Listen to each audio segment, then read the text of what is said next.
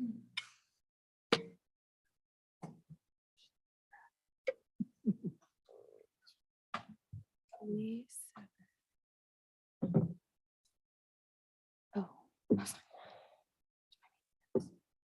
Should have got him. I'm gonna go get a paper copy.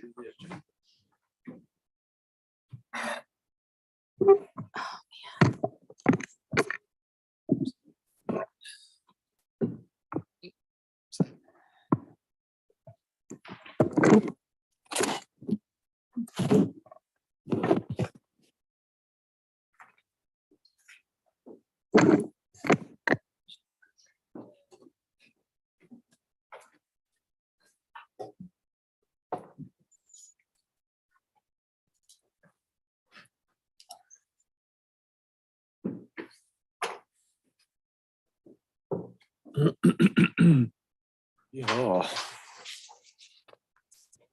I was gonna, I just trying to do the pledge, so we'll go to you. Okay. I think I remember it. All I have to remember is I, and everybody else jumps in anyway. Right? I'm gonna stop sharing and turn the video on.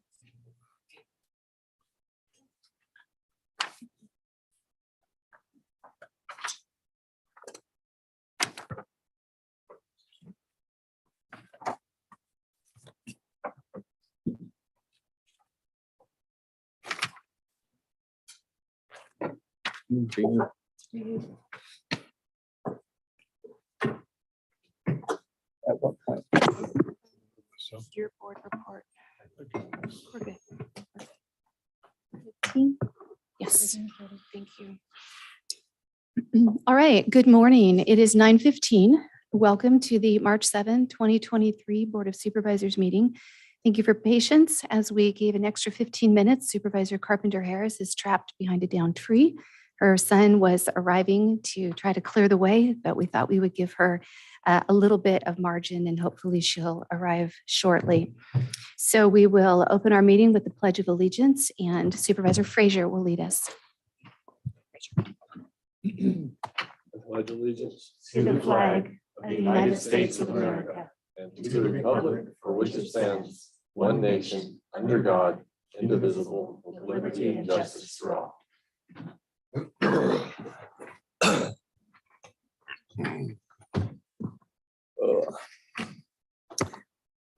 All right, we'll begin this morning with a report out from closed session. I'm going to start with a clarification from the February 7th meeting. There were two items under closed session that were listed with the same court case numbers. It took me a little bit to learn what had happened. The Carlson case, court case number 20CV136 is correct.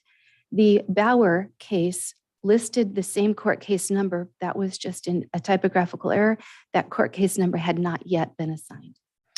On September 22nd, closed session, Government Code Section 54954.5C, conference with legal counsel, existing litigation, number of cases 2, Carlson et al. Versus County of Trinity et al.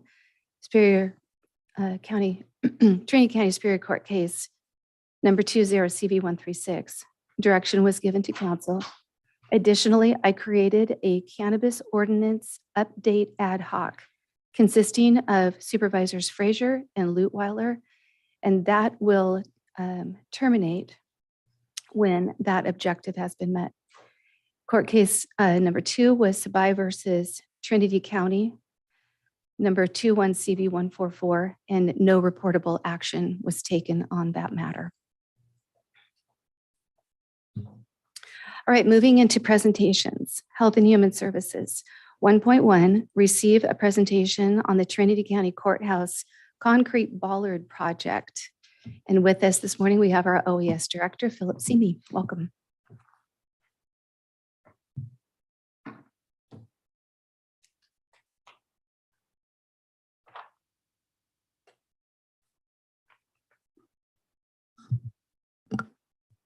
Ready? Yeah.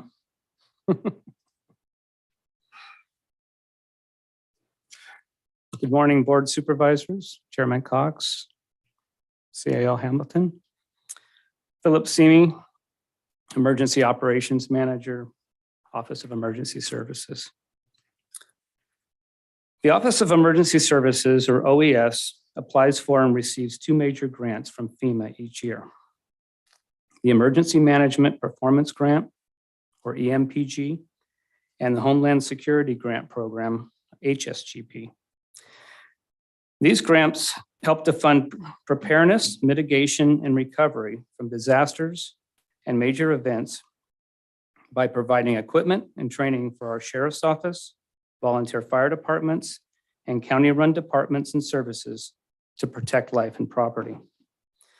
The Homeland Security Grant primarily focus is to protect Trinity County against terrorist acts, either by international or domestic groups or individuals. Terrorism is defined as any act intended to cause death or serious bodily harm to civilians or non-combatants with the purpose of intimidating a population or compelling a government or an international organization to do or abstain from doing any act. Next slide, please. The funds received from HSGP have what are called national priorities, and a percentage of the grant must be spent on these priorities. For this grant, 5% must be allocated to each national priority. One of the national priorities for the fiscal year 2020 grant is enhancing the protection of soft targets. During an investigation of county buildings, it was determined that the courthouse qualifies as a soft target.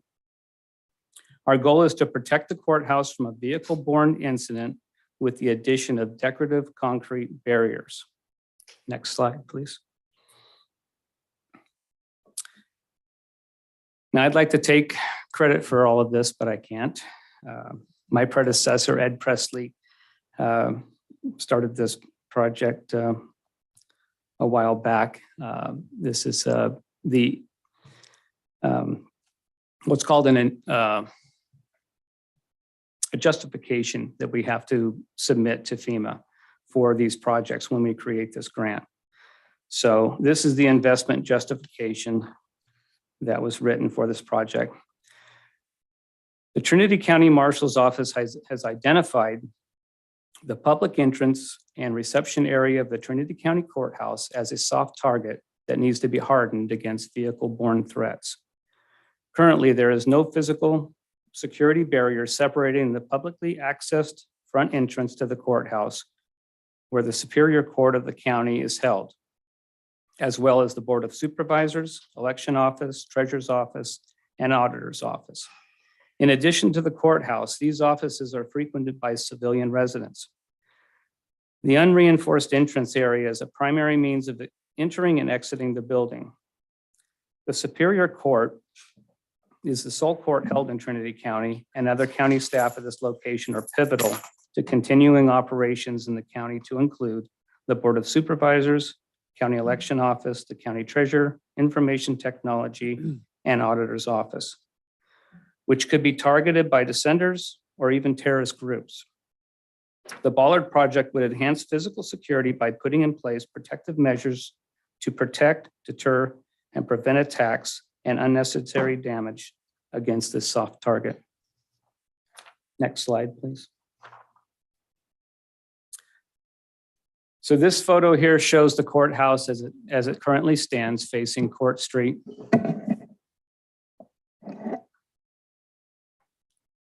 Next slide, please.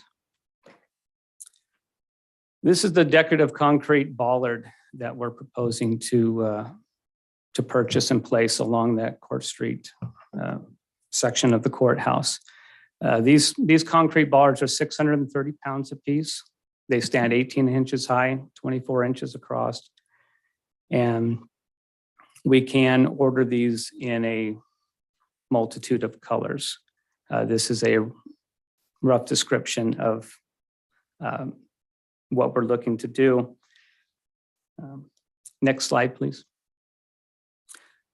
As you can see, buildings throughout are protected by these type of concrete bollards. Next slide, please. They protect different types of buildings. They're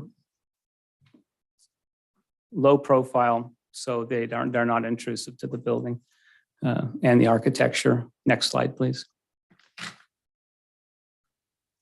And next slide, please. So this picture here is a rendition of what it would look like with the 8 decorative concrete bollards in place along the Court Street side of the courthouse. That is my presentation. I'm open for any questions. All right. Thank you. Appreciate your efforts to put this forward and for being here today to share it with the board and the public. Are there questions from supervisors? All right. All right. Thank you very much. Thank you. Thank you, Ashley. Right. Welcome, Supervisor Carpenter Harris. Thank you. Glad I you were apologize here. for my- We waited and you didn't miss much. So you Okay, came in I on the first apologize. item. Mhm. The hazards of Trinity County life, right? There's always going to be something. All right, item 1.2, adopt a proclamation recognizing March 2023 as Social Work Month, no fiscal impact. And we have our Deputy Director of Health and Human Services, Mike Katani, here with us today to receive this proclamation. Good morning. Good morning, Chair, Board, CEO Hamilton. Every year, we bring this resolution to the board in March to recognize Social Work Month throughout the county and to recognize the great work that our social workers in Health and Human Services do every day. This year's theme for Social Work Month is Social Work Breaks Barriers. And you'll hear in the proclamation as it's read, kind of examples of what that means.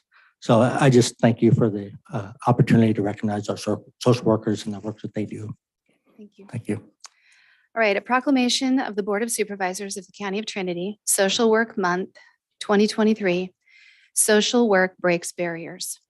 Whereas social workers enter the profession because they have a strong desire to help empower individuals, families, communities, and our nation overcome issues that prevent them from reaching their full potential.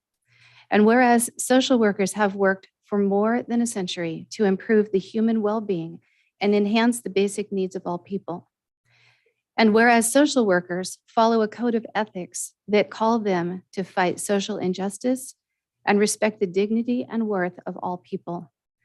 And whereas social workers positively touch the lives of millions of Americans each day in a variety of places, including schools, hospitals, the military, child welfare agencies, community centers, and in federal, state, and local government.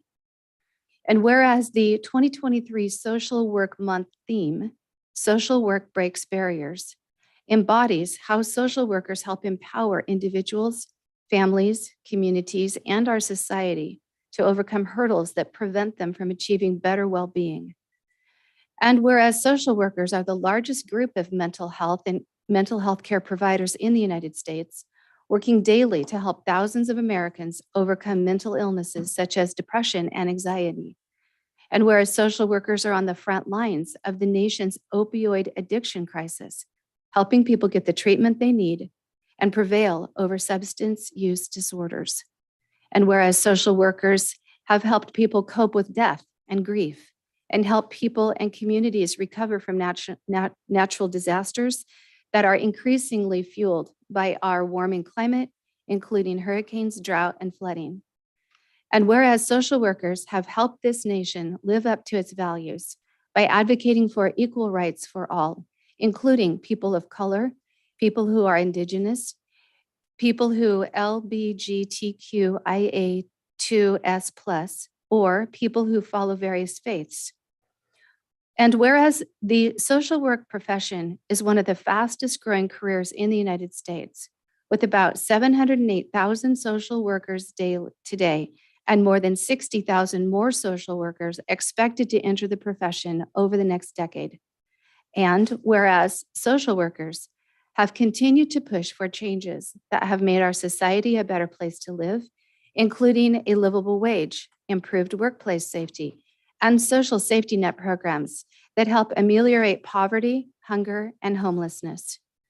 And whereas social workers endeavor to work throughout our society to meet people where they are and help empower people and our society to reach the goals they wish to attain. Now, therefore, be it proclaimed that the Board of Supervisors of the County of Trinity proclaim the month of March 2023 as National Social Work Month and call upon all citizens to join the National Association of Social Workers and Trinity County Health and Human Services in celebration and support of the social work profession. Duly passed and adopted this 7th day of March, 2023, Board of Supervisors of the County of Trinity. Could I have a motion? I'll move that we approve that. I will second. All right.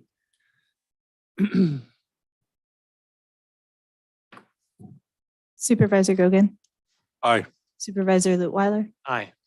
Supervisor Carpenter Harris, Aye. Supervisor Frazier, Aye. Chairman Cox. Aye.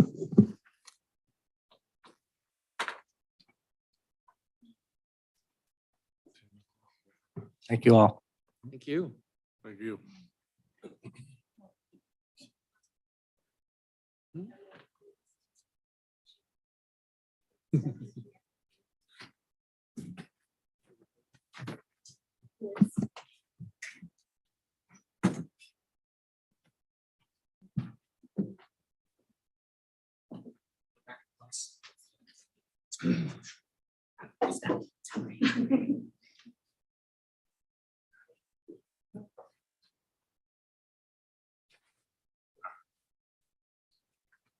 One, two, three.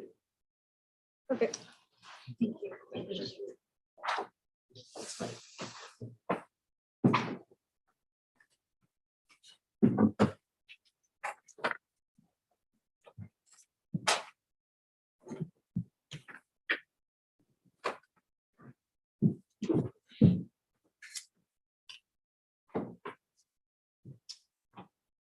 All right. Planning and zoning, item 1.3, receive a presentation from Mentor Harnish Consultant about the general plan update, no fiscal impact. Brett Gibbons. And did we want our Deputy Director of Planning to introduce? Good morning. Good morning, Chair. Good morning, CAO. So interim Deputy Director of Building and Planning at Presley. And so we have our Mentor Harnish team on board, ready to go with a little presentation. Brent has been kind of the forerunner that I've been dealing with for quite a while now. Seems like longer than it has been, but it's only been like 8 months, 9 months. But that's what happens when you deal with consummate professionals that know their job and make it fun along the way. So without further ado, I will pass it over to Brent so he can enthrall you with all of his knowledge. Thank you. Thank you. Good morning, Brent. Welcome. Good morning, Chair and Board. Good to see all of you. I just want to confirm with the clerk that I can share my screen for the presentation. Yes.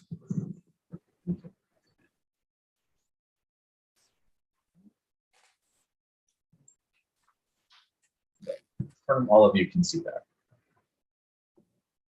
Yes, thank you.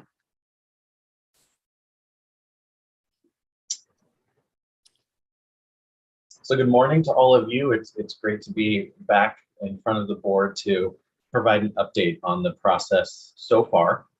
Joining me here today is Jim Harnish, the principal and owner of Mentor Harnish, and then Michael Gibbons, who is the assistant project manager for the Trinity County General Plan, Zoning Ordinance, and Environmental Impact Report update that we're currently working on and underway with the county. Just want to give a brief of what we're going to talk about this morning. So we'll go over where we are on the project, the community plan process and the associated engagement, give you an update on that. Talk about the focus groups, next steps with them.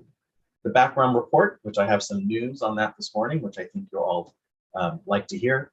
And then discuss the next steps on the project, and then any questions you all may have about the process or what to anticipate in the next 6 to 9 months of the project. So this may look familiar to you if you've been here throughout this entire process. This is our timeline for the project moving forward. So this project for Trinity County is divided into 9 phases. The two green bubbles here, which are project initiation and existing conditions, those signify that those are complete or we're wrapping those up. The yellow, which is the zoning ordinance, that is ongoing. And the check mark, that's what we are planning on doing next. So we have a series of phases that are still to come.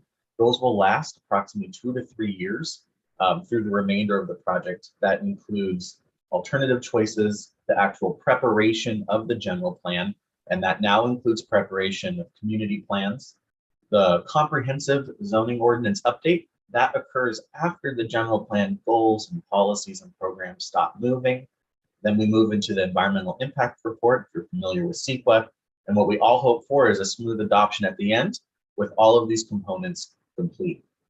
You'll notice on here, there are 2 arrows behind these bubbles. There's a yellow gold arrow and a purple arrow. The gold arrow is the focus group involvement. That continues all the way up through the zoning ordinance portion of the project, and they'll come in at interval phases. The purple is community engagement. So community engagement lasts all the way to the end, whether it's a workshop, a study session, community plan meetings, or any board or planning commission meetings. That is where the community can be actively involved in the process and weigh in on their expectations for where the plan should go. So that has been from project initiation all the way to the board adoption, hearing, and finalizing of the general plan and zoning ordinance. You'll notice on this as well, there are boxes attached to each of these. That just gives you an idea of what to expect within each of the phases. This is a flexible project, so these are always changing.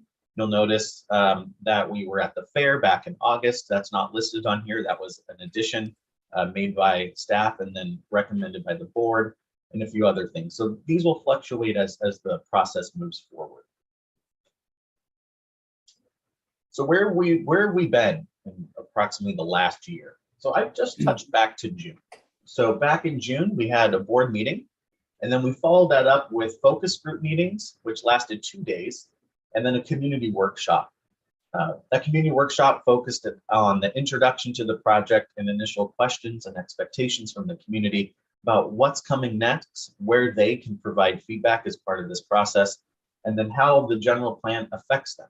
I think sometimes we think of a general plan and it's at that 30,000 foot level. So we want to bring it down to everyday perspective of all county residents to make it relatable and tangible. Move forward to August, our team spent the entire week at the county working with county staff, and then also we had a booth at the Trinity County Fair, gathered lots of feedback. All of the feedback collected as part of that, including some additional exercises that were built upon the original workshop in June, those are on the Trinity 2050 website. So if you're interested in what the community had to say, it's all listed there in a memo report. Fast forward to November. In November, we had the community plan initiation and then a series of 10 workshops, so 2 a night across the county with 2 teams. And I'll get into that process a little bit further in the presentation. And then from November until now, we've been wrapping up what's known as the background report and continuing to prepare that document. I want to touch on the community plans and the associated engagement. So as part of the original scope of work, community plans were not included. And based on community feedback that went up to the board level and then the recommendation, eventual request of the board, community plans were added to the process and were folded in. So that's where in November, we kicked that project off as a new component with its own set of engagement. And in November, we went to 10 communities and had, I would say, community meeting, community workshop, where we talked about assets, issues, opportunities, talked about the existing community plans for 5 communities, how those have worked. Many of those were developed back in the late 80s. What worked from that, what hasn't worked, and then talked about expectations for each of those communities in the future and how those community plans are then folded into the overall general plan. Because as we realize, the general plan is the larger effort. Everything has to be consistent with it. So where the community plans go, their land use, their vision has to be consistent where the county is going. So it was important to explain that process and allow each of those communities to weigh in. Now, I mentioned there were 5 existing plans, and I have them here on the screen. Part of the community plan update is to revisit those plans for those 5 communities and update them. In addition to the 5, there are 5 more that are under consideration, and those are down at the bottom of the screen. And as part of those, we visited all 10 and weighed in. We're working with county staff right now to determine, based on all the feedback, if those additional 5 are necessary or if some can get folded in to some of these other areas. You'll notice that the last 2 on that list, North Lake and Southern Trinity, those are more of a regional effort. So North Lake includes Trinity Center, Covington Mill, Coffee Creek.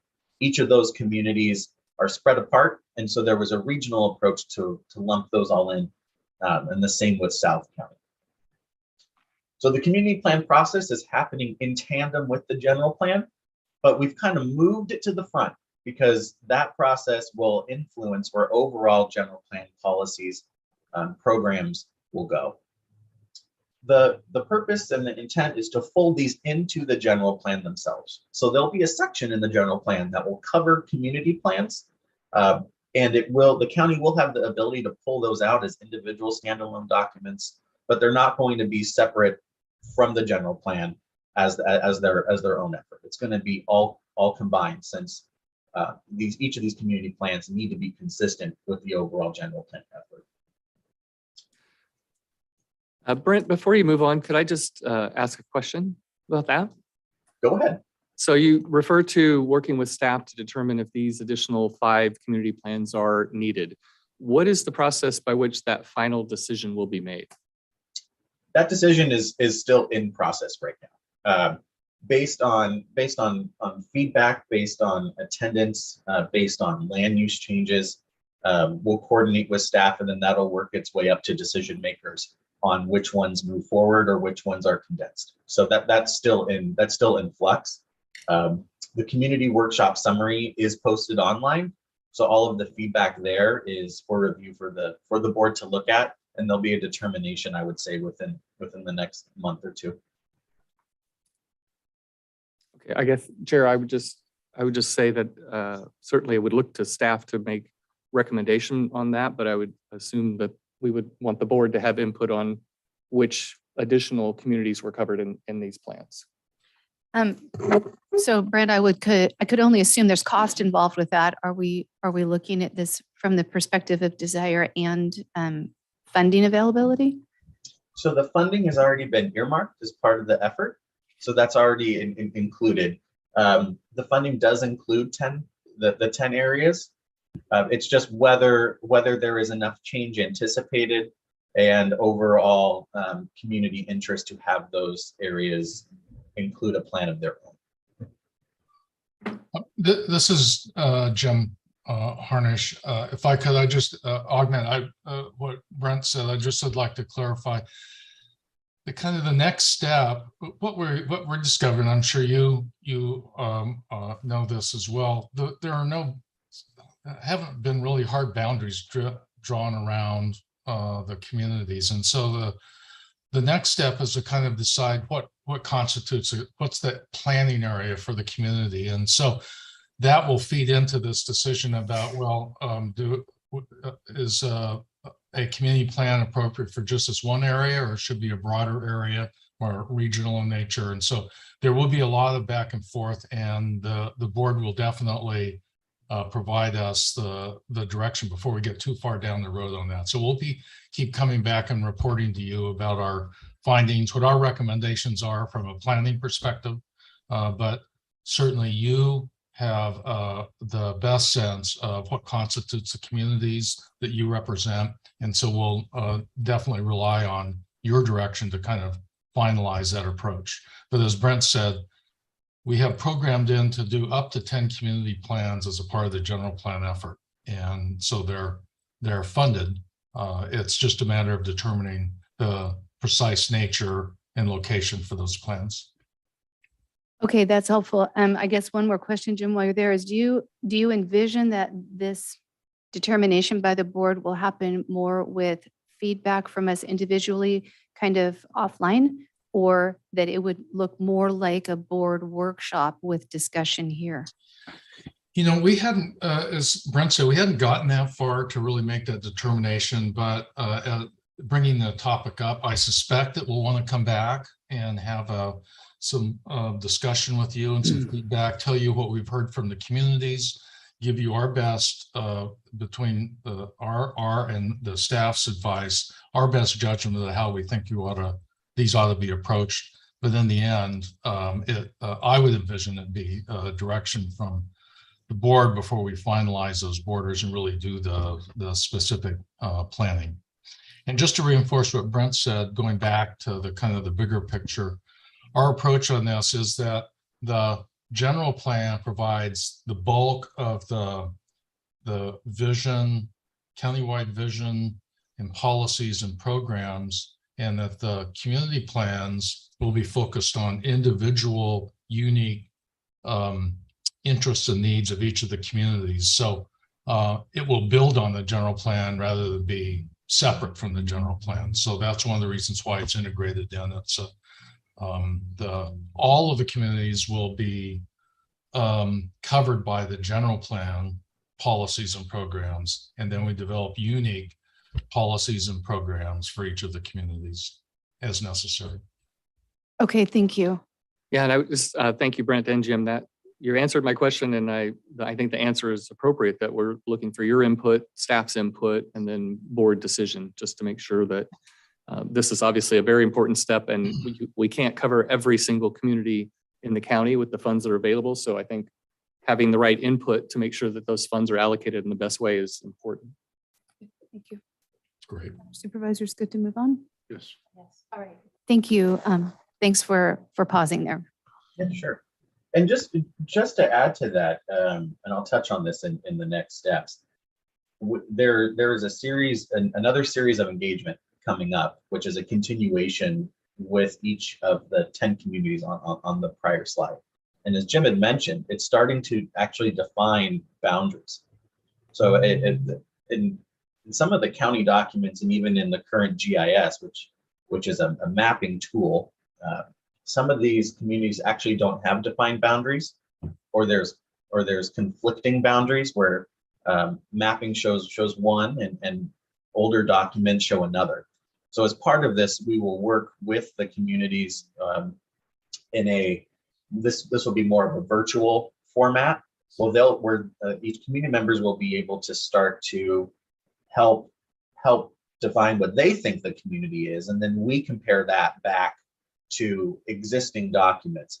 The feedback that comes from that will go forward to the board, and then that will help influence from your direction where and what communities move forward with the plan and how we actually define the boundaries of each of those. Because in order to have the plan, we need to know where potential land use changes occur, if any, and where these policies and programs will be effective. So that's the next step in this process. Is we already know some of the assets, the issues and opportunities. Now it's defining where the boundaries actually lie. The workshop summary that's online, it's on the Trinity 2050 website. It includes a description of the different exercises by community. And we've also included all the written comments that came in as part of that, so you can review all 10 communities. It's very interesting. There is a common theme between them, but there are some very stark differences. I always recommend community members to not only look at your own community, but look at the others. It's a good read. And then at the back, we've provided all the surveys. So there were surveys that at each community that community members could take, and those are all scanned in and available for review as well. And this is on the homepage of the Trinity 2050 website. So in addition, we had focus groups, and these were back in June. They lasted about 2 days. The focus groups, think of them as specialized groups based on specific topic areas or niches. So we had groups relating to public health, groups relating to safety, wildfire, seismic, flooding, groups related to land use or economic development. And these groups were put together in consultation with the board earlier this year at the end of 2021. And as part of this, they serve as an advisory role. So they necessarily don't make any decisions. They just provide direction and recommendations to the Planning Commission and eventually the board on deliverables that will go out prior or during public review. So as part of this process, we had our first ones back in June. We have a next set that'll come into play, and they're going to review the background report and provide comments or feedback on their specific niches that align with certain chapters in the background report. That's intended to occur in April. We're working with county staff to find the particular dates to organize those. So the focus groups will move forward, and they'll, as I mentioned during the project process, they'll be here all the way through the beginning of the zoning ordinance.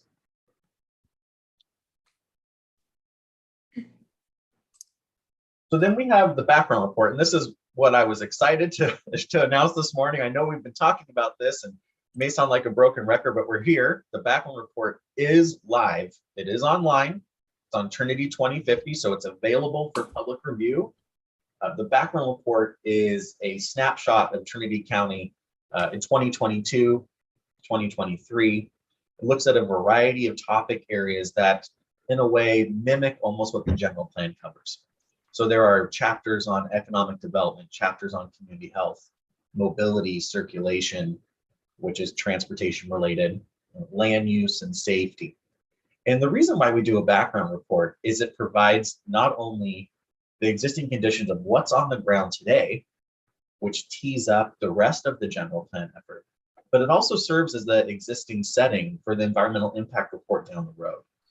This report is quite large, has a lot of research and data, took our team along with the assistance of county staff from a multitude of departments and other regional agencies in Trinity County to pull all of this together. So as part of this, it's live. We provided a 60-day comment period, so that'll run through May 5th. And we asked the community to provide comments if they need further clarifications on sections or whether they have other items to include that we should expand upon. Just let us know. There's a comment feature on the homepage of the Trinity 2050 website. I know I say this a lot. The comments that come in, they go directly not only to myself and Michael, but they also go to the planning team at the county. So we get all of those comments, we catalog them, and then we respond accordingly to each of those. So the background report is available on the website homepage. And this is our first big deliverable of the project. So just to wrap up the presentation before we get into the board discussion, I want to reiterate the 60-day public comment period on the background report is May 5th. So any comments submitted, we'll pull together. Those comments will go to county staff. If the board would like a copy of those, we can provide those as well. The second round of focus groups that's coming up in April. The focus groups during this 60-day review, they're going to review the background report as well and provide any feedback or comments to us and the planning team. Then we're going to initiate the second phase of engagement. This is specifically tied to the community plan process. We heard through the meetings, through all 10 of them, that the communities were open to a virtual component as well as an in-person component. So that first set of meetings was only in person. There was no virtual Zoom meeting portion of it. We did have online surveys. So for individuals that weren't able to attend, the same survey was online to take, but they couldn't view the same presentation. So this time we're taking a different approach, and this is going to be completely virtual. And there will be online exercises about defining community boundaries. We're going to be using a mapping exercise where community members can actually draw what they think the boundaries are of their community and then supply that to county staff and our team. Anticipate that in the April to May timeframe, but it will be this spring. And then we'll end up coming back to the board with feedback similar to the community engagement summary from November. We'll bring that back, and then that'll kickstart the discussion of which community plans we retain, which ones potentially remove or condense, and that'll be at your discretion.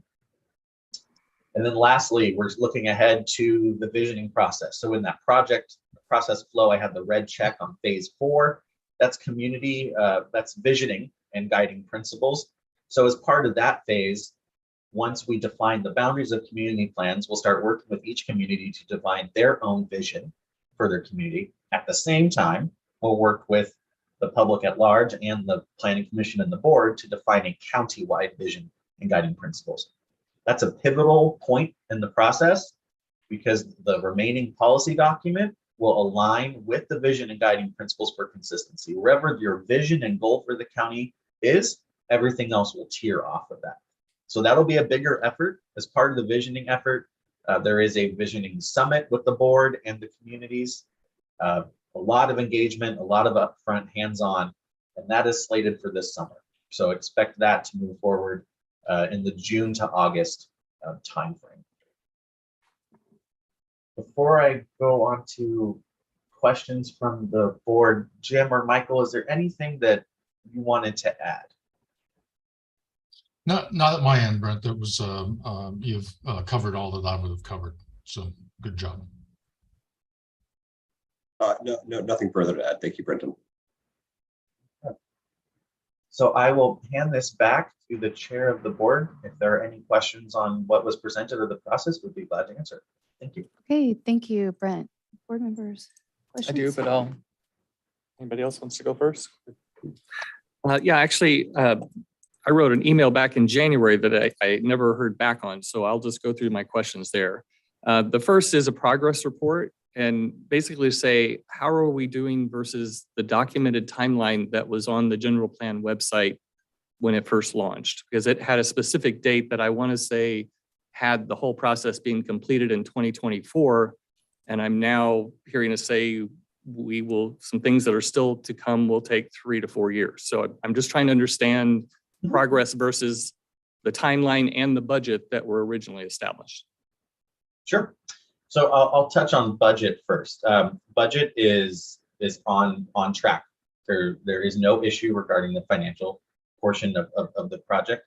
I could say as a project manager, I'm pretty fastidious when it comes to that. So no worries there. It's how I live my life and I live my project. So we're definitely good there.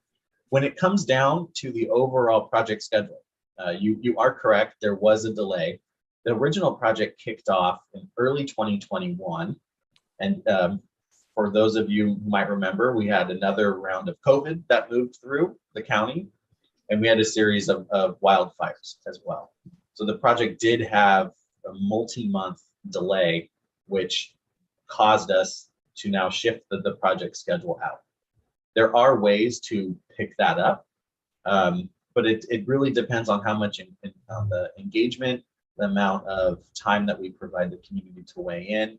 I say 2 to 3 years for the completion is realistic, but as we move forward, if the board has any recommendations on trying to pull that in, we could definitely have those discussions that are flexible. Well, I guess it would help to know what is the new timeline. I look at these various stages that you've outlined, which I think are great. What's not clear to me is when do we expect each of those phases to be completed? When do we expect to see the whole thing completed? And how will we know if we're falling behind again? Because rather than us ask a question in an update and find out, I'd rather that there's some process by which we always know and can act more quickly to give guidance on how to pick back up or not, so anyway, I'll leave it at that. Yes, so I mean, as at this moment, the project is slated for completion towards the end of 2025. That does not include the online component. So as part of this effort, the county is going to be digitizing the general plan and the zoning, so it's completely interactive and accessible. So that will follow the adoption. You can't prepare that until the board has adopted both components. What I can do is I can work with county staff to provide an updated graphic schedule that does show all the targeted end dates, and then they can provide that to the board. If there's any further questions, we can clarify it at that point. Great, thank you. And great to hear that even, with the delays, and I understand your reasons for them, that budget-wise, we're still on target. Let's see, on the community plans, can you just give us an idea of what are level of detail, what examples of detail would a community expect to see in their plan? I think it's helpful for us to understand when we invest this time and money and everything in a community plan, what does that community get for that? What is it? What would they see and be able to say, oh yeah, that's what we wanted? Sure. Jim, do you want to start off on that one, and then I can jump in? I know that you work with county staff to prepare that portion. Yeah, sure. I'd be happy to. It's a really good question. Community plans can take a variety of forms. The community plans, the 5 community plans that the county has adopted already are really robust, detailed community plans that were done separately and individually from the other plans and from the general plan. Typically for when we have worked on community plans in conjunction with other county general plans, they are not, the community plans themselves aren't quite as robust because the ones you have now have all the background information in them, and they're complete in terms of policies and programs for each of the communities. They have separate sets of policies and programs for each of the separate communities. Because we're doing a countywide general plan update at the same time, not only is some of the background content found in the background report that might otherwise be in a freestanding community plan, and many, as I mentioned earlier, much of the policy and program development is going to be countywide. There won't be need to make distinctions between communities to address a whole range of important issues that are important to the community, but they're important to all the communities, not separately. And so the focus will be on what are the unique needs of each of these communities or community areas that need to be addressed separate from the other communities. So our vision right now, and this is not the other part of my response is, we're not sure exactly what they're going to look like yet, because we need to spend more time understanding the needs of the community, fulfill your expectations as the board representing those communities. And so this is an evolving process, but I anticipate each community plan would be someplace between 10 and 20 pages long. They'd be subchapters in the general plan, and they would be unique to each of the communities, but build on the broader general plan elements, which would be pretty robust.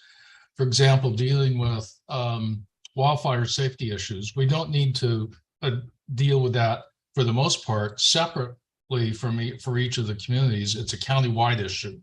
We know that from the community workshops that we went to. That was a high priority issue in all the communities.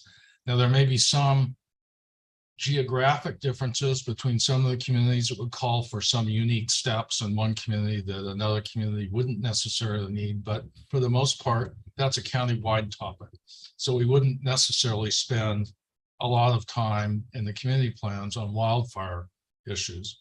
On the other hand, land use and zoning are unique to each of the communities, and so there will be an emphasis on that for each of the communities. We have a land use map, possibly a zoning map. I don't know if that's the case. A circulation diagram that would describe the road system and the future road system. So I think that's as precise an answer I can give you right now. We'll tailor these to the community needs. We'll take them back. Each of the separate pieces will come back to a community workshop to get feedback from the communities, individual communities. So the community members will have a chance to weigh in specifically on their community plans, and we'll go through a refinement process based on that feedback. Okay, thank you, Jim. Sure. That leads to the next question I had, which was to get an idea from you of how the community input that's been received so far has influenced our project or will be reflected in the output of the project. I participated in a number of those meetings. I read through the document that you shared earlier that showed kind of what people had to say and what you took away from it. What I'm not clear on is, how does that then become or influence and then become an output of what the general plan shows? Brent, you want me to start with this and you can jump in if. Yeah, and then I can jump in too, as if you don't cover the things I would say. So similar to the general plan update effort, we look at the community plan preparation as a kind of a sequence of events, and we go from the broad level of issues, narrow that down with additional dialogue down to specific things that we can actually write up and address as policies and programs. But this is a 3 or 4 step process. The first step is to find out what the issues are in the community. What are the priorities? What are the concerns? And also, what are the assets in the community that can be built on in terms of focusing on that for community change and improvement. The next step we'll go through is we'll take that information to kind of develop I don't know, for lack of a better word, a guidebook that's the vision and guiding principles. It says, based on this early feedback we've got from the communities, we think that we'll try to craft a vision statement that says, this is what we heard from you, that says what you would like the community eventually to be, what the kind of your ideals are. And here are some guiding principles that will guide any of the remaining planning to get there. And so it'll be a bigger picture of what are the key points to focus on.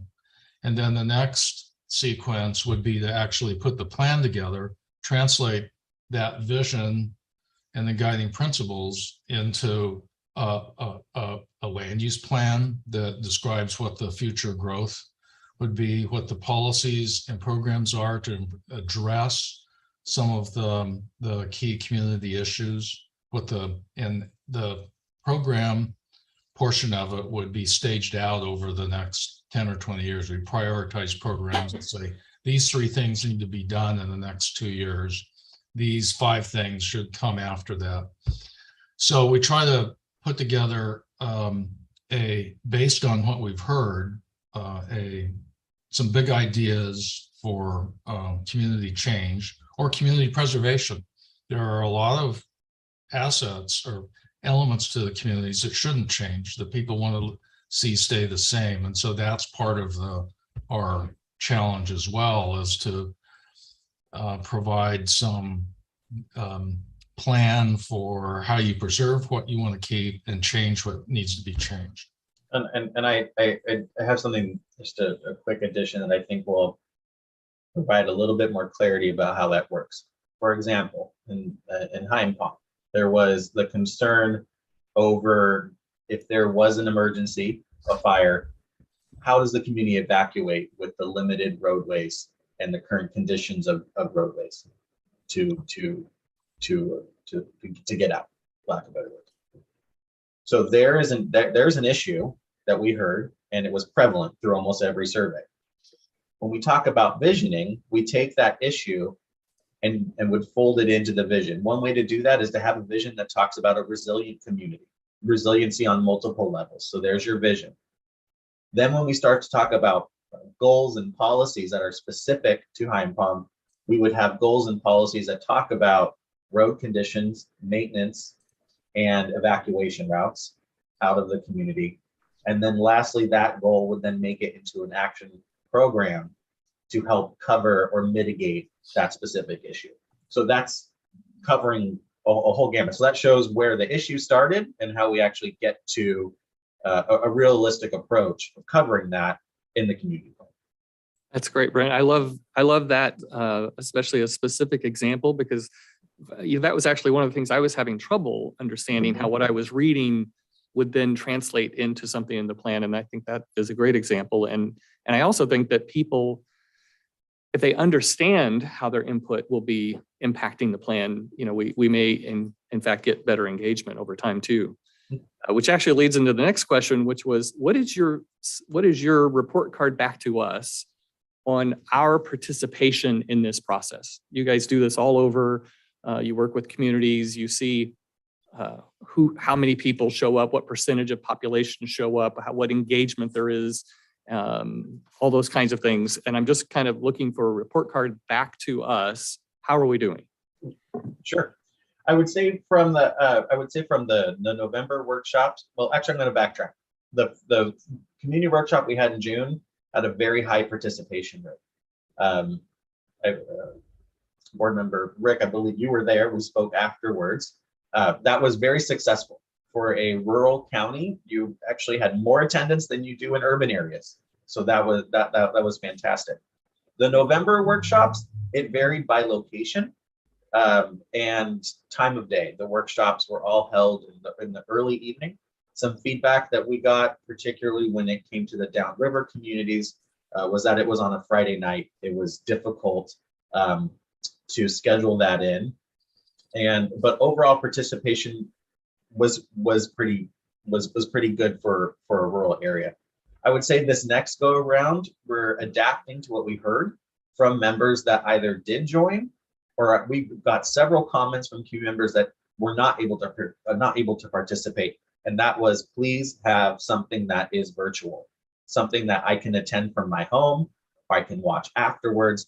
And so we're adapting as the process moves forward. And so that's why this next workshop is not going to be in person. It'll be a completely virtual component. And then we can basically take the temperature from there and determine how the next workshop will work from that.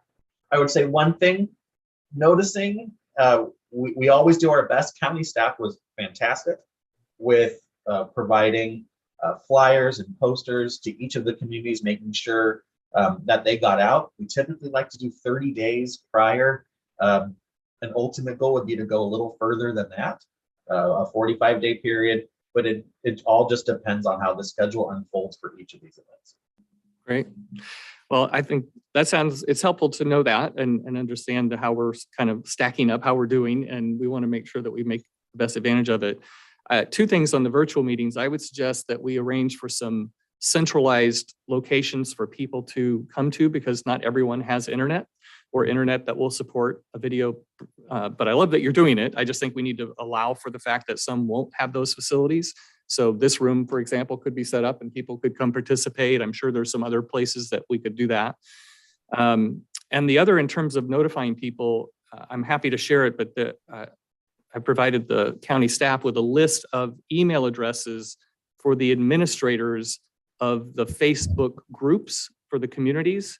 And they have agreed that if they receive information that is relevant to the community, they will post it on our behalf. So a single email can go to 6 or 7 different administrators, and those groups have as many as 5,000 members in them. So that instantly then gets published out to a broad audience. And I think it's just a very useful way to help get the messages out. And I just want as much participation as we can get, since this is going to be so important to us. And we can coordinate with county staff on continuing to bolster that list. And other emails that we've received, we've added to our email list, which provides e-blasts throughout the project. So that's pretty extensive as well. Okay, thanks. And my last, finally, is there anything in particular that you would say that you need from us, whether that's us, staff or board, to help you be as successful as you can possibly be on our behalf? You know, I would say, at least at the moment, I can't think of. Actually, the only thing I can think of is spreading the word about upcoming events. That would help in each of your districts. I mean, the county staff from the planning department has been really responsive. So from a staff perspective, I mean, I haven't, no qualms there. I think a critical piece, and we've touched on it this morning, is going to be the next iteration where we bring back the community feedback on the community plan boundaries. That's going to be critical, and having each of you weigh in on that process with your expectations and how those move forward will affect the overall effort and will affect timing as well. Great. I would just add, I would just add, we really appreciate the interest and the input from the board. Some boards on county plans we've worked on are kind of detached from this effort, and we only find out what their opinions are late in the process. I think these kinds of check-ins and feedback are really important. They're really valuable to us and to your staff, And so I appreciate you taking the time to do this. And I think these will be helpful for all of us. So if we do these, we don't necessarily have to plan them out formally right now, but the key milestones, key steps, it'll be important for us to have more of these check-ins with you. That'd be great. Thank you all for indulging me. No, I appreciate the questions. Good. So Brent, I have a question for you. Would it be helpful if all the supervisors suggested an area in their district that would be Zoom accessible for their community? Obviously, this is good for some people who live around here, but for people who live in the South County, it might be difficult for them since they don't have internet access. Would you like us to provide you with a place where we will have our meetings virtually when they come up? Yes, that would be very, very beneficial. And then what we can do is coordinate with county staff on getting the noticing out of that specific location for those that do not have the proper access to internet availability. And Rick had touched on a little bit earlier about the dates for the goals and milestones, we'll call it. And they were pushed back a little bit because of COVID and wildfire. You know, COVID's a one-time thing, I hope. Wildfires are a regular thing, we know.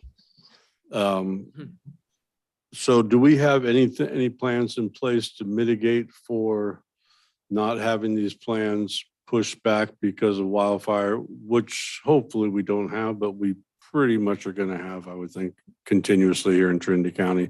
So I don't want to see these goals, milestones, or dates pushed back any further because of wildfire. COVID, understandable. Wildfire, it's part of what we do here. I think what we can do, I mean, we're an extension of county staff. So what we can do is when situations like that arise, we can work in the background to continue to push products and deliverables forward.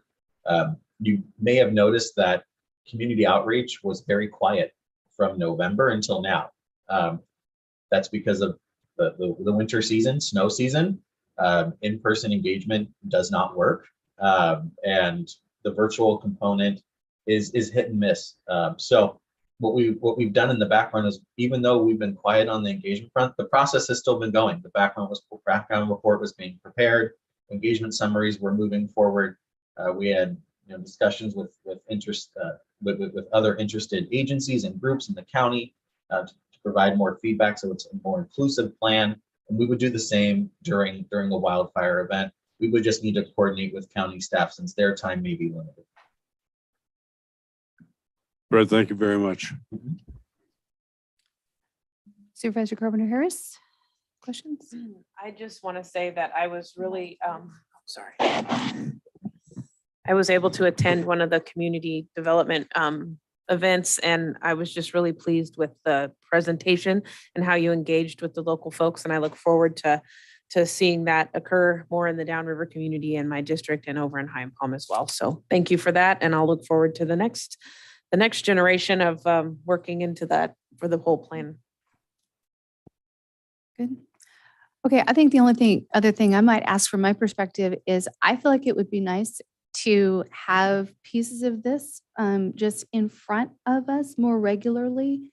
If we could give direction to our Deputy Director of Planning to just even small pieces, even just little updates, bullet points from the weekly meetings that you have, just kind of in a refresher kind of a way, just being brought before us. Would that be doable? And great. Okay. I would love that. Thank you. All right. So thank you, Brent and Jim and Michael for your efforts on our behalf and for being here this morning. Really appreciate the whole presentation and the interaction.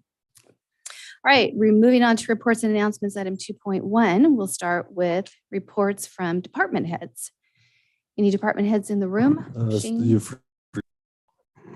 I'm sorry. Rewind. It's tiny at the bottom. Public comment.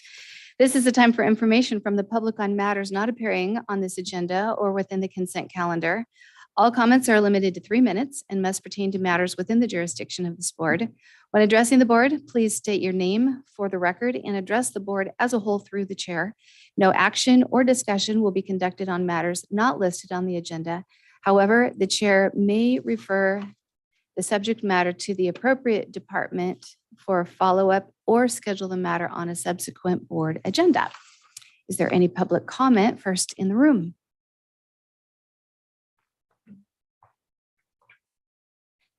Good morning, everyone. My name is Veronica Kelly-Albies from Douglas City. I had the opportunity yesterday to do a public records review with Bella Hedke at the Cannabis Division, and I want to first start with complimenting her. She was incredibly thoughtful, thorough, answered my questions. She had a full and clean file to review, answered the questions, and she brought sincerity to the process of listening to someone from the public who had questions regarding our first cannabis retail that will be opening in Trinity County. And I am very excited about that. But I'm also part of the process. And as all relationships, we bring baggage from previous relationships. And when the ordinance was being developed for our retail stores, there were some things that I had brought up at the time that were not addressed and are not part of our ordinance and are going to be part of this application. And the other thing I wanted to say about Ms. Bella is that she has the ability to agree politely and professionally. And I also want to compliment the applicant because in reviewing that file, they were taking their customers and the general community they kept them both in mind when creating this. And a lot of things that maybe I'd been concerned about before, it was nice to see that I don't have to be concerned about them.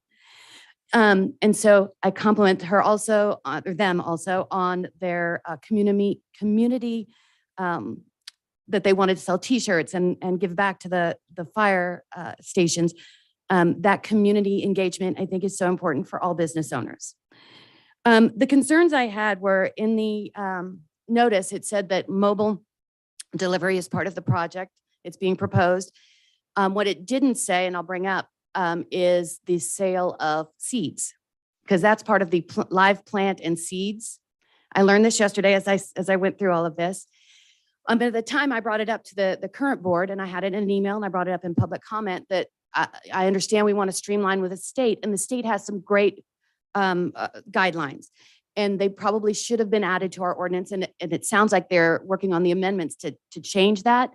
But what I'm finding is kind of a pattern is including things that we want to do in the future into these projects so that when we go and fix these things and it automatically grandfathers in, there's no more notice to anybody that now this activity is also going to be there.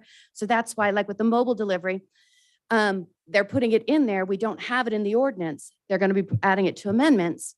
And then once that gets approved, then that business automatically gets it.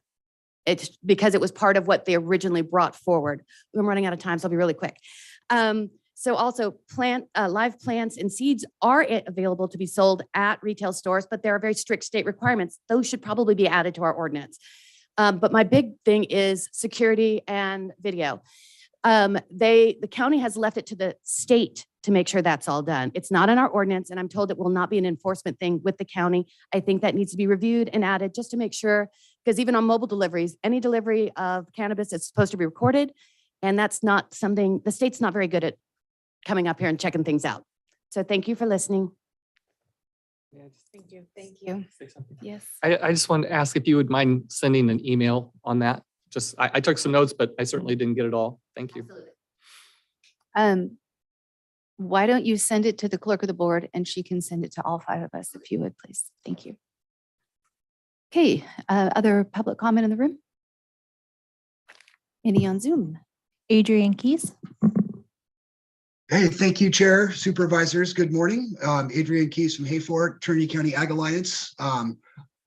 I just really wanted to give a little bit of an update about where we're at as an association, as an industry, but I would like to start with a question about the cannabis ordinance ad hoc that was recently formed. If I heard correctly, that was formed in a closed session. I've never heard that happen before. I would like to hear more about its intent and so on at some point, at least. But back to my main topic here, the industry has been tumultuous. It's been rough here in the county trying to run a business. But I want to let you know that we are making strides forward to create successful businesses in Trinity County and to provide the sorts of resources and income for our citizens that we have always intended to. One of those events coming up on the 30th of this month is a California Association of Resource Conservation Districts, which I will be presenting to along with many other cultivators. The topic is the regulatory impacts on organic and sustainable farming. There's actually many impediments built into the regulation that prevent sustainable practices. So that will be my particular topic there. And then on April 10th, I will be attending along with several other folks from Trinity County, Cal Office of the Small Business Advocate, Small Business Development Workshop down in Eureka. Be there with Jeremy Brown from the ex-supervisor, and he's presently on the Cannabis Advisory Committee at the state level. Supervisor Rick Lutweiler, myself, and also Scott Watkins from the Trinity County Chamber of Commerce to discuss alternatives and programs and such that may enhance the success of our local small businesses. And as an association, we've teamed up with an outfit called CAN. It's the Cooperative Agricultural Network. They are involved with several successful agricultural cooperatives throughout Northern California and have produced an academy, like a crash course in cooperative development for cannabis farms. And several of our board members and members are attending this academy. It's an 8-week program. We're about halfway through, and we hope to come out the backside of that with some, significant new information and new skill sets that will also continue to help enhance our success and our economic viability. We hope to have a year where we're allowed to get back on our feet without too many new issues cropping up. We hope to see all the licenses processed and issued, and to see our industry back to where it should be and where it was previously. Thank you. That's all for me. Thank you, Adrian. I have no other raised hands, no chats. All right. With that, we will close public comment. Chair, can I answer Adrian's question about the ad hoc and why it was in discussion that was going on that we won't touch on?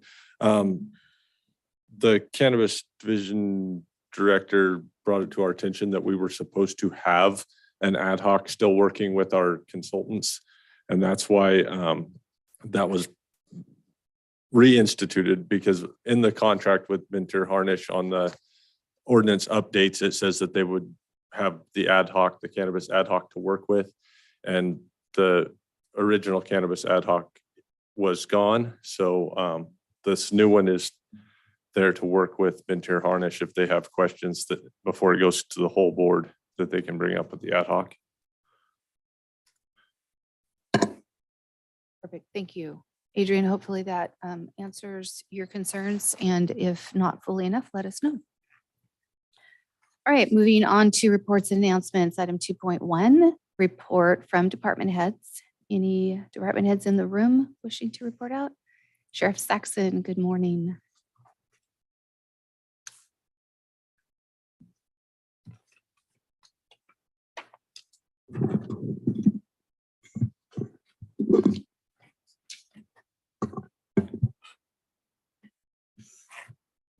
Good morning, Chair, members of the board. Thank you so much for the opportunity to address you today. A couple of things. Tim Saxon, Sheriff, Trinity County Sheriff's Office. Just got notified today from OES that the Six Rivers Complex fires was not declared an emergency.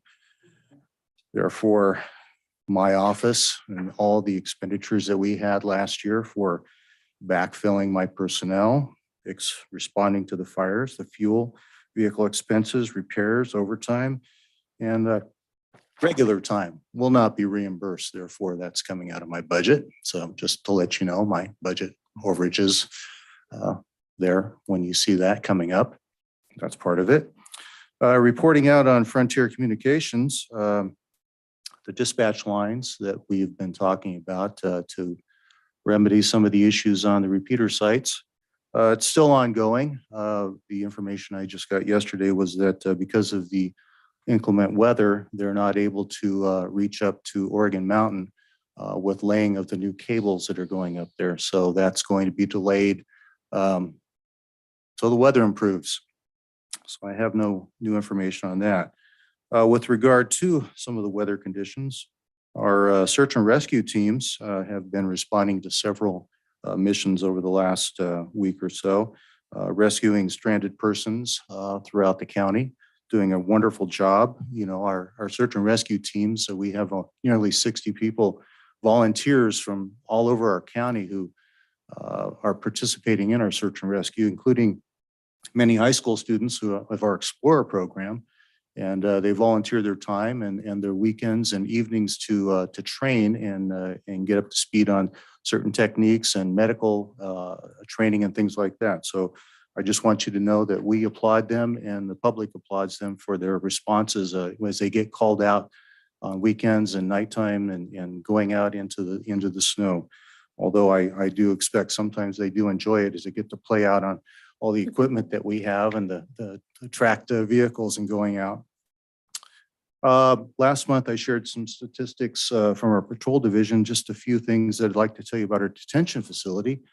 Last year, and this is the calendar year stats, we had a total number of bookings of 523 individuals. We transported to CDCR, which is California prisons, 29 people.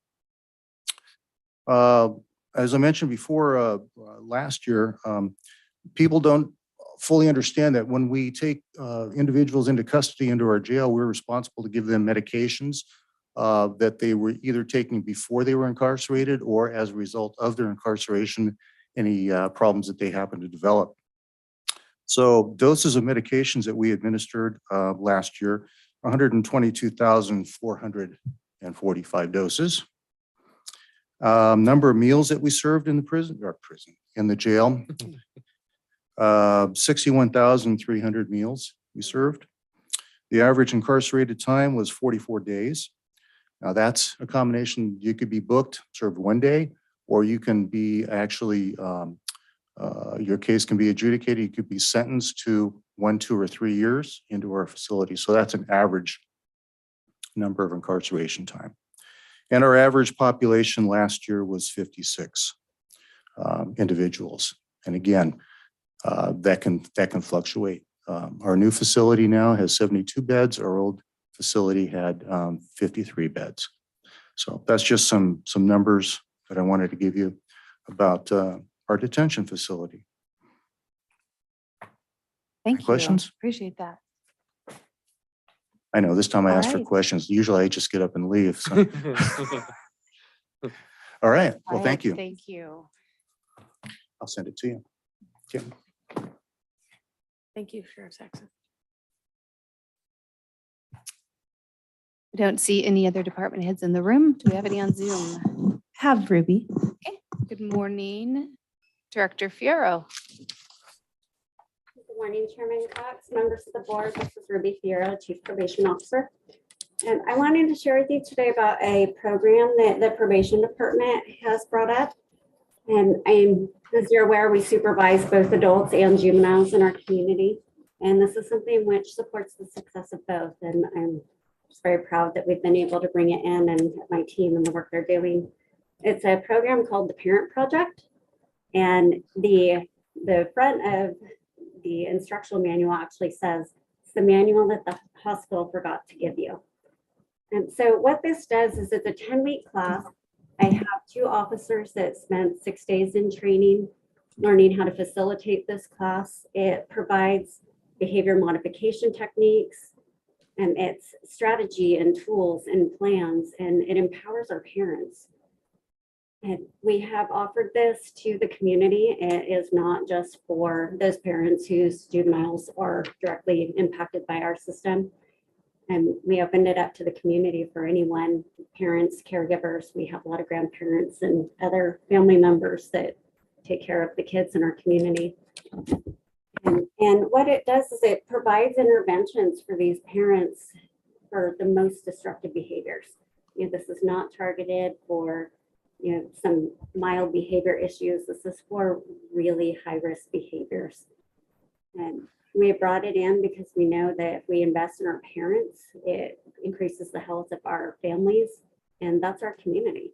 Yeah, and I know it sounds a little bit cliche, you know, about the kids being our future, but they really are.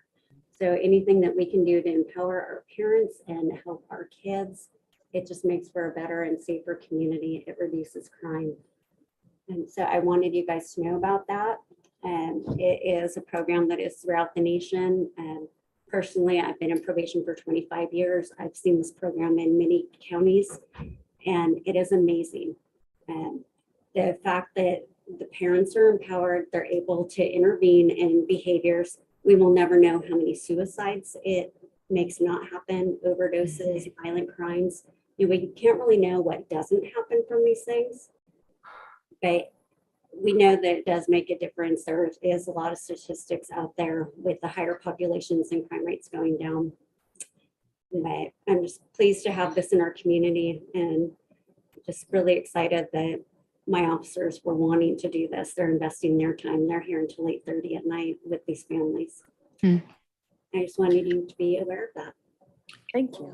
Ruby, thank you. Quick question, if I could. What does, I think you, when you talked about 6 days training, that was for your team to be able to administer the program, correct? Correct.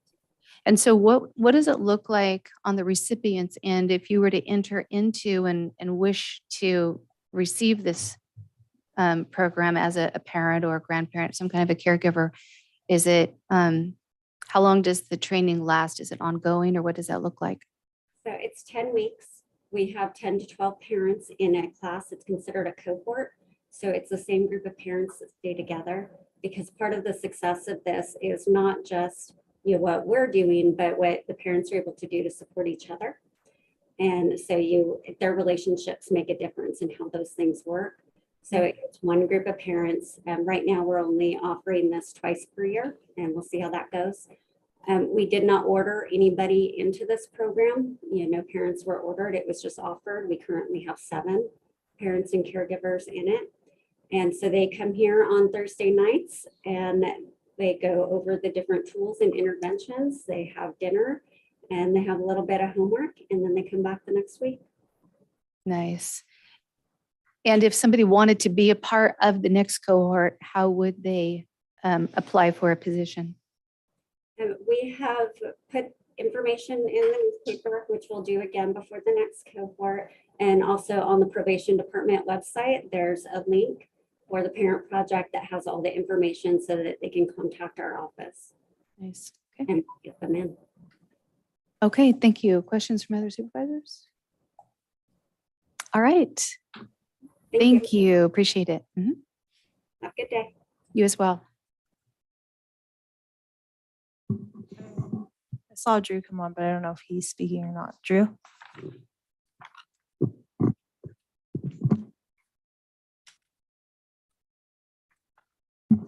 You're muted, Drew. Good day, Madam Chair, Supervisors, Drew Plavani, Trinity County Planning Department, Cannabis Division Director. Just a quick update on licensing stats. We haven't received very many more Appendix C documents, but currently we are up to 404 that we've received. Of that 404, we currently have noticed CEQA compliance for 132 of those projects. There should be 6 new projects this week, and I expect to see that trend continuing upwards. Of that 132 that have currently been approved, we have 88 cultivation licenses that have been paid for, picked up, and active. I think you guys already heard this morning that we have noticed the first retail project in Trinity County, and since soon, and I don't know if anyone has any questions. Okay, questions of board members? All right. Did you start? No, I was just gonna thank Drew for his leadership in getting the momentum moving, whether they're approved or denied, the process is working. We're actually getting things done, and I know we're getting it done with a lot less dollars being spent with the consultants. So thank you for your leadership, Drew. Nice. All right. Thank you. Anybody else? I have no other raised hands. All right. One comment, I just wanted to make notice of the fact that Director Kokas from DOT shared a written update and put that on the website. So I love that we're moving in that direction where we're starting to see those things made readily available to the public. And so there is a link on the DOT website for the update that he submits to the board as well.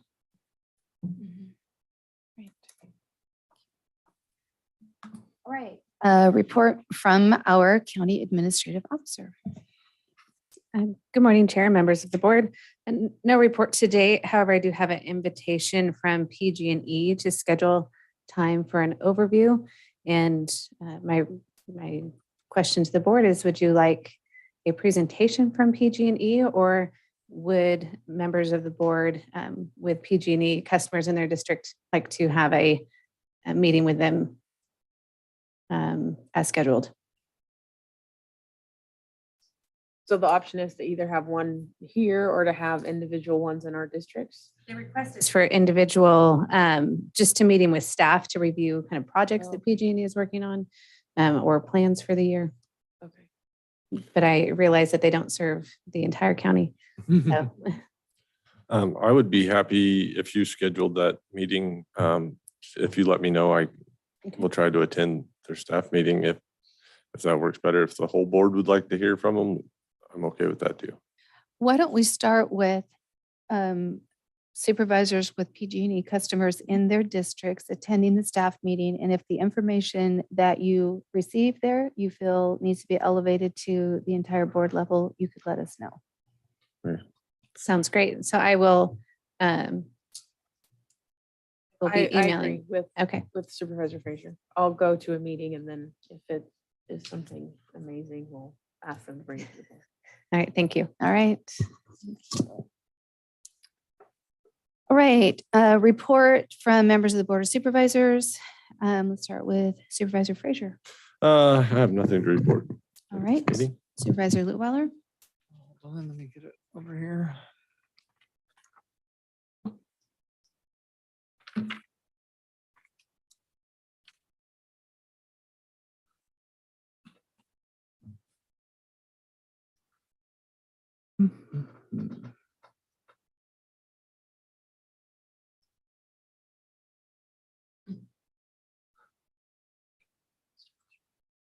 Oh my. Not finding the document, so I will go from That's all right. We can. memory. Do you want to keep looking while we Sure. go someplace else? Supervisor Gogan. All right. On the 23rd, Thursday, the 23rd, we had a business work group advisory committee, and it was about anti-tobacco and vaping for children and how to transition local stores from tobacco sales into sales of other profitable things, including ATMs, lottery, some other things like that. We're in the initial stages of it, so it's a long way to go, but it was a good start. And tackling the vaping thing with young kids is a pretty tough thing up here. So we're focusing on that mostly. Yesterday, I was at an Oral Health Advisory Committee meeting, which is a committee that's starting to engage the youth of Trinity County, from 3, 4, 5 years old, to get into dental care at a young age. A lot of people are generationally deficient on dental care because of their economic status, we'll say, or just not, their parents don't go very often. So we're trying to start something up with the schools and the stores to hand out some paperwork. So the younger kids can get to a dentist, whether it's in Weaverville, Reading, set up some transit for them, pay for the transit, and try to make it as easy as possible for them to start to initiate into the dental care system in Trinity County. So that looks like it's going to work out pretty well. That again is in its infancy, so we will keep working on it and keep coming up with new plans and way to go about doing things. Besides that, I had no out of county travel. Okay, Supervisor Carpenter Harris.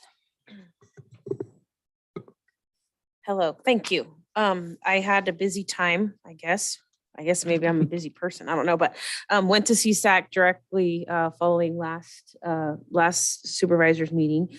Thank you for staying so that I could get on the road. Oh, you won't be thanking me long. With the anyway, attended CSAC down in Sacramento for the new supervisors training. We spent a lot of time on the highlighted topics of homelessness, housing, mental health, and substance abuse. Learned quite a bit about what the state is proposing in conjunction with what the federal government is proposing to help start really mitigating some of those issues, both in urban and rural communities. I attended a meeting with the Salyer Community Service District and just gave them some updates on some of the things that are coming down through the chutes that have potential funding for some of the concerns in that area, and spent quite a bit of time listening to the concerns of the local fire chief regarding insurance concerns. That is something that I would like to maybe see if we could have a presentation or a list of concerns from our local volunteer fire departments regarding this insurance problem. I know that many of them are struggling with insuring their structures and having insurance for their vehicles and so forth. It's getting cost prohibitive.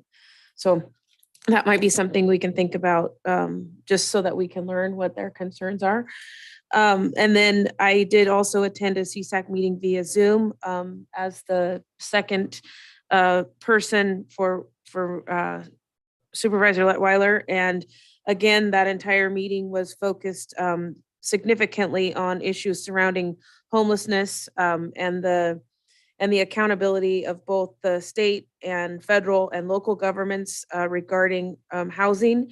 And some of the things that people brought forward, which I think are important to remember and consider, is that homelessness is not always an issue that is surrounded, or I should say, in conjunction with poverty, mental health issues, and drugs. We have many working poor, and we have a lot of people who simply just cannot find homes within their price range because they're just not available.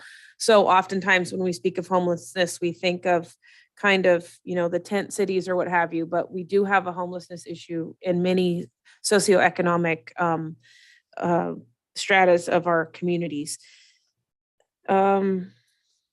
Also in that conversation with dealing with mental health, CSAC is opening up conversations and taking just comments and statements by a lot of different people. And one of the ones that sort of rises to the top each time is that when we're dealing with mental illness and we're also dealing with drug addiction, not to forget the communities that have been impacted by the person who has the overarching issues. All of us know, for lack of a better term, the houses where the folks have tore things apart, when they're using different drugs. And we have these patches within each community where they have brought down property values and things like that. So how do we help solve some of the residual impacts of those homeless camps and different things like that on the I guess what you would consider the functioning community? Then I've also been in continual conversation with folks who live on Canning Creek Road and the South Fork Road issue down in High Palm, where the road has been completely taken out because of a slide and creek, and then also the folks on Garrett Road. And I would like to just report that we have some landline phones have been restored in Hawkins Bar. in the community of the Trinity Village, and some other folks down in Lower Salyer happily reported to me via telephone that they had landlines. And so I'm grateful for the efforts that everyone has put forward in trying to get those restored. I met with HRN regarding tobacco awareness, specifically within the Native population of our county, and working with them on some of the handouts that they have, taking them out to the Native community to get some feedback on how those will best be received.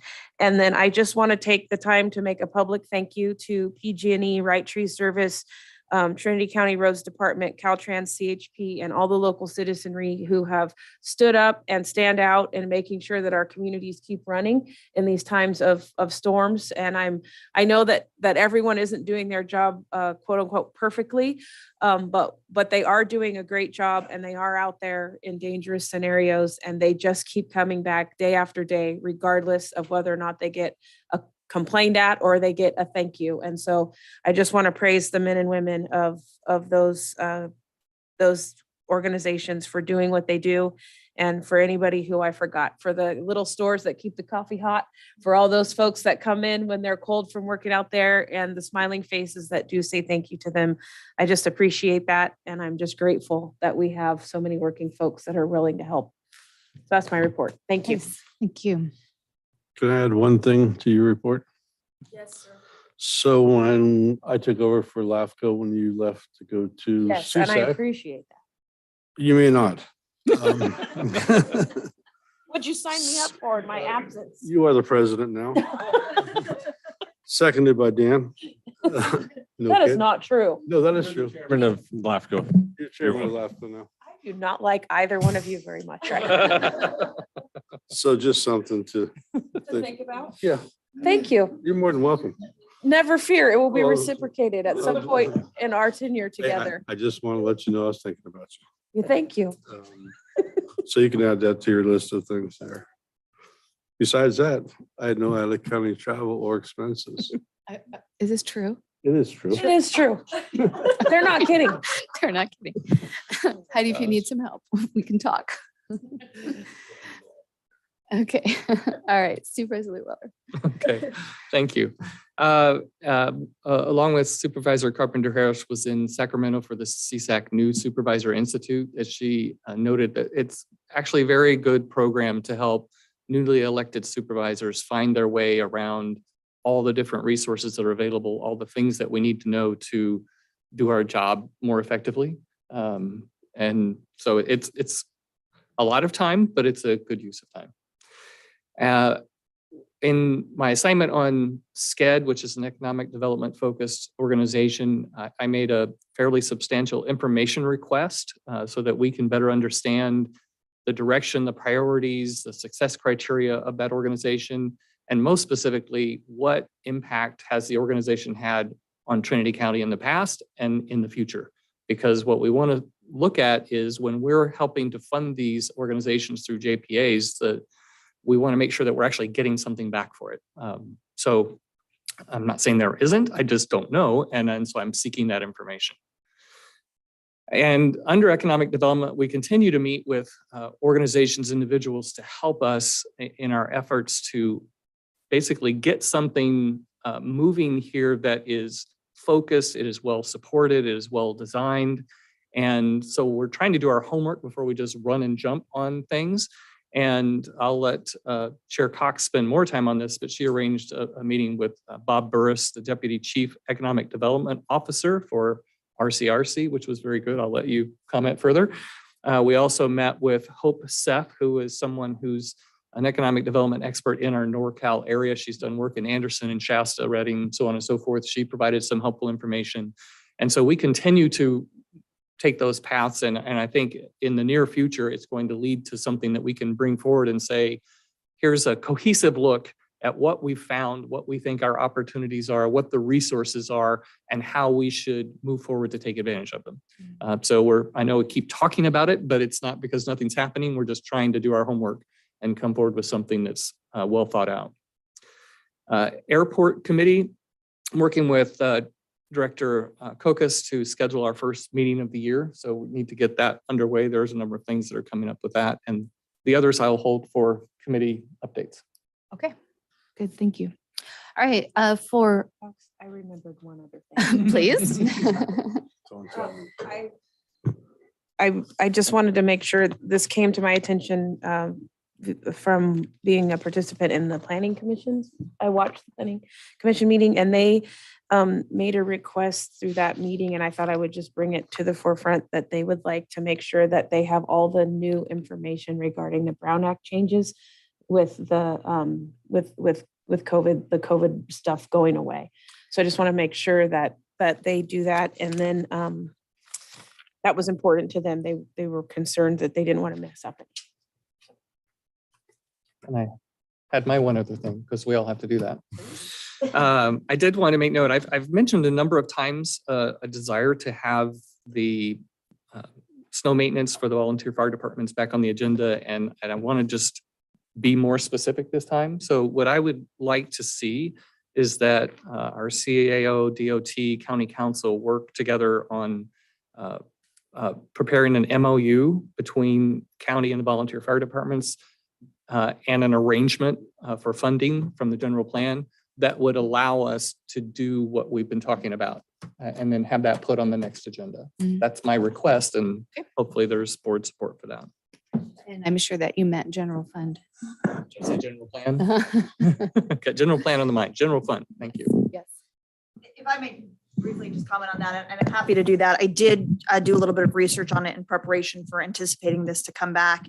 And I did find several codes that would protect the county in moving forward on this and allow us to do it with a 4/5 vote in a declared emergency, not a declared emergency, I'm sorry. If the board determines there's a need that serves the public by a 4/5 vote, we can declare private land for the public roads for the purpose of maintaining them, which would not necessitate an MOU. It would just necessitate a resolution. So my request is that I'm happy to negotiate an MOU, but I would like to explore the other option, which would be easier with Director Kokas first. So if your request is to bring back an MOU or an alternative, I would be happy. That's perfect. Thank you very much for doing that research. I would also suggest that in the mix, when you're discussing that with Director Kokas, to bring the fire chiefs or somebody from the volunteer fire departments on board to make sure that everybody's on the same page of what is expected.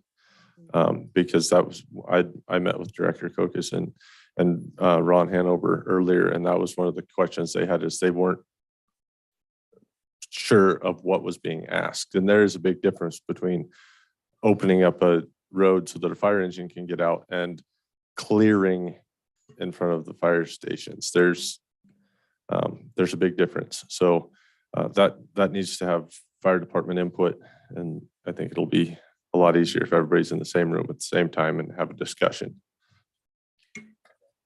And then I just would ask council, with your capacity, do you think that that can be something we could see in 2 weeks? I think it's a good idea. Let's agendize it for 2 weeks and we can at least give you an update. I would anticipate if we're able to use in its street and highways code 969.5 and 969.6, if we're able to utilize those, absolutely. If not, and we're doing an MOU, it will take a little longer for routing. Okay, great. Thank you. Thank you. Okay. All right, my board report. I did attend the general plan update session that was online between Minter Harnish and planning and the interim CAO, and I enjoyed my update of that. And so a suggestion was we can't have 3 board members on that, but perhaps we could rotate the opportunity to sit in on those update meetings between ourselves. So if you want to be included in that, maybe we just let Director Presley know that we would like to, and then you could let us know which week we're kind of up to bat for that. Okay.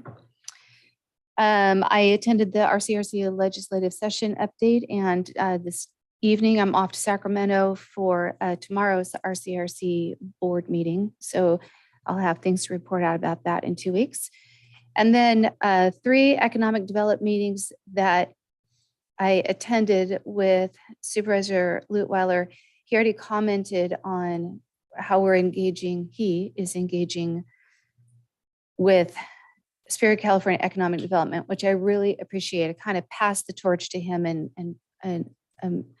was so grateful to hear that you're asking these questions and really expecting some complete answers there. And then the meeting with Hope Seth, which he described, and then the meeting with Bob Burris.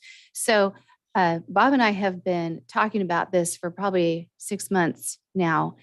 And I was just waiting for that opportune time. And I loved how the pieces fell together. He was really pleased to hear the preliminary homework that we've done, the things that we've looked into. They're things that he would have sent us to go do. So he was kind of like, I don't know how you read my mind, but I'm glad that you have that information. And so his next steps for us is he's going to outline, it's awesome because because of our membership in our CRC, he will outline some suggested next steps for discussion and some things we can do ourselves, and then some places that he may advise that he feels would be a good idea that we could direct some funding if the board so chooses. So that engagement is great, and I'll see him tomorrow as well.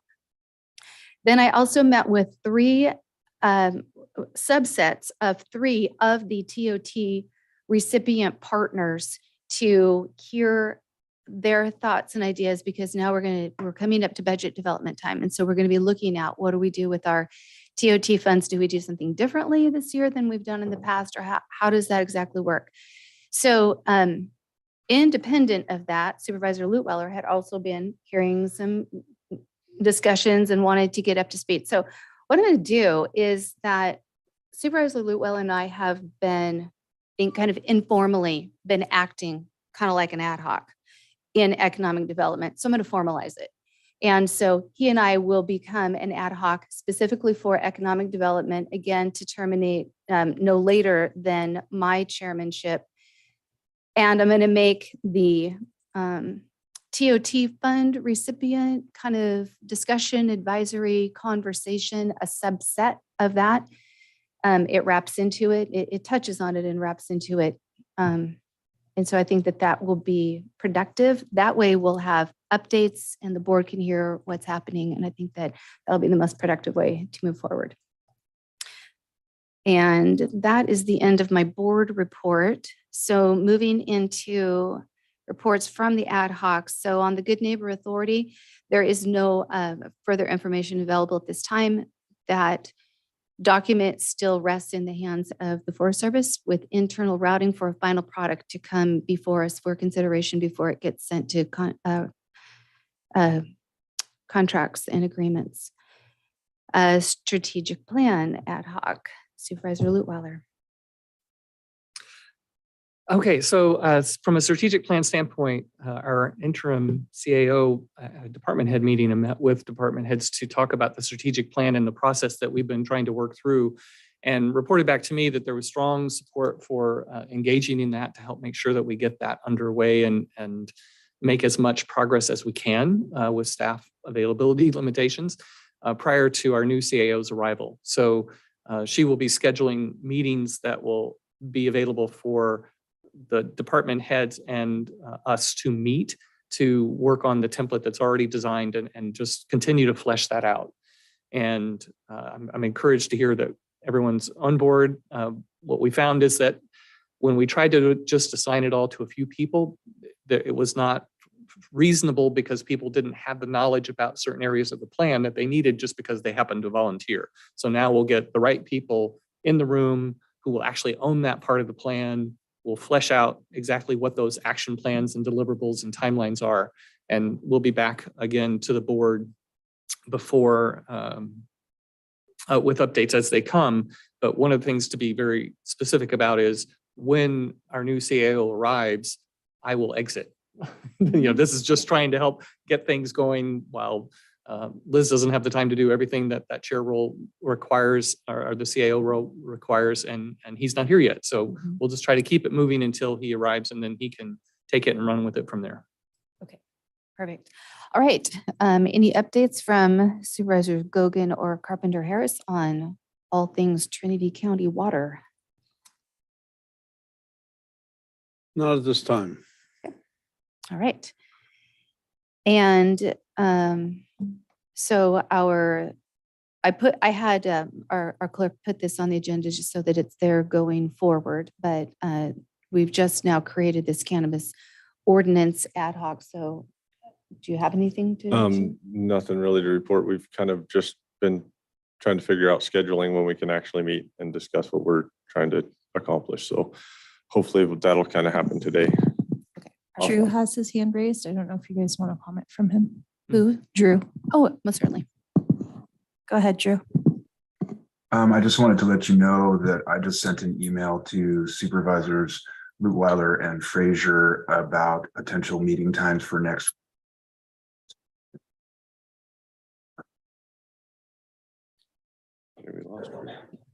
Cutting out a little bit, Drew, we heard that you're sent an email regarding potential meeting times, and then that was it.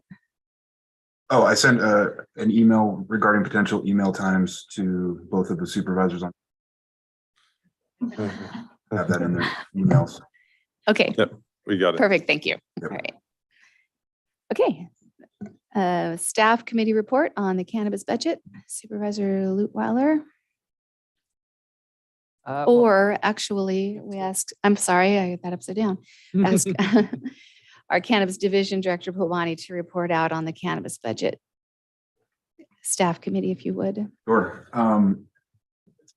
So I last week sent out a working copy of the budget spreadsheet that was requested to be completed by Supervisor Lutweiler. Some extensive feedback along with a proposed PowerPoint presentation for the agenda item. We are planning to have a staff meeting tomorrow to review, and I hope we'll be able to bring this item forward to you soon for your consideration. Perfect. Thank you. Appreciate your work on that and your whole team. Thank you. All right. It's been 2 hours. Let's take a break until 11:15 and we'll come back for the consent calendar. I know, I've been watching. It lightens up. Get 9 minutes. Maybe. We're talking about tomorrow?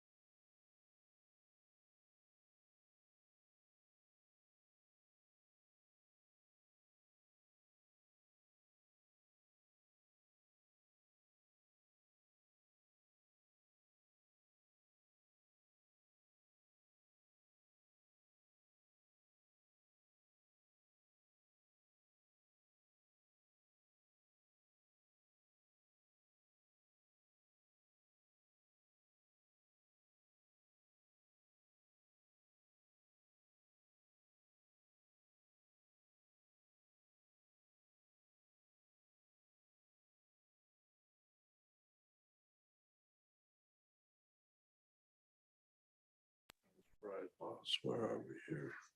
Consent. Okay, it is 11:15 and we are back in session. We are at the consent calendar. These items include routine, non-controversial matters and will be acted upon by the board in one roll call motion.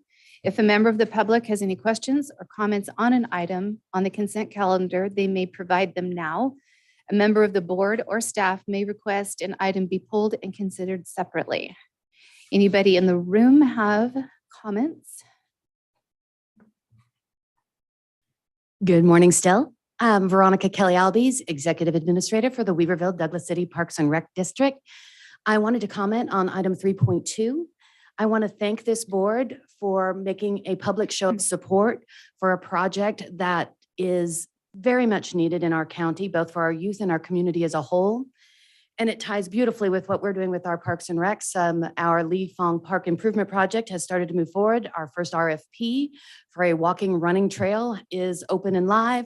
And we hope to break ground and have that done by June of this year.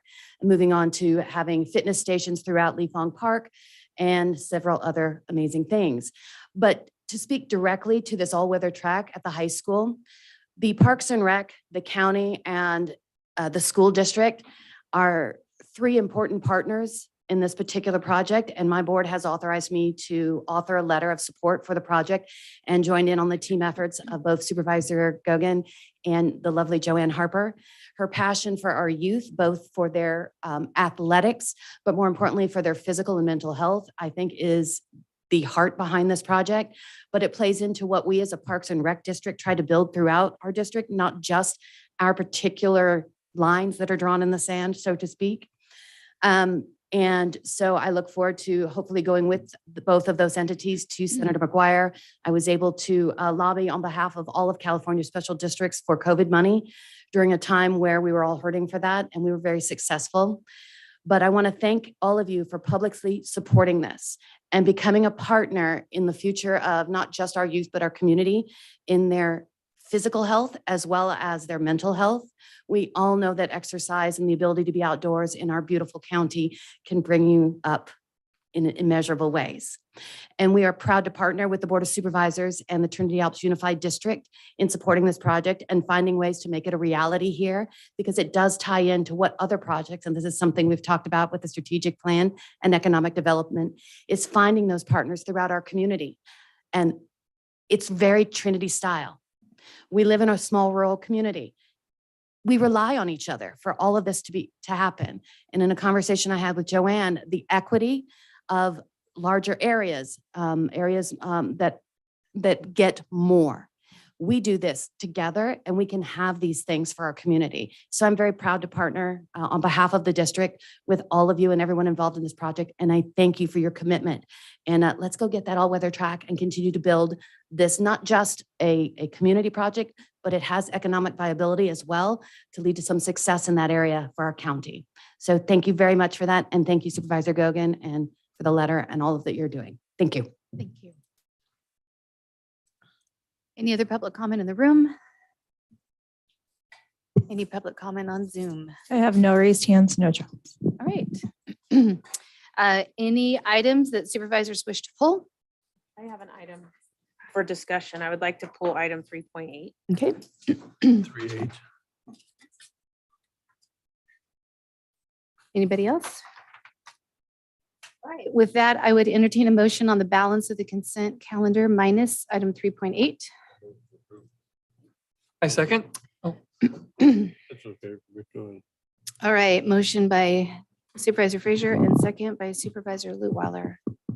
Supervisor Lutwiler, Aye. Supervisor Frazier, Supervisor Gogan, Aye. Supervisor Carpenter Harris, Aye. Chairman Cox. Aye.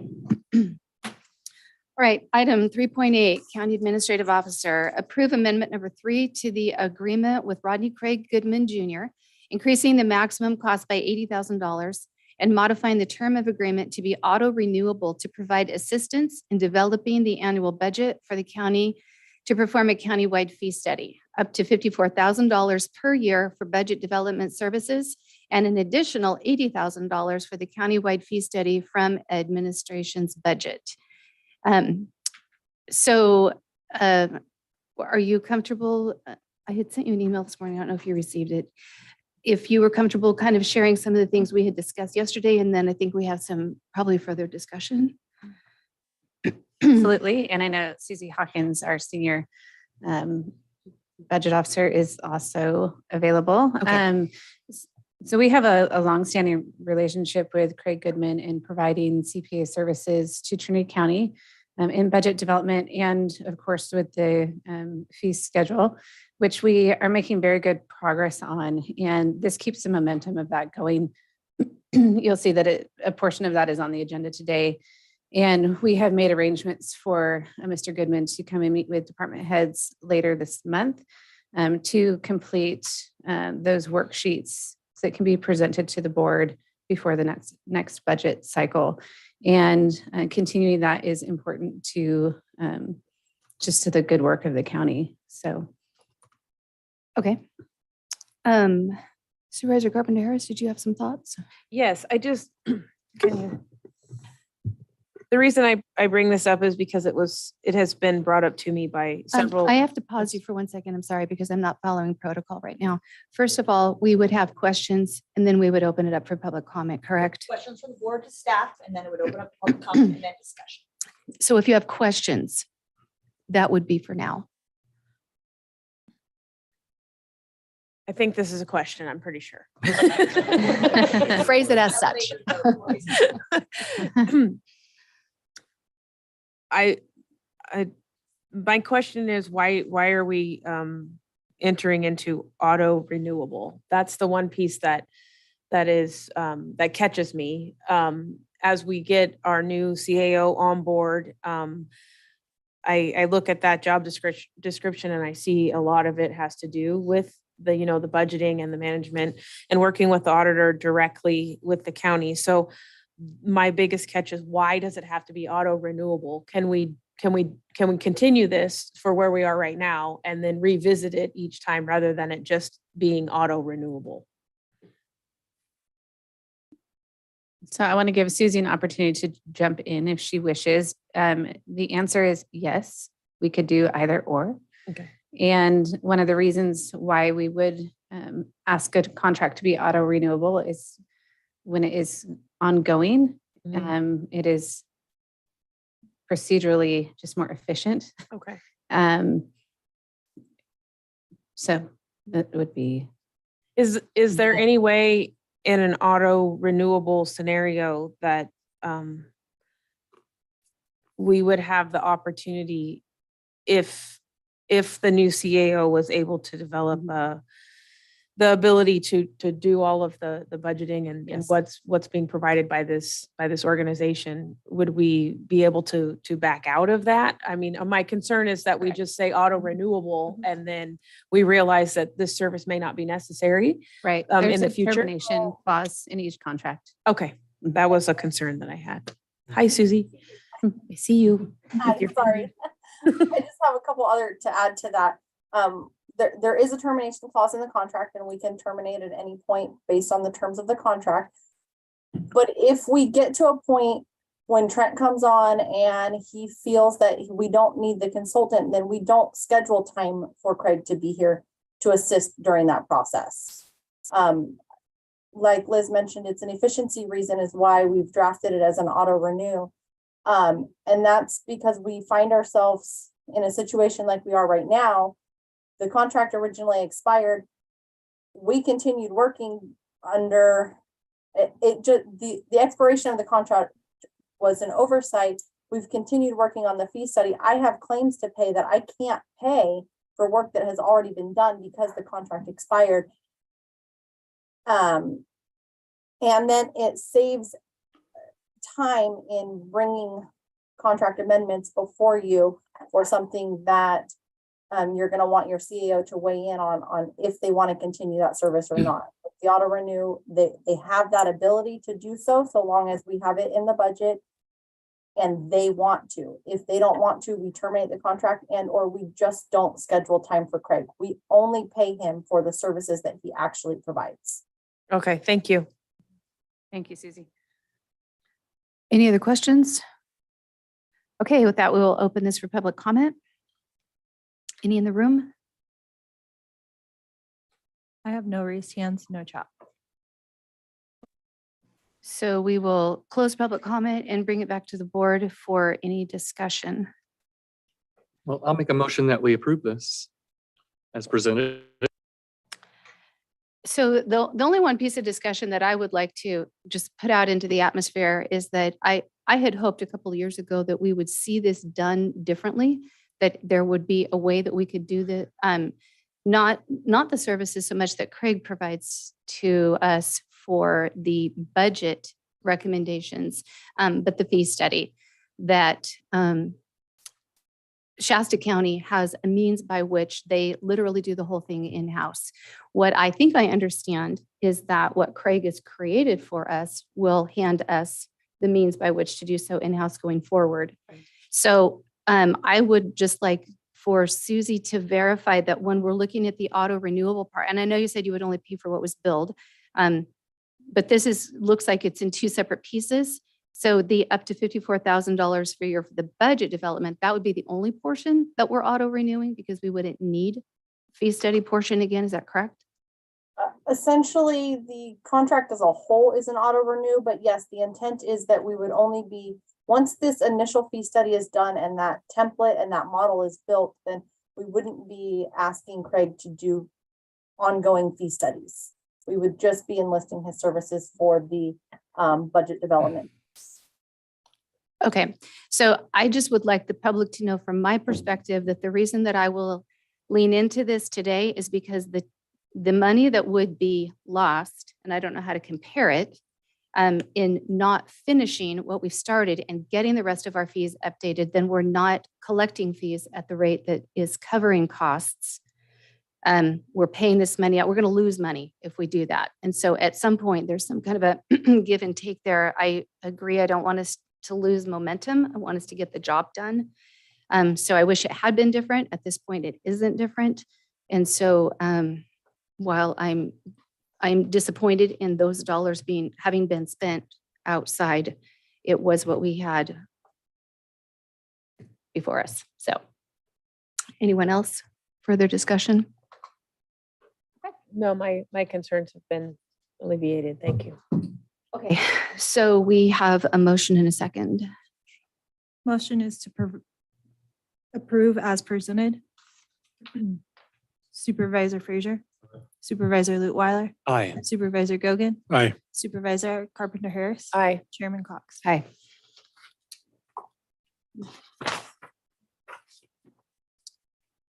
All right, public hearings, Board of Supervisors, item 4.1.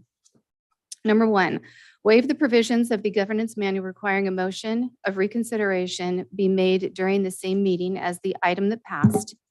Number 2, discuss and or approve a motion to reconsider item 6.7 from the January 3rd, 2023 meeting regarding a planning commission decision appeal on planning file P2219. And number 3, if the motion to reconsider is approved, reconsider the board's approval on the appeal hearing to uphold, modify, or overturn the planning commission's determination that application P2219 was complete with the submittal of vesting deeds and proof of legal access to parcel C for the submitted exhibit. So we will take these items separately. We need to discuss whether or not we're going to waive the provision of the governance manual to even move forward with this. This requires a motion, a second, and 4/5 vote to do so. Do we take public comment on each item separately? Yes, Okay, please do so. all right. And I'm happy to present a little additional information on item number 1. Okay, please. Item number 1 is the board has approved a governance manual. As in the governance manual, it follows what's called Rosenberg's Rules of Order. It also has some additional provisions. When the board makes a decision, they have the right to reconsider it. The individuals who are in the majority have the right to bring it back. In this case, it was a 5-0 vote, so any of the board members could have brought it back for the purposes of reconsidering it and making it a different determination. In order to do that, it has to be by 4/5 vote.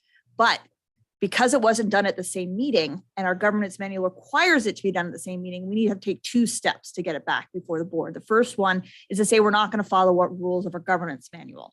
And there is a specific, again, provision in the governance manual that allows this. It says there's times where you're not going to use the governance manual, but it needs to be brought first. The second item, which we'll get to next, is the decision about whether the board wants to hear this again. Both of those items require 4/5 vote. If it is then ultimately brought back to the board, it's heard what we call de novo. You hear it again, and the board can make any decision on majority vote if it is brought back before the board. Okay, thank you for that. And for clarity for my own thought, it's not just the governance manual that allows us to set aside the provisions of the governance manual. It's actually Rosenberg's rules or Robert's rules of order, or is it just in our governance manual that we are allowed? It is in both. Okay. So our governance manual says that the board will follow Rosenberg's.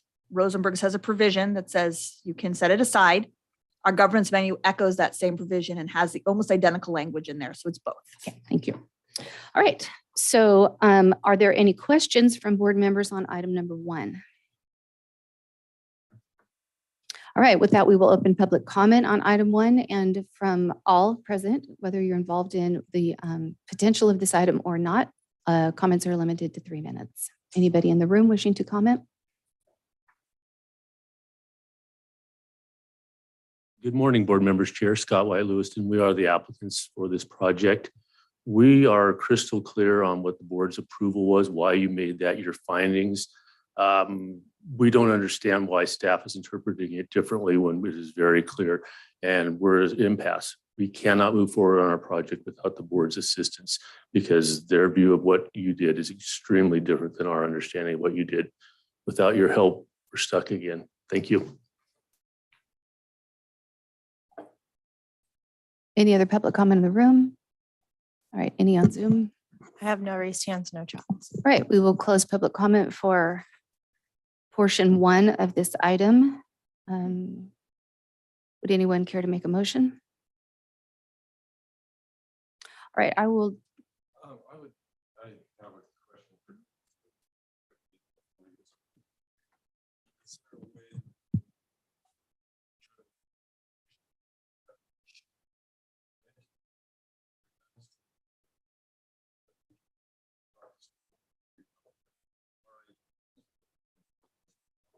this section, where do we Absolutely. So again, this is the first item. My recommendation is to take it as it is and not have discussion about the underlying item. When you get the next item, I believe staff will be making a presentation and the applicant will have an ability to respond. And you can talk a little more about whether there was a reason to bring it back. So, and then if there's a determination that there is a reason to bring it back, when you have the discussion about it, whether there's a clarity or not, then you go to the third item and you decide what you're going to do with it. So that would come in the next item. This first step is really, do you even want to have this conversation? Correct. Okay. I'll make a motion that we approve item 4.1 as presented. So it wouldn't be just 4.1. Yes, item 1 of 4.1. Okay. At this point, we are only waiving the provisions of the governance manual. I will second. All right. So motion by Supervisor Lutweiler, second by Supervisor Frazier.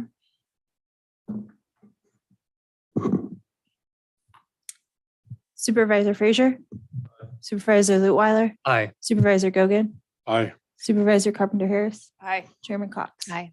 All right. Item 2, discuss and or approve a motion to reconsider item 6.7 from the January 3rd, 2023 meeting regarding Planning Commission decision appeal on planning file P2219. Are there any questions of board members on this portion of the item?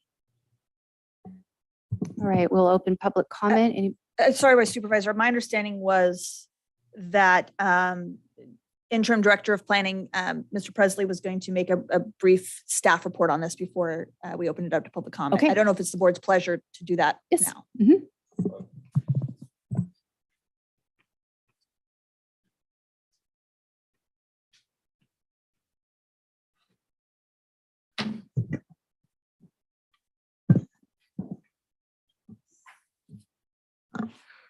Morning, Madam Chair, board members, CAO Hamilton. There were a lot of implications that were not heard previously. There were a lot of information that simply never came to your ears, never came to light.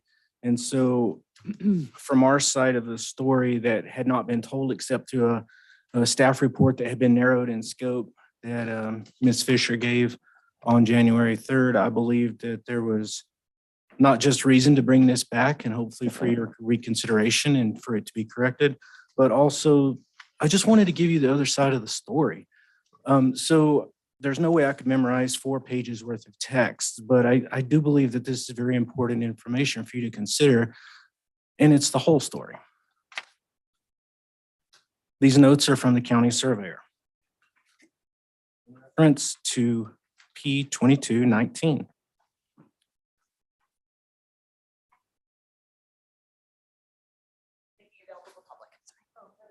No, I was wondering if I should wait, just so that all that's passed out.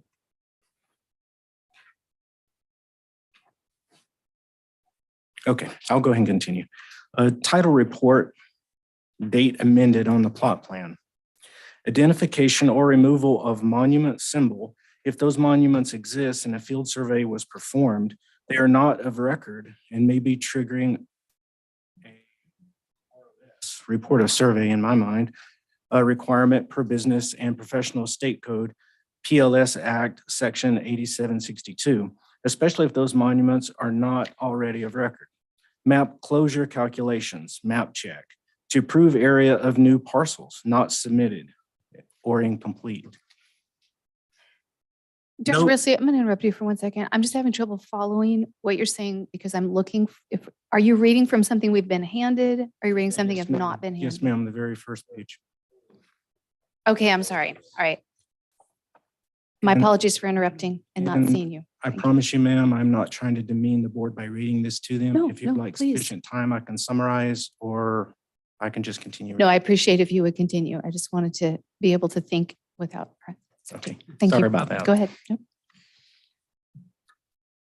Note, there appears to be no water source well on proposed parcel C.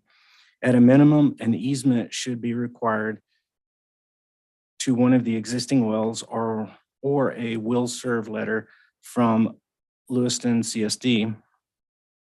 I defer to environmental health on this, showing all drainage courses needed by environmental health to assess setbacks and should have been on the original and second submittal. Incomplete. All other minor comments on sub 2 response attached to email 2/7/2023 to planning, and that's attachment 1 and attachment 2.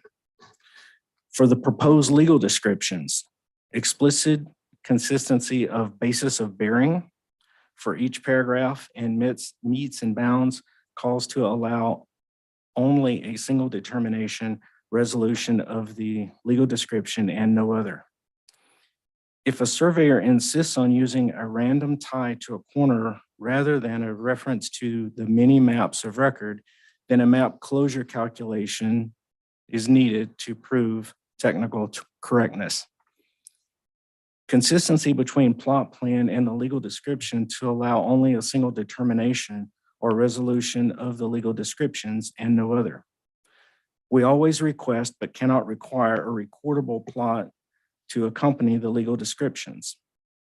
All other minor comments on the sub 2 response attached to the 2/7 email or 2/7/2023 to Trinity County Planning. Per Trinity County Code Section 16.32.061, deeds shall be reviewed and approved by the county surveyor prior to recordation. I cannot approve the legal descriptions submitted in their current form. To clarify, proof of access applied only to the 3rd lot on the original sub 1 submittal. On the amended submittal sub 2, both lots have Lewiston frontage road. Moving to environmental health concerns. Map submitted to Trinity County Board of Supervisors was inconsistent with map previously reviewed by Trinity County Environmental Health for comments. New configurations exist. Map does not mention waterway, which is headwater of tributary to the Trinity River. Number 2, Trinity County Environmental Health at this time has insufficient evidence that proposed lot line adjustment would produce a usable parcel on the smaller parcel being proposed. Sewage disposal capabilities have not been verified by staff after a site visit on 2/9/2023 reported issues with setbacks to creek on parcel, which was a particular concern. Historically, the Lewiston area has had sandy, unstable soils, cloddy soils, clay soils, historical high water issues, and fractured rock formations, which have made new applicants for OWTS outside of the newly improved sewer district difficult to approve without additional investigation. Number 3, Scott White was advised of the conditions that would need to be met on 8/9/2022 prior to submittal of the original lot line application and multiple times after, including in conditions of approval from 1/3/2023 meeting. A request for an 8-foot hole was asked of Scott White to assist him in obtaining condition approval, but to date, the environmental health condition has not been met. Item 4, Trinity County Environmental Health recommends strongly on behalf of future property buyers that before proceeding with a lot line adjustment, the applicant shall verify the property has adequate sewage disposal capabilities on APN 025-520-015-000 before approval. Current zoning on the parcel is 5-acre minimum rural residential. Current proposal would decrease parcel size to 1.8 acres, further exacerbating potential that parcel will not meet standard conditions for current sewage disposal methods. Item 5, additionally, detailed in the requirements of a tentative parcel map in Trinity County Code 16.12.020, conditions are outlined for sewage disposal capabilities per the Subdivision Map Act. I'm not going to read the application requirements, but I will read the authority to approve. The planning director shall have the authority to approve mergers and minor lot line adjustments, and the advisory agency shall have the authority to approve major lot line adjustments, each following review and comment by the health department, county surveyor, Department of Transportation, fire chief or representative, planning commissioner representing the area affected by the lot line adjustment, and other agencies which the planning director determines may be affected by the action. After the application is deemed complete, each agency shall have a maximum of 15 days to submit their comments. In Trinity County Building Code, County Code Title 15 and Construction, listed as Exhibit A by Scott White, this definition is given. 15.04.040 definitions. A, building department, electrical department, or plumbing department means the office of the chief building inspector of the County of Trinity. B, building official, plumbing official, chief electrical inspector, administrative authority, and similar references to a chief administrative position mean the chief building inspector of Trinity County or such assistants, deputies, or employees authorized by the chief building inspector, provided, however, that where such terms are used in connection with those duties imposed upon the health officer, said terms shall mean health officer. Building department. Jim Santiago, acting building permit plan checker, had been in contact with the applicant in regards to pulling a permit for his proposed metal building on the subject property. That the lot line adjustment would affect the applicant, or that the lot line adjustment would affect. The applicant wanted to submit and have the permit issued before the lot line could be approved, but Jim Santiago stated that the building department could not issue the permit until the lot line adjustment could be approved by planning. Building staff then became aware that the foundation for the proposed metal building had been poured illegally without inspections, therefore triggering the requirement for the applicant to submit as-built engineering plans for the foundation. It was also made aware to building staff that the applicant had constructed an illegal retaining wall without permits. The applicant's contractor had then requested that building staff come and take a look at the work that was completed for the retaining wall to determine a way forward for the applicant. The applicant's contractor was then instructed that, again, as-built engineered plans would be required due to the fact that there was never a permit submitted and issued, and that inspections were never performed. At this time, the applicant has submitted the required engineered documents on the middle building. However, the building department cannot issue the permit until the planning department has approved the submittal. As for the retaining wall, at this time has not received any as-built engineered plans for this illegal structure. The applicant has stated that at this time, he cannot move forward on the as-built retaining wall due to funds. I want to go next through the planning department timeline of the things that we've done.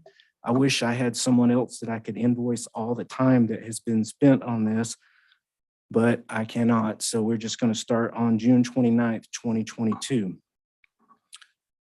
Letter was received from Underwood Law Offices, subject line RE Scott and Sherry White property, 1401 and 1531 Lewiston Road,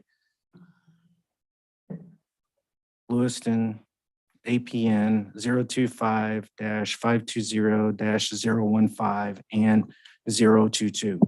Request for pre-application meeting for the lot line adjustment application and to discuss a potentially unapproved septic on site. Please see attachment 3 for that. August 9th, pre-application LLA lot line adjustment application meeting occurred with building, planning, environmental health applicant and the applicant at that time legal representation. And I would add here that this is when all the initial conditions were actually set forth and what was needed. And I think we've already read through what's actually been submitted and completed. August 18th, 2022, additional meeting request email and request from environmental health for inspection to confirm adequate sewage disposal capabilities. Attachment 4. September 8th, 2022, lot line adjustment application submitted. Attachment 5. September 26th, major lot line adjustment determination made. Attachment 6. On October 6th, county surveyor emailed request for additional information to surveyor who provide lot line adjustment exhibit. Attachment 7. October 13th, 2022. After back and forth between staff and applicant regarding the county surveyor's request for additional information and interpretation on county code, the project is referred to the Planning Commission as advisory agency for a major lot line adjustment. Attachment 8. November 17th, 2022. Lot line adjustment went to the Planning Commission where the Planning Commission voted that P22-19 is complete with proof of legal access to parcel C and with submission of vesting deeds. Attachment 9. December 5th, meeting with Deputy County Counsel to verify staff is accurately following county and state code. December 5th, 2022, meeting with applicant to discuss new lot line adjustment proposal to modify lot line adjustment to be 2 parcels instead of 3 parcels. During the meeting, after staff said the application would not be approved until a review was performed, staff were informed the Planning Commission decision would be appealed. December 5th, 2022, Board of Supervisor appeal application submitted. Attachment 10. December 13th, 2022, applicant requesting application be scheduled for Planning Commission prior to the submission of the amended lot line adjustment exhibit. Attachment 11. December 28th, 2022, revised lot line adjustment exhibit submitted. Attachment 12 and attachment 13. January 2nd, 2023, P22-19 went before the board where the Board of Supervisors voted to approve the lot line application and the applicant's conditions of approval that individual parcels A and B resulting from the lot line adjustment shall have financing which has the same legal description of the redesignated lots. Item 2, all real property taxes which are a lien on the property shall be paid as provided by law prior to recordation of the deeds. A certificate from the tax collector's office valid for a maximum of 60 days shall be provided to the planning director prior to recording the notice of lot line adjustment. Item 3, environmental health shall verify the adequate space for wastewater disposal, considering potential setbacks is available on parcel B prior to recording the notice of lot line adjustment. The Board of Supervisors added an additional condition that the revised lot line adjustment exhibit and legal descriptions be reviewed and approved by the county surveyor. February 9th, planning and environmental health site visit. Attachment 14. February 9th, 2022, county surveyor's comments and requests for information sent to applicant. Attachment 1 and attachment 2. The major lot line adjustment determination was based on zoning information and proposed parcel reconfiguration. Proposed parcel B will not conform to the zoning district standards. Attachment 15. Concerns regarding the structures previously with let me go back to the beginning. Concerns regarding the structures previously without a building permit application, decomposed granite moving without a permit, and unconfirmed septic. Discussion with planning department consultants, SHN. Interpretation of Trinity County Code 16.08.101, lot line adjustment major. A major lot line adjustment means a lot line adjustment which represents a substantial rearrangement of existing parcels, requires a certificate of compliance for one or more of the affected parcels, requires a relocation of a utility or roadway, or which, in the judgment of the planning director, a subdivision review committee member or planning commissioner, should be discussed in a public hearing. Therefore, we get to the recommendations. Staff recommendations to the Board of Supervisors. Rescind approval of P-22-19 and find the application incomplete as there was a new submission deemed approved by the Board of Supervisors within a week of submission to the Planning Department. Allow staff to request information necessary for processing a lot line adjustment application from the applicant, such as the request by the county surveyor for revisions to the submitted exhibit and legal descriptions and supporting documents, and the request by the environmental health for proof that proposed parcel B will be able to support its own working septic system. If there is not adequate space for sewage disposal capabilities, the lot line exhibit and legal descriptions are not approved by the county surveyor, or the lot line adjustment application is in some other way inconsistent with local or state law, including the health and safety requirements for a lot line adjustment, the lot line adjustment applications should not be approved. I know this is a lot of information in a very short time. I even had difficulty reading it, and just because I went to school in Alabama doesn't mean I should be discounted for my ability to read. So what we've experienced over a course of several months is complete. Just a moment. It's okay. Thank you. Staff has repeatedly been commented in a negative manner. They've been emailed in a negative manner. The email that Ashley received last week to the tune of "the Scott you get is the Scott that you earn." I don't think comments like that should be allowed in a civilized world where we're all trying to work together. Me and my staff are your staff. We only want to follow the direction that's given by the law, whether it be local or state. We're open to whatever decision you may make in this regard. But I would also like to state that there are several people here that would like to speak in addition to what I've already summarized.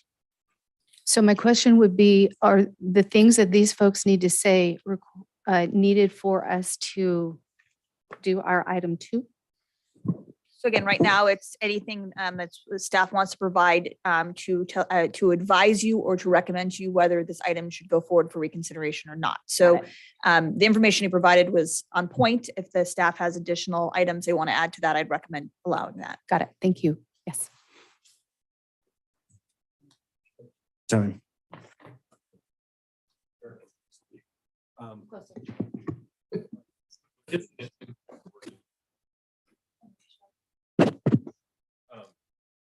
My question is.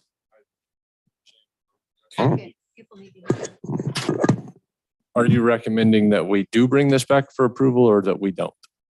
I mean, item number 2, do you want us to reconsider this motion or do you want us to just leave it lie where it is? That point blank. I believe that it should be reconsidered. Okay. Yes, my mic works now. Thank you.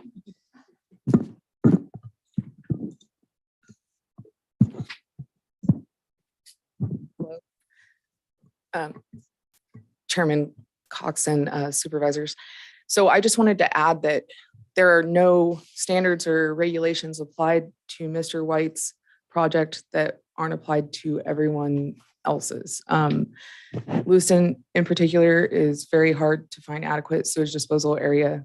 And this resubmittal of a map that we didn't even get to look at before bringing to the Board of Supervisors obviously didn't follow typical protocol for hearing and review and comment, public noticing. So that I have a little bit of heartache with just because it's good to get those comments out there and accurately and presented accurately. In addition, there is a concern that water availability might not be, might be a concern on that parcel as well. And we're significantly shrinking this. The proposal is to significantly shrink a parcel that is already designated as 5-acre minimum. So, I just hope that you've heard our comments and ask any questions you would like. This is absolutely treated the same as any other project or any other person. And we've followed that since Scott White has reached out to us early on when CAO Coons was still here. We gave him direction consistently for months. And so we have stayed very consistent, and please let me know if there's any questions. Thank you. Thank you. I do have a couple of questions if you could, Christy. You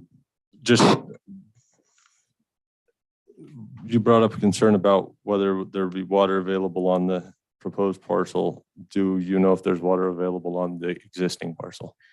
So on the larger parcel that's going to be, the parcel that's going to be made larger, there, I believe, is a legal well on there. Initially, we were trying to work with Scott White because he mentioned that there's water availability on the third parcel, which is no longer part of the picture. So I'm a little bit, without receiving this map, I'm a little bit in the dark as far as what's existing on the parcel. Also, the waterway is not mentioned and things like that are very important for us. And so we were kind of thrown back that was not on there as well. And then the other question I would have is regarding sewage disposal.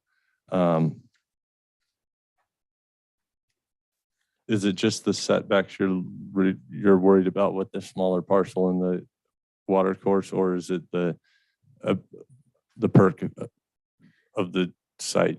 So we asked for, this was the only thing we had asked for so far, was an 8-foot hole so that we could evaluate whether there was groundwater present at a high depth.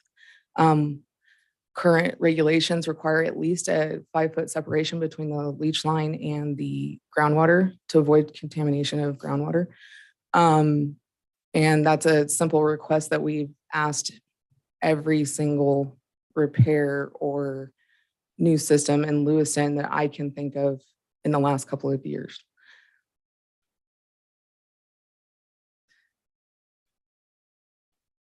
Okay. I don't have any more. Okay. All right, thank you. Are there other staff to speak at this time? Okay.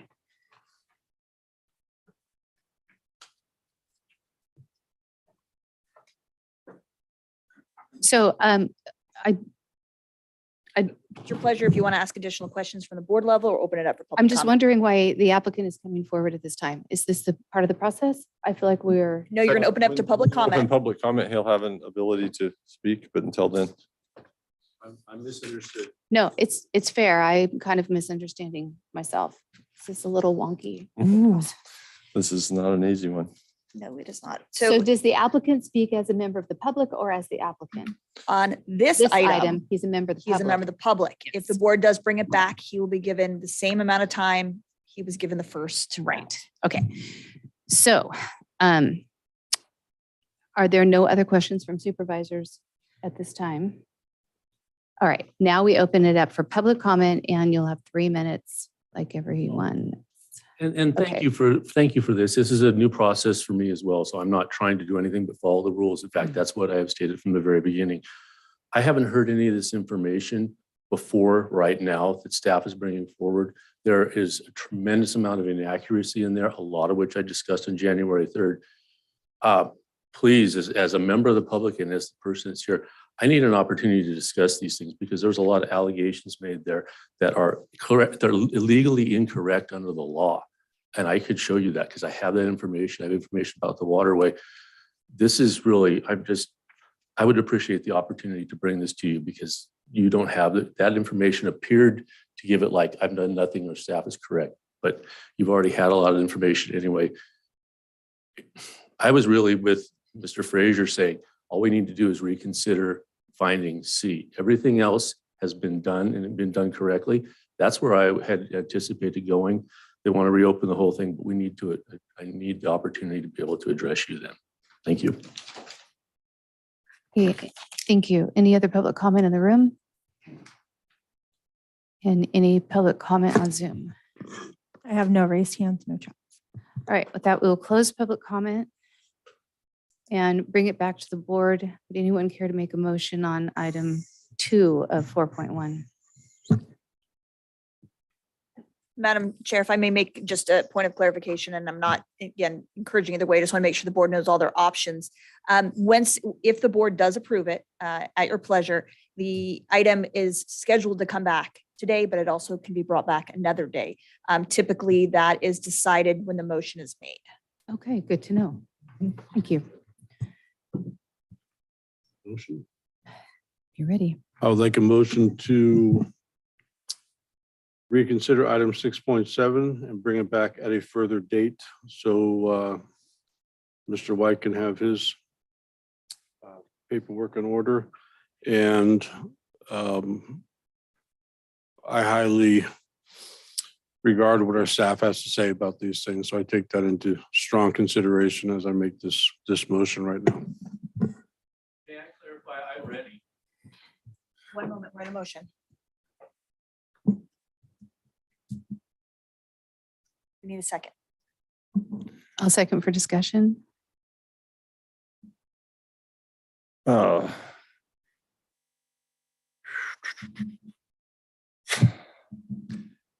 I'll make a comment and then another motion. I feel like we need to move on this as quickly as possible. There has been enough, well, many times as much effort put into this as there should be up to this point. So my motion would be that we approve 4.1.2 and for consideration today. I will second that motion. Okay, so we have a motion by Supervisor Lutweiler, second by Supervisor Frazier. Any discussion on that? His motion is that we do bring this back for reconsideration, but that we do so today because enough time has been spent on this item, staff time and other. Any discussion? This is a question for council. I do believe this is a 4/5 vote for this item. This as well as a 4/5 vote. Again, Okay. if the board approves it and the item is brought back, that is just a majority vote, but to get it back, these two first items require a 4/5 vote. Do we want to discuss a bit more as to why we might do it today as versus a later date? That's the difference between the two motions. Yeah, I guess I would defer to our environmental health plan department. Are they prepared or have the time today to set aside quite a bit of time to discuss this as it did last time? It was a pretty lengthy discussion. So again, I defer to staff. If they would like to, that's fine. If they want to bring it back later, I would do that also. They look good to Like go. you're ready. Mhm. We're all good on this side. Say it again. We're all good on this side. Just You're all stick good around there? however long we need to. All right, let's hold board. Supervisor Frazier, Aye. Supervisor Lutwiler, Aye. Supervisor Gogan, Aye. Supervisor Carpenter Harris, Aye. Chairman Cox. Aye.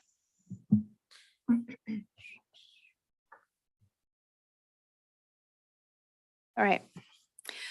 Number 3, if motion to reconsider is approved, and it is, reconsider the board's approval on the appeal hearing to uphold, modify, or overturn the planning commission's determination that application P 2219 was complete with the submittal of vesting deeds and proof of legal access to parcel C for the submitted exhibit. Now, my understanding is this kind of starts the process over, which means that the applicant goes first. Is that because it was an appeal?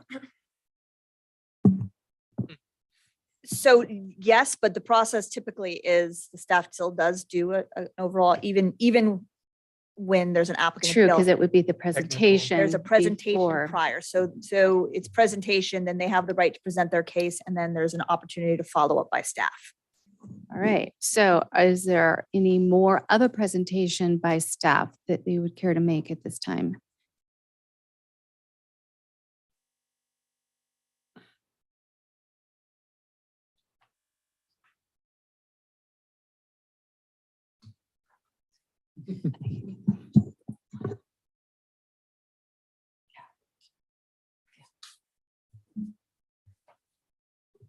The only thing that I would like to add, ma'am, is that the application just be deemed incomplete because it does not meet the requirements. Okay. All right. All right, so now we will have a presentation by the applicant, and I believe we gave 10 minutes.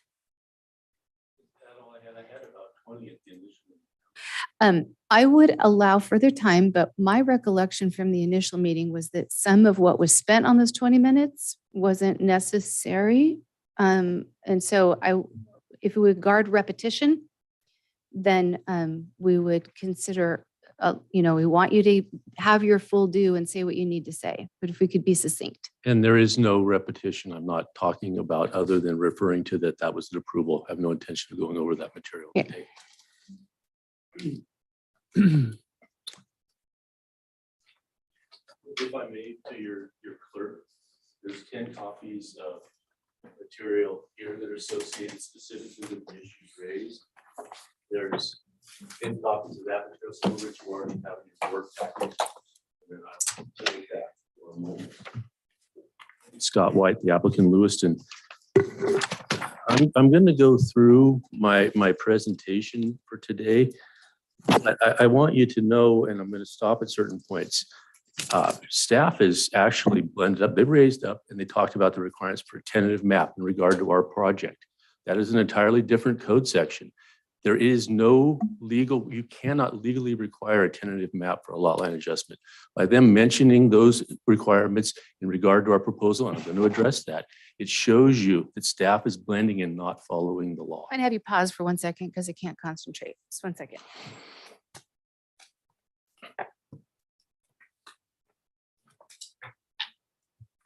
How many documents are we supposed to be getting out of these stacks coming through? The top one has one each. Then that crisscross pile, each one of those crisscrosses is a complete packet. The second one, each one is bound together as a complete packet. This may be part of your notes. This doesn't match. No, that's ours.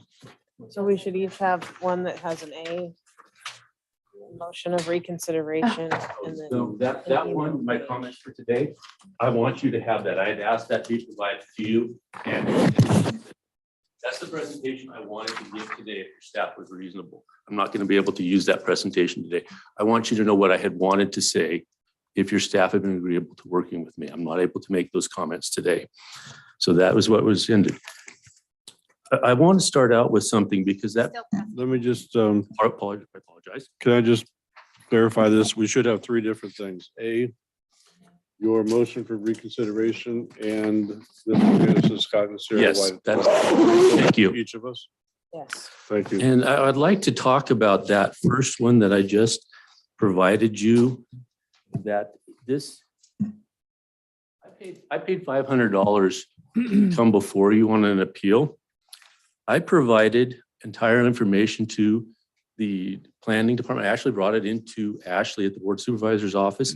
This email was in reference to that. I followed up with Skylar. Quote, when I dropped off the last of the materials for next Tuesday's meeting, Ashley told me that you are actually the one doing the scanning. Since what I submitted is the last of the documentation for project option 2 and you now have it, I won't be making a special trip to planning to get the materials to you. I paid to have that material before you. I met the timelines there. There is now no evidence anywhere online, anywhere on your board report that that information was ever provided. I paid to have that provided to you. That's the basis of our discussion on January 3rd. There is no evidence in the public record that information ever was given to you. I paid to have that in front of you, and staff did not get it to you. I don't believe it was Ashley's fault, but that email is the email I sent in follow-up. That information I referred to, it is the 4 pages that are there. It is the option 2 plot plan. It is the revised legal description for parcel A, and it is the findings of fact and conditions of approval. I paid to have that in front of you, and there's no evidence that it was ever given to you. That was a huge part of my appeal. That's what I talked to you about. So I can't state why. All I can say is I followed the rules. I had it here. I paid the fee. Staff, for however reason, I don't understand, did not provide it to you because there's no evidence they ever did, and I paid for that to be in front of you. So I just want to make that a statement at the beginning. I'm really disappointed in being here today because if you had a qualified planning director, I wouldn't have to be here. I paid another $300 to have copies brought for you today to bring this item to you, to talk to you about it. Out of my pocket, your staff's not out any money for doing this, but I have to.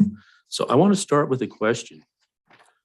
Why would we voluntarily bring forward an issue, that being the whole issue of the setbacks for septic, or the septic issue, when we had no obligation to do so because our project was deemed complete by matter of code? So all the stuff that was brought up today by the planning director said, this is all the stuff you didn't do, the application's incomplete. You found by code that our application was complete. That's not negotiable. You made that determination based on the code that you as the board adopted. That's not Scott's opinion. You made that finding.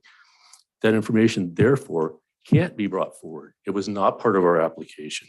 So why would we do that? The 3-word answer is going to be pretty clear, but I want to point this out because there's a lot of stuff being said. I had this folder with me in January. This is what we talked about. It listed with supporting documents the many times county staff had not followed county code.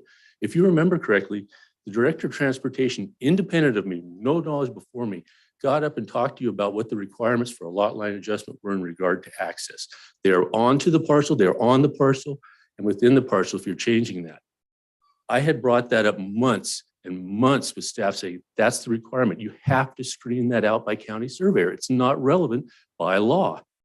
They didn't screen it out. I had to drop the Boger parcel from the lot line adjustment to get rid of that issue because they wouldn't listen to me.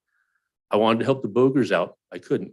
That's a publicly established fact. I'm not making anything up. That happened on January 3rd in public session. Staff has failed to follow county code regarding complete. Commissioner Fall did an excellent job in the meeting and talking about, she says, I know staff didn't follow the rules. She said that, and I have that in one of my letters, the exact time and the exact quote from that meeting comments. So that's now established fact. It's not a question. 8 times in the presentation that I made to you, I showed you where staff has not followed county code and or state law. That's all what happened in January.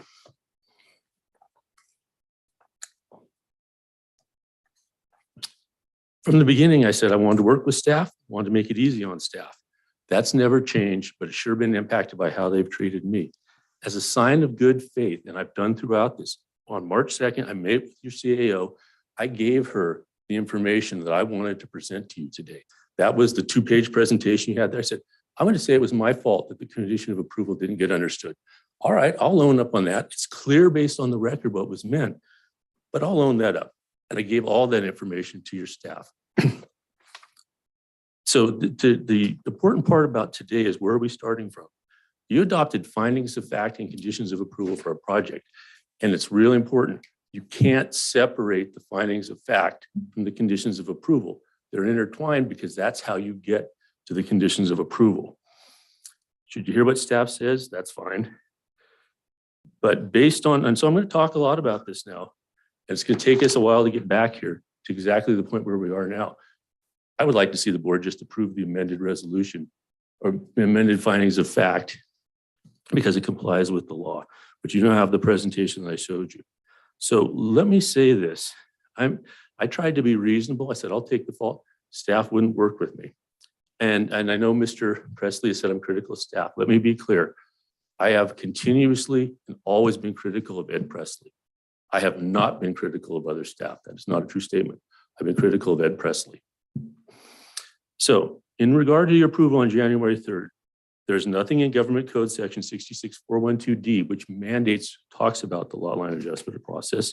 Nothing in County Code, nothing in our application, nothing in our presentation to you at the board, and nothing in the findings of fact and conditions of approval you adopted that in any way supports the interpretation of condition C that environmental health is applying. I also want to note, in this process, planning is solely 100% the decision authority. It's not any other county entity.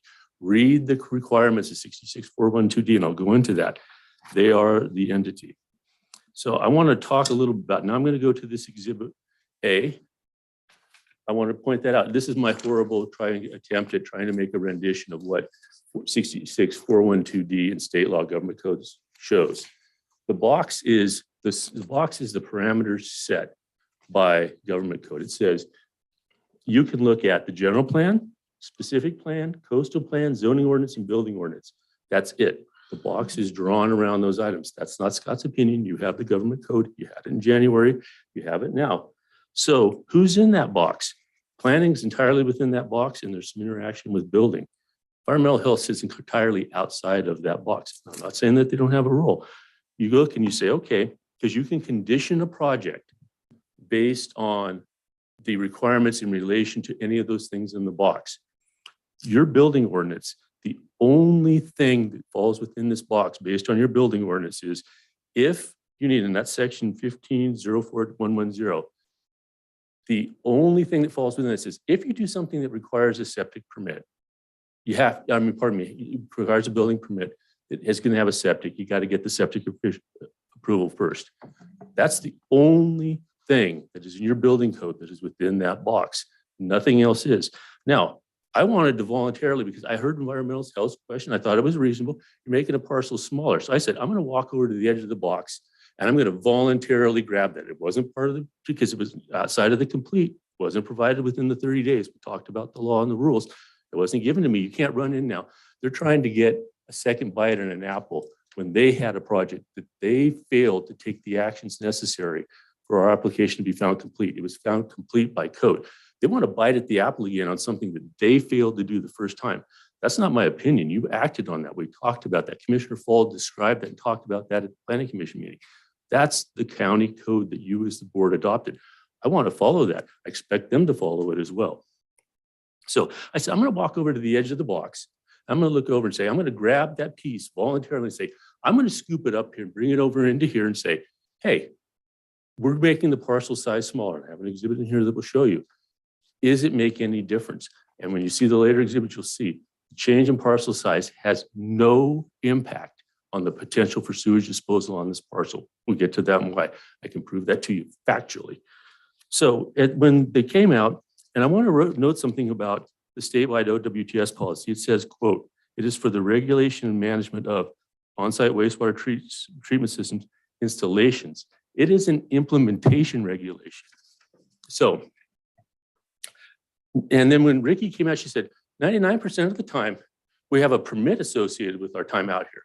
We don't have one this time. So I don't know what is going to happen. I'm not sure exactly what the rules are. I thought, okay, I expected there was going to be a dialogue.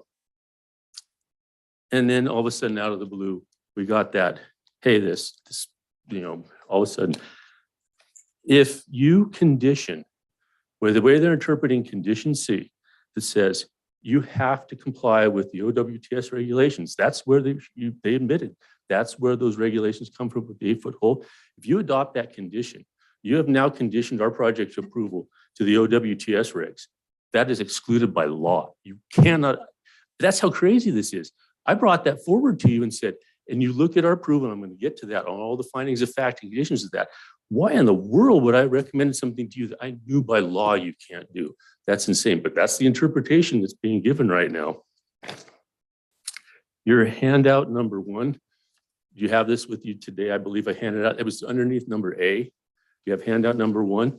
This is the county code. And I put this together and I provided this well in advance. In fact, well, I'll get to it. The staff has had this for 3 weeks, but anyway, handout number 1. I'm going to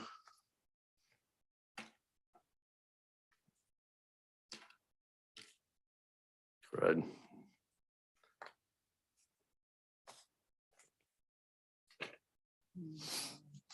Pardon me, I'm going to move some of this stuff after that. Yeah. Gotcha. Yeah.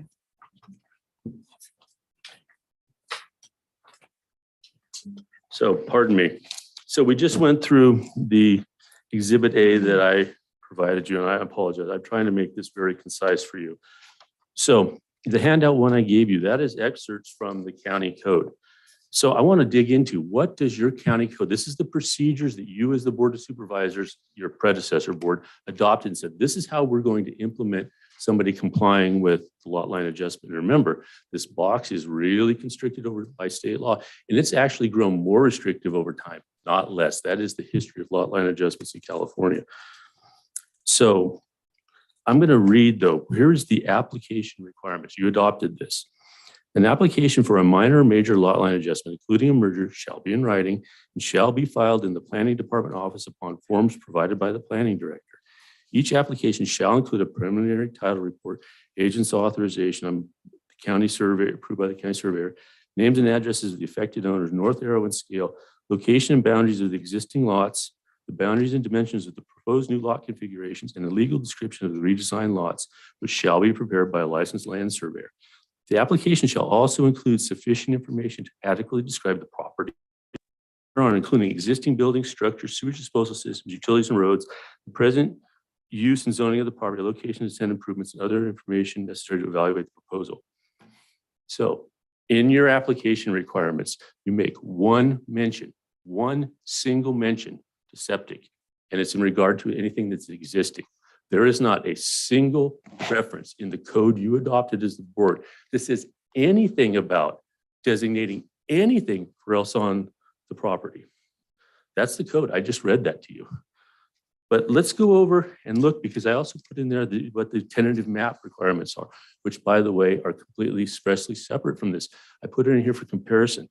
There's 8 pages about septic systems in terms of a tentative map. So the board clearly understood, hey, there's a lot of stuff we need to look at for septics for a tentative map.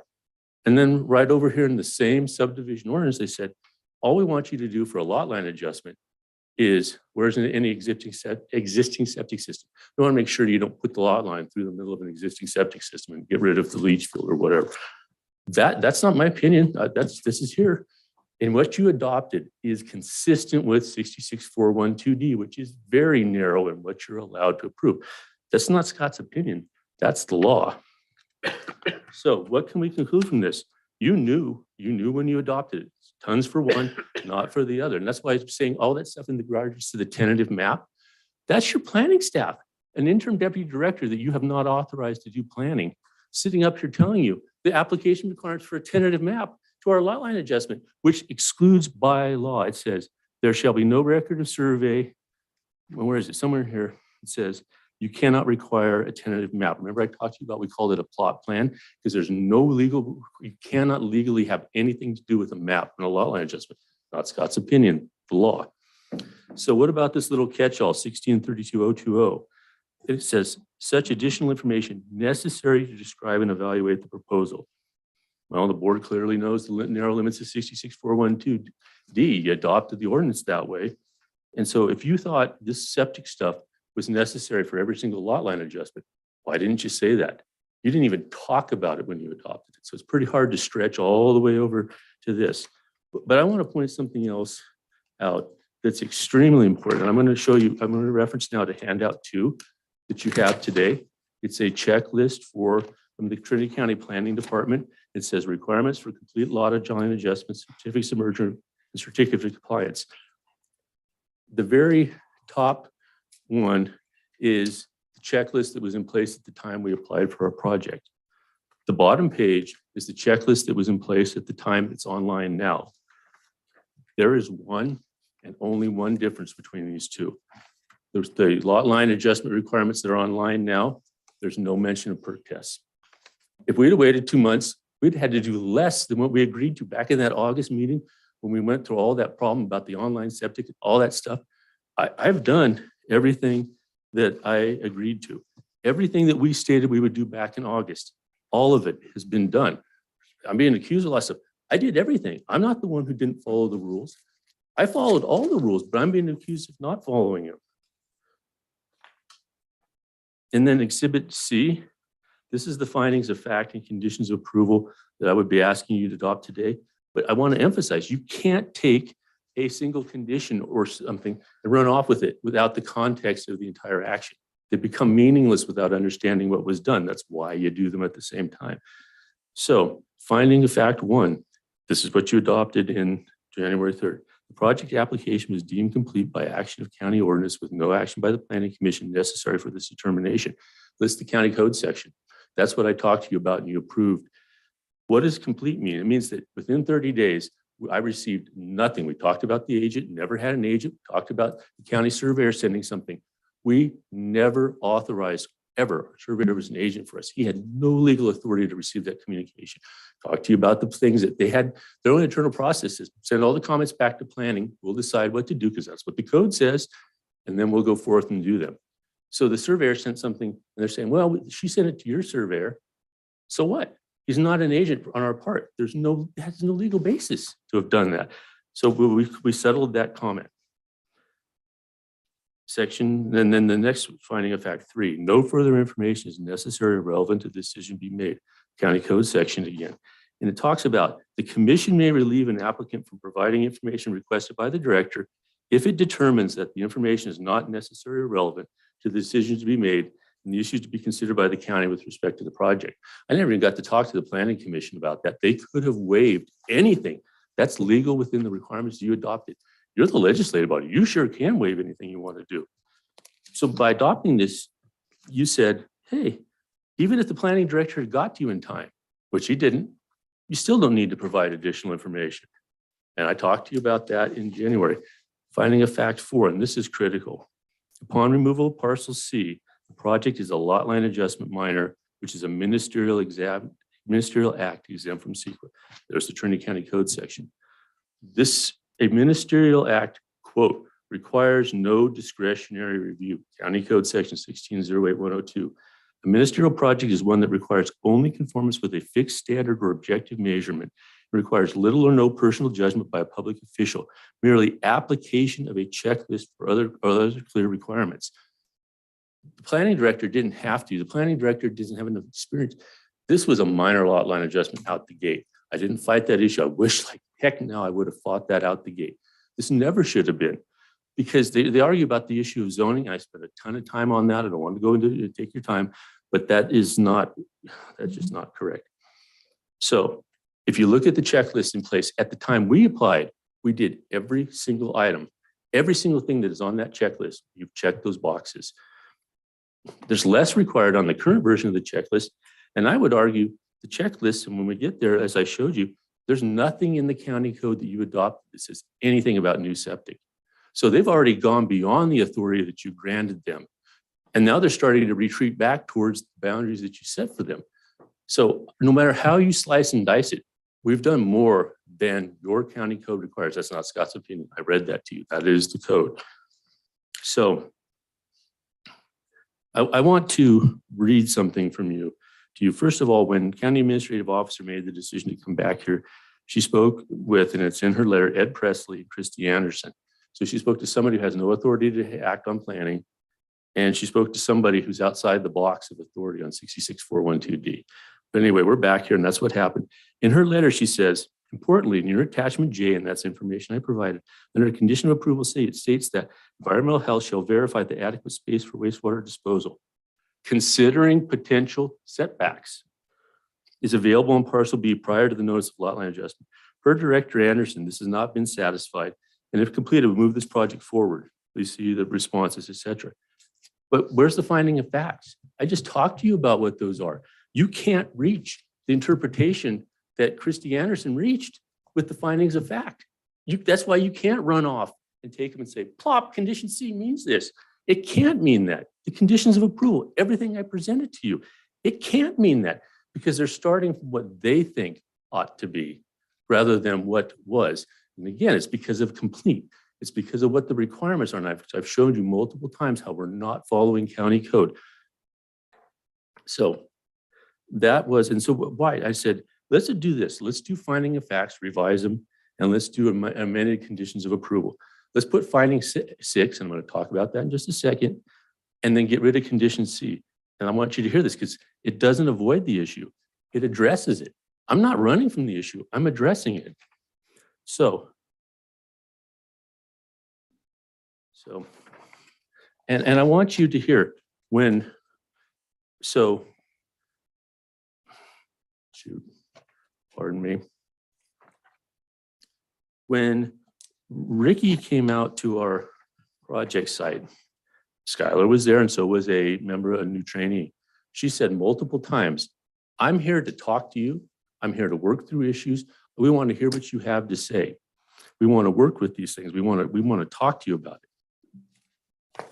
I took her for honest. I thought that's what we were going to do. I thought we were going to talk about the setbacks because that's what the condition of approval was. 4. That's the number of email I sent. I've been accused of crusty, nasty emails. These were the most diplomatic, nice things that you ever wanted to see. I sent those to them. 4. Number of responses that I got back from staff, 0. They asked me to do that. I did what they asked me to do.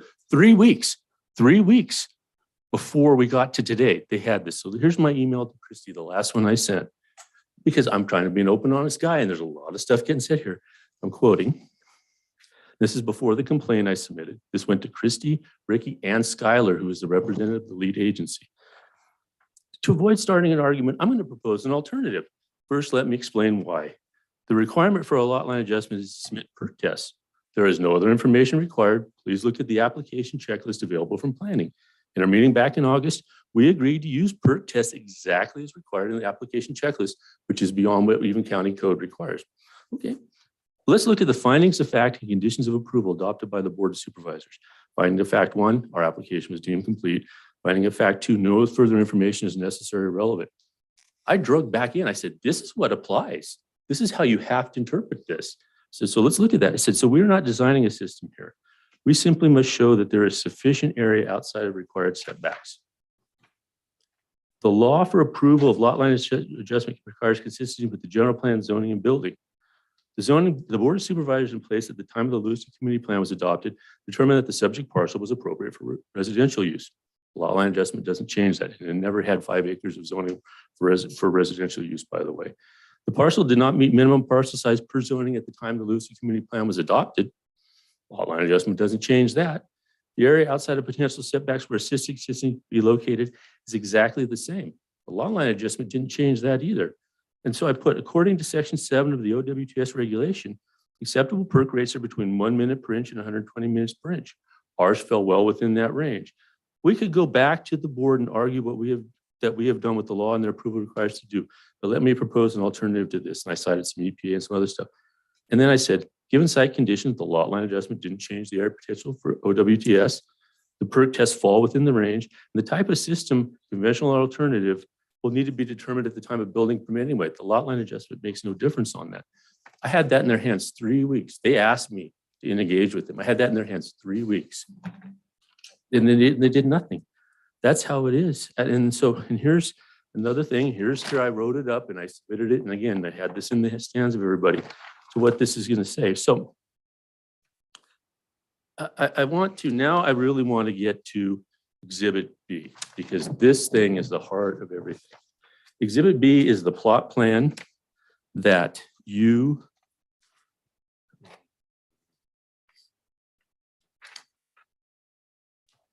Exhibit B is the plot plan that I presented to you, the one that I don't know why staff didn't get it to you. I paid to have it here, but anyway, the top skinny parcel is ours.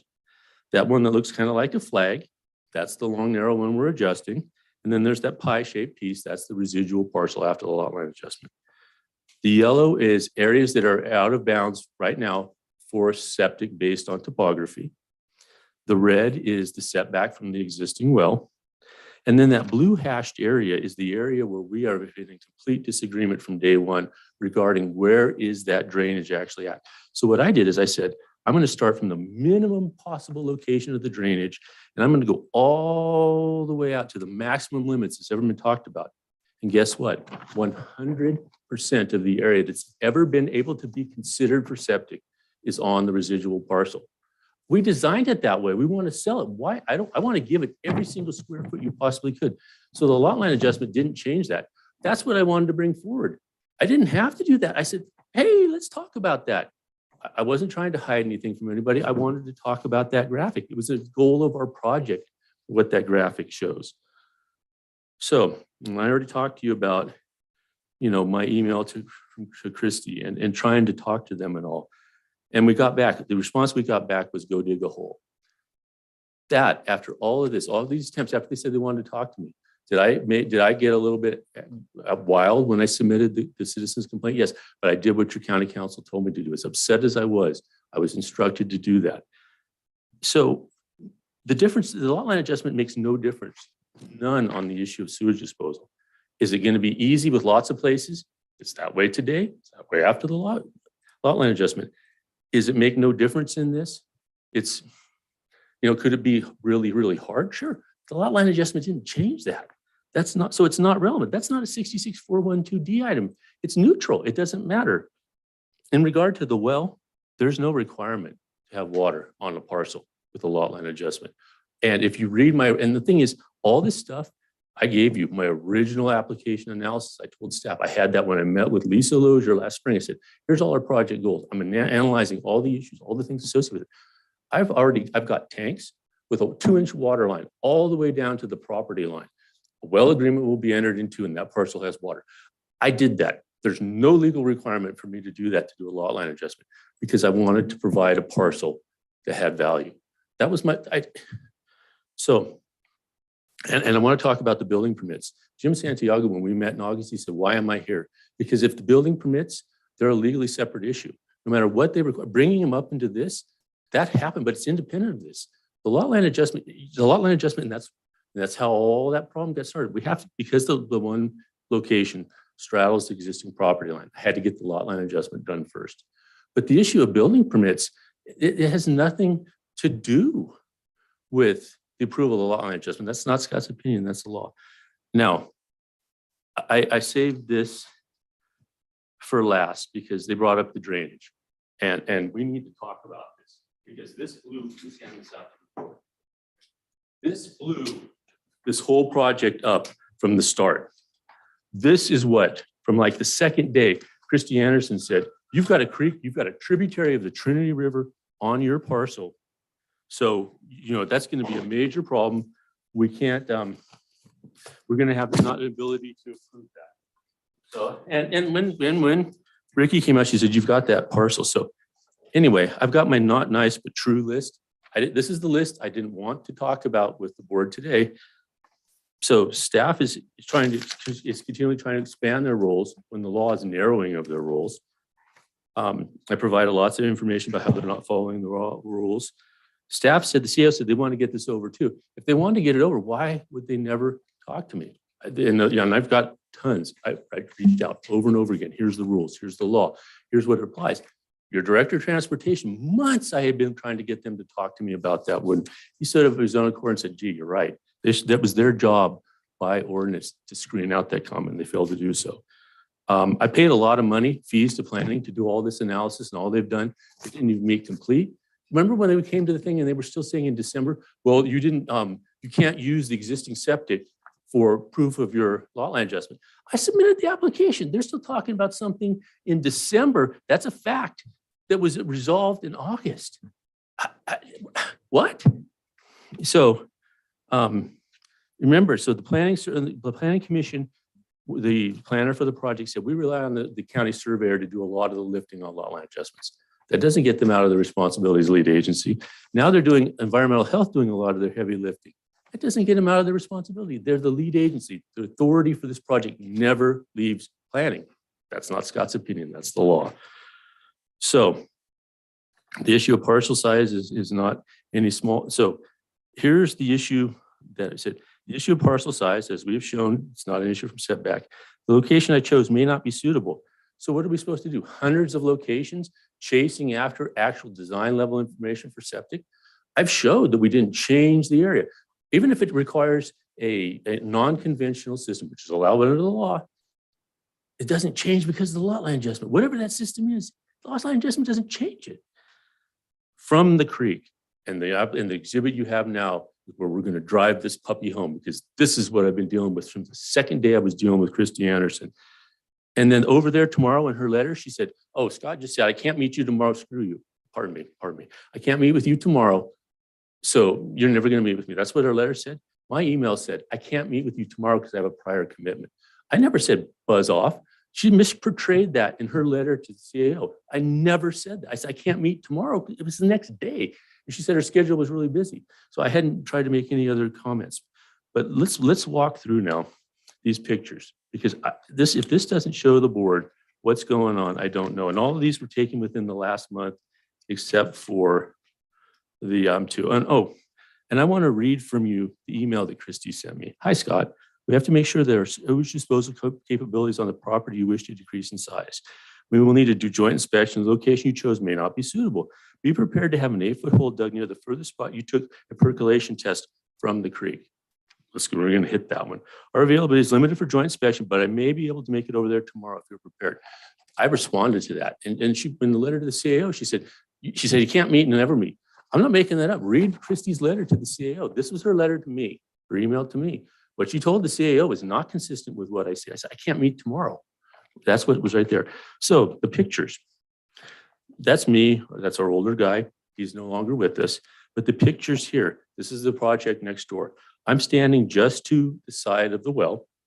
That's the trailer where the dope grow that was next to as part of our project objective. You can see all the plumbing and stuff. You want to talk about a septic problem and connected to the power pole when you can still do it. But I'm looking down. In the distance, you see that black dog down this pole. That's where the supposed creek is. I took this picture about a month ago. So the creek is behind me. That's where it physically is now. Excuse me. That's not where the maps show it. And I'm going to show you at the end of this where the maps show it, why this whole issue has blown my mind. So that's the project site. And this is the issue that blew this up. That's why I had to get an attorney, because we were all out of control of this. Picture 2 is me looking back up towards, you can see the top of the trailer where it was, the pole where the well house is. To the left, you can see the grow. You can see that little bit of a ditch there. That's where the drainage is. Picture 3, you're going to see a funny looking retired guy with a big old beard stand up on the side of the hill. My wife is standing where the drainage is. The mapping that they relied on, the state water board mapping and Forest Service mapping, where I am standing, that is where they show the drainage to be. That is where the mapping shows the drainage to be. I've said from the beginning it was wrong. I said, you can't do that. You can't rely on that. When we get to the end, I'm going to show you why I hate GIS, because it leads to this kind of stuff if you don't read the metadata and understand what it is. Picture 4, and this is really important. Oh, and by the way, this is on the section line. I am within feet of confident that this is exact. This is on a section line. It is near a located survey monument, a record of survey. This data I can tell you right now, based on where the Forest Service and the water board mapping shows that creek. I'm within feet of the exact location. I can guarantee you because I have all the data surrounds that. Picture 4, that's where to the left would be the barn. That's the existing drainage right now, taken a couple of weeks ago. So there's the creek, whatever you call that. And I put some stuff there so there wouldn't be raising. That stake in the middle, I am standing on the section line. If I'm wrong where this is, and by the way, the survey confirmed this, Everything in the California were based off the cadastral surveying system. If this section line is wrong, nothing can be right. It can't be right. That's how everything starts from this section line, from the forest, from the US, the GS, the mapping system. That's how it works. It's not my opinion. That's a fact. Okay, condition 5. And please, I just want you to understand, I'm now standing about 15, 20 feet away from where I was standing in that creek. I'm now looking up the side of the hill. Where that big first black dot is, if you look closely, you can kind of see a little bit of it. So there's a T-post with some ribbon on there. That is where the location of the mapping on the Water Board website and the US Forest Service mapping, that is where they show the drainage. I don't know. I mean, I'm accused of doing some grading and stuff. I don't know how many thousands, hundreds of thousands of cubic yards I'd have had to grade to get the creek from up there all the way down to where it is physically. That tree, that oak tree in the middle to the left of kind of that triangle with that little pine tree, that's a property corner, survey data by our surveyor. And that square box, when when Ricky Townsend showed up at our property, the graphic that she brought where she thought the creek was depicted that. That was where, because she started with the county GIS data and said, oh, based in which the parcel data is lousy out in our area. And I sent a lot of email back and forth. I wanted to discuss this with them. And they said, we got to go with where the creek is. She had it drawn all the way up there.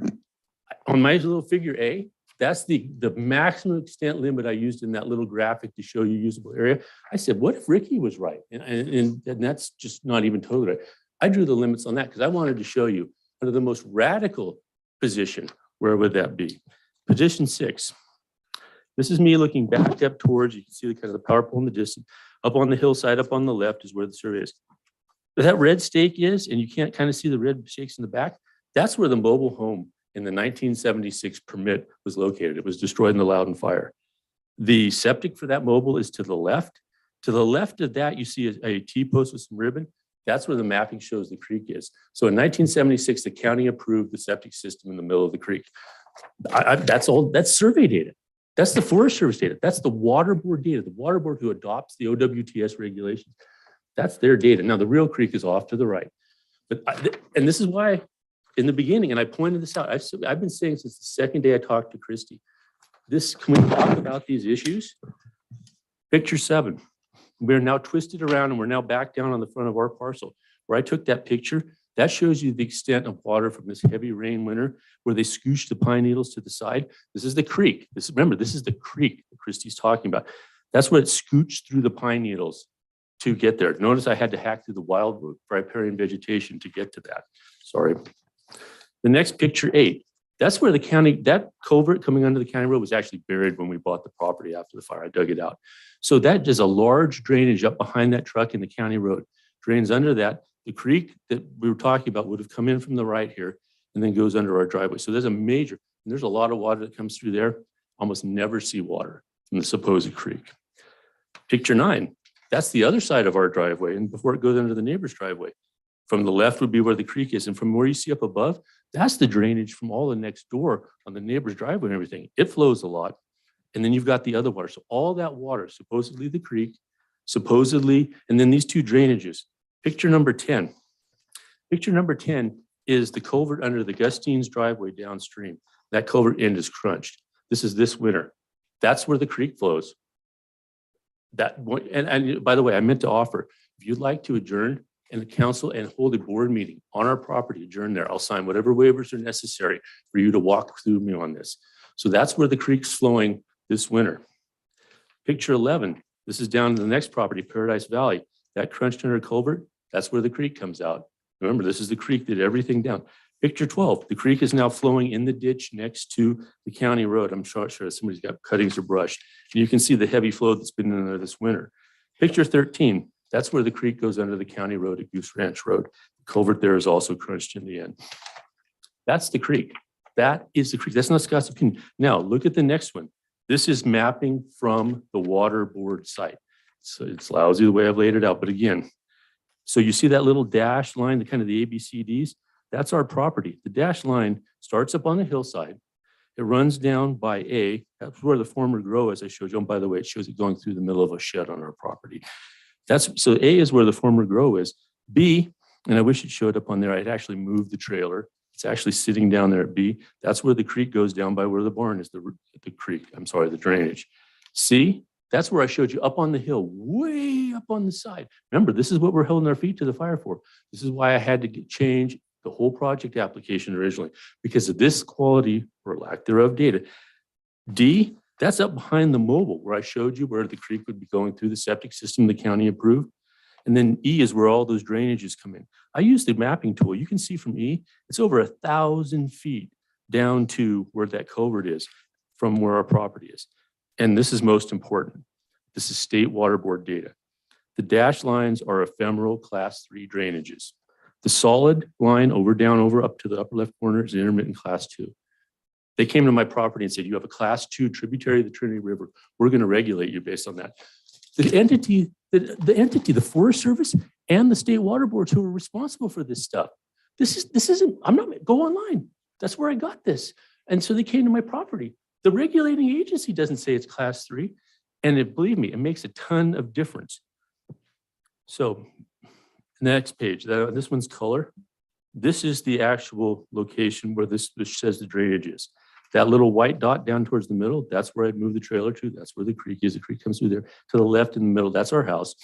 That car is the car in my application. I said we were going to take off. If you follow this, it actually shows where my stake was, where the creek was behind the house. This is actually up on the hill. So if anything, my stake understated where the mapping shows that creek to be. This graphic shows the Forest Service when they adopted their mapping. It shows what we do for our mapping. The Lewiston, the huge Lewiston quadrangle, has just a little bit of Forest Service at the top. So how likely is it going to be accurate when you start to get way down in the bottom where we are? Well, that's not their mission, so it's probably going to be more questionable. And here's what blows my mind. This is the metadata. This is the data that explains what they're telling me they're going to try to regulate me with. It says 1 to 24,000 squares, and it covers the Forest Service lands. And this is the same. If you look at the water board data, they're exactly the same. It says, over time, the legacy CFF data is being replaced. And that's the legacy that may or may not have ever been GPSed. But I want to go to this. This is in the metadata. Quote, features were constructed to meet national map accuracy standards, which require that 90% of all well-defined features.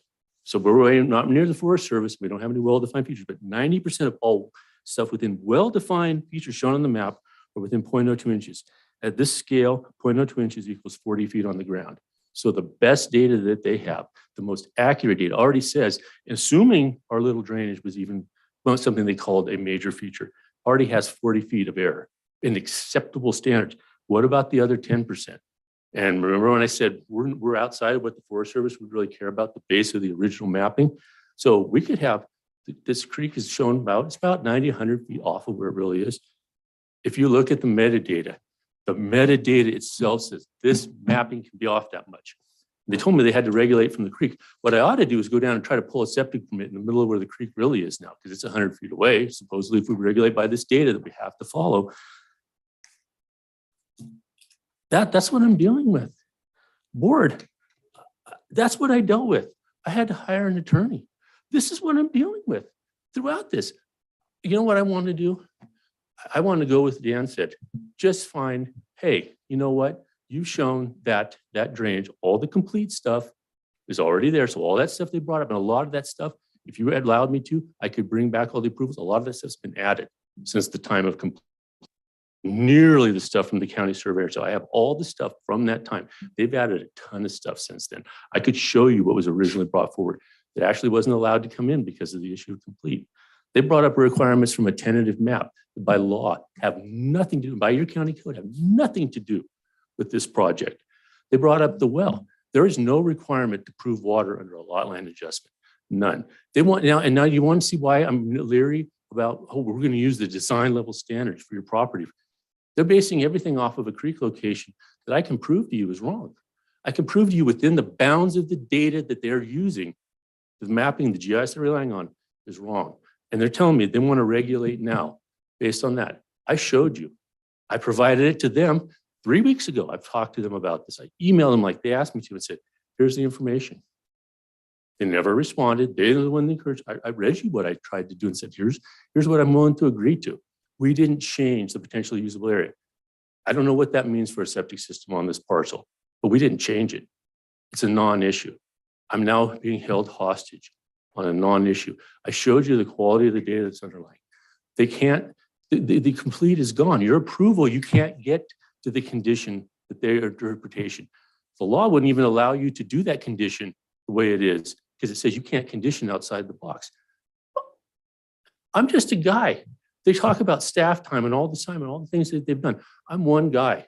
Our whole future is wrapped up in this. And this is what I'm fighting. And my wife told me, she said, when you go in there today, you tell them it's not just us. Because I came to you, remember, I've come to you several times, say, go talk to surveyors, go talk to the developers, go talk to the title company.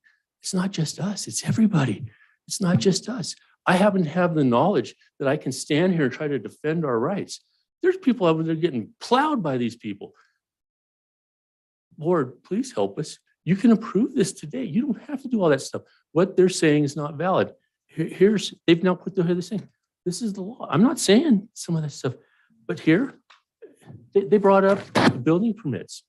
Not relevant, it's completely separate law. Brought up the well, not legal. This isn't the stuff that they had at the beginning. And so now they're trying to backtrack in and backdoor and say, we screwed up and didn't get complete. We've all known that now. We want you to go back and do all this again. All you have to do is say, you didn't change the potential for the septic. I don't know what that's going to be. And that's what the conditions that we're showing, that condition, take away condition C, which isn't legal, at least the way they interpret it, put in condition that says, hey, this outline adjustment doesn't make any issue on that. And whatever you're going to have to do when you have to do it for a building permit doesn't change. That's all I'm asking. I didn't, that's the rules. That's what I've been fighting. And this data, any member of the public, anybody, anywhere in the world can go and find this. Thank you. Thank you. All right, it is 4 minutes to 1. We're going to take a lunch break and an hour. I'm going to ask staff what, because we need to give staff what is it requirement for an hour lunch? We typically. 30-minute lunches. 30-minute lunch is required by law, but. We're going to take 45 minutes. We're going to come back at 1, it's a little bit more. We're going to come back at 1:45.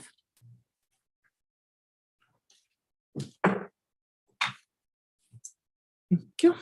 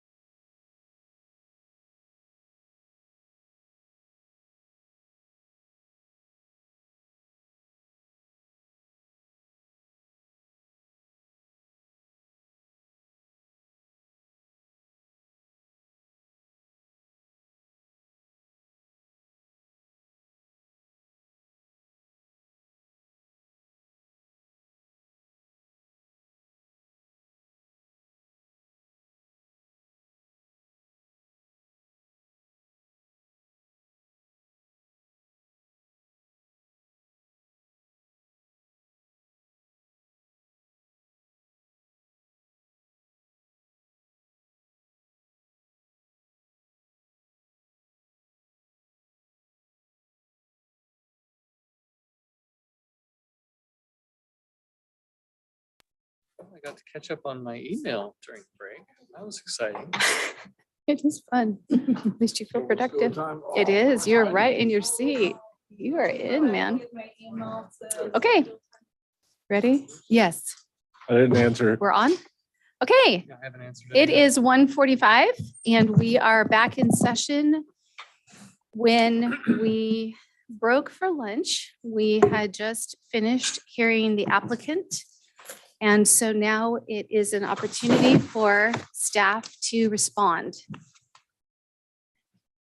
And I don't know who would like to, Christy? Okay.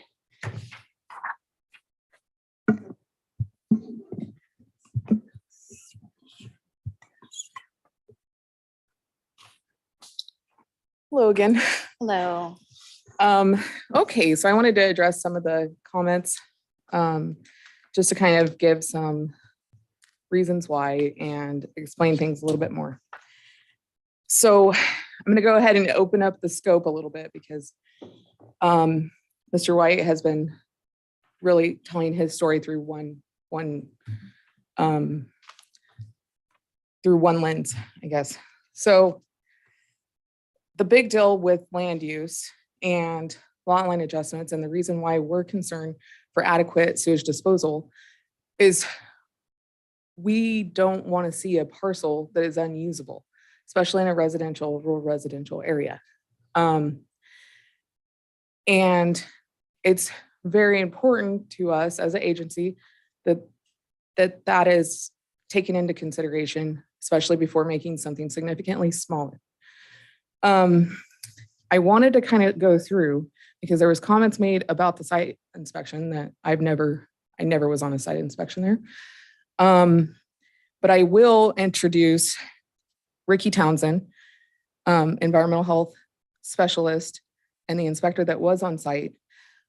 Now, mind you, environmental health has the authority through the health officer, but given by the water board to enforce certain regulations and rules. All things septic system, that's what we've been designated with.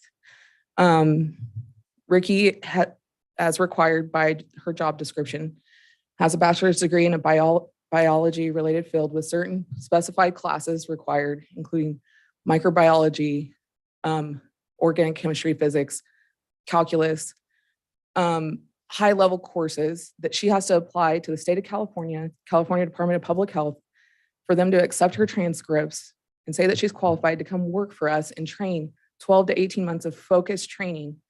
And then to one day hope to apply to the state of California Department of Public Health and take an 8-hour proctored exam to become a registered environmental health specialist, which makes her qualified to do this job.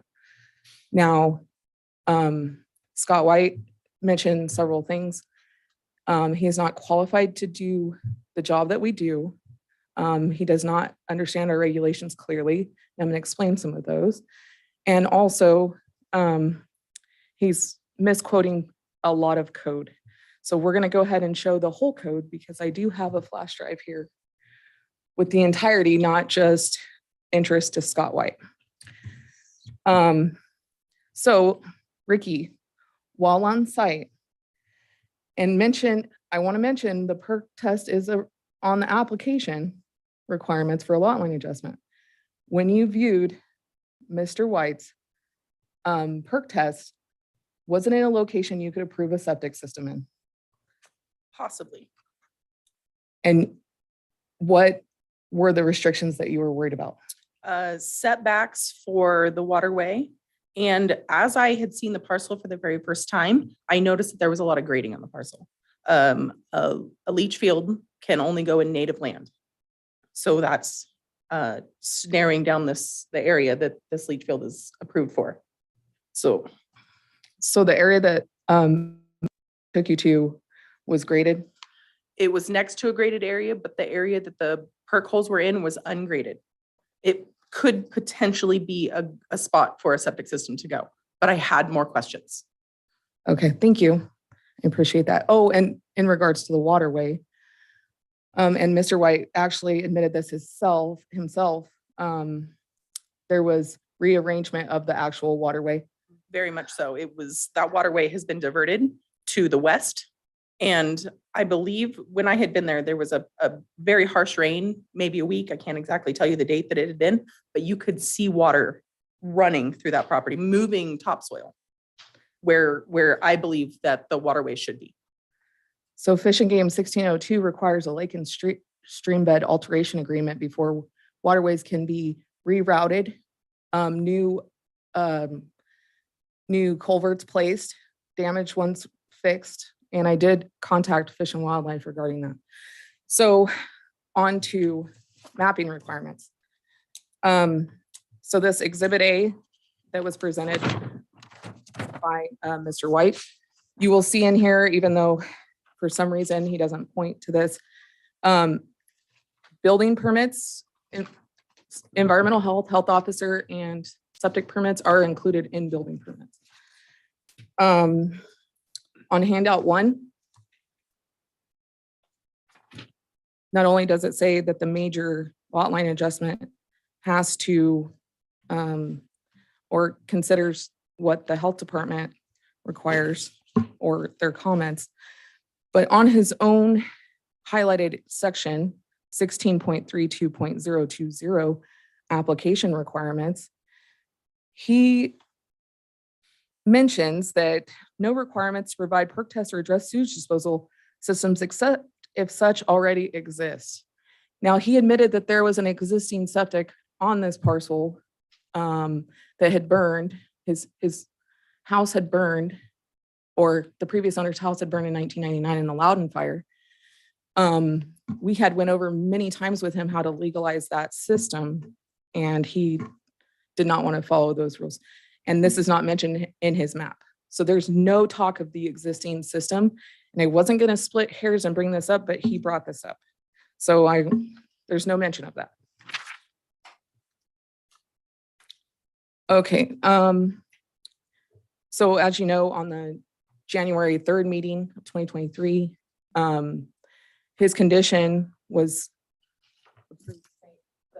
approved, saying that he had to meet, he had to prove that he had enough area to build on for a septic system. We do have standards required by the water board, and we do have to meet those standards. We weren't telling him to build a system. We were telling him, hey, you have to meet these standards. So he was unable to provide, and we tried to give him options to do exploratory digging, dig us a hole. That's always our first step before we tell you, go get an engineer, do a soil profile, get soil testing, tell us that it's going to work. The big consideration in Lewiston and in that particular area is granular soils like decomposed granite. So meaning that the water could go right through it, or the sewage disposal water. So at this time, we're unable to say that it's usable or adequate in the 1.8 acres that he wants to keep. We also have to have 100% replacement area. So from this, he suggested alternative system, which we've explained to him several times we cannot approve in Trinity County. So that is not part of what we could accept. Although, you know, he only showed us the area where he did perk testing, not the entire parcel. Maybe there's a place that can be pumped up to, maybe there's reserve area, but further information has to be gathered by an inspection, by a hole. We're just asking to protect the public. There's a reason why, you know, septic systems are placed under the health officer's authority, and that's because we're here to protect public health, human health held at the highest regard. So I just wanted to mention those items and open it up. Like, if you guys have specific questions for me, please let me know. I'm willing to provide all emails exchanged as well. I have quite a few of them, but I did not bring them with me today because I didn't think we were going to itemize every email, but there's a lot. So please let me know if you have any questions or concerns or you need additional information. My question would be, when he was speaking, he mentioned a good bit of code. And my assumption is that staff was taking notes on which codes were being said to not be followed.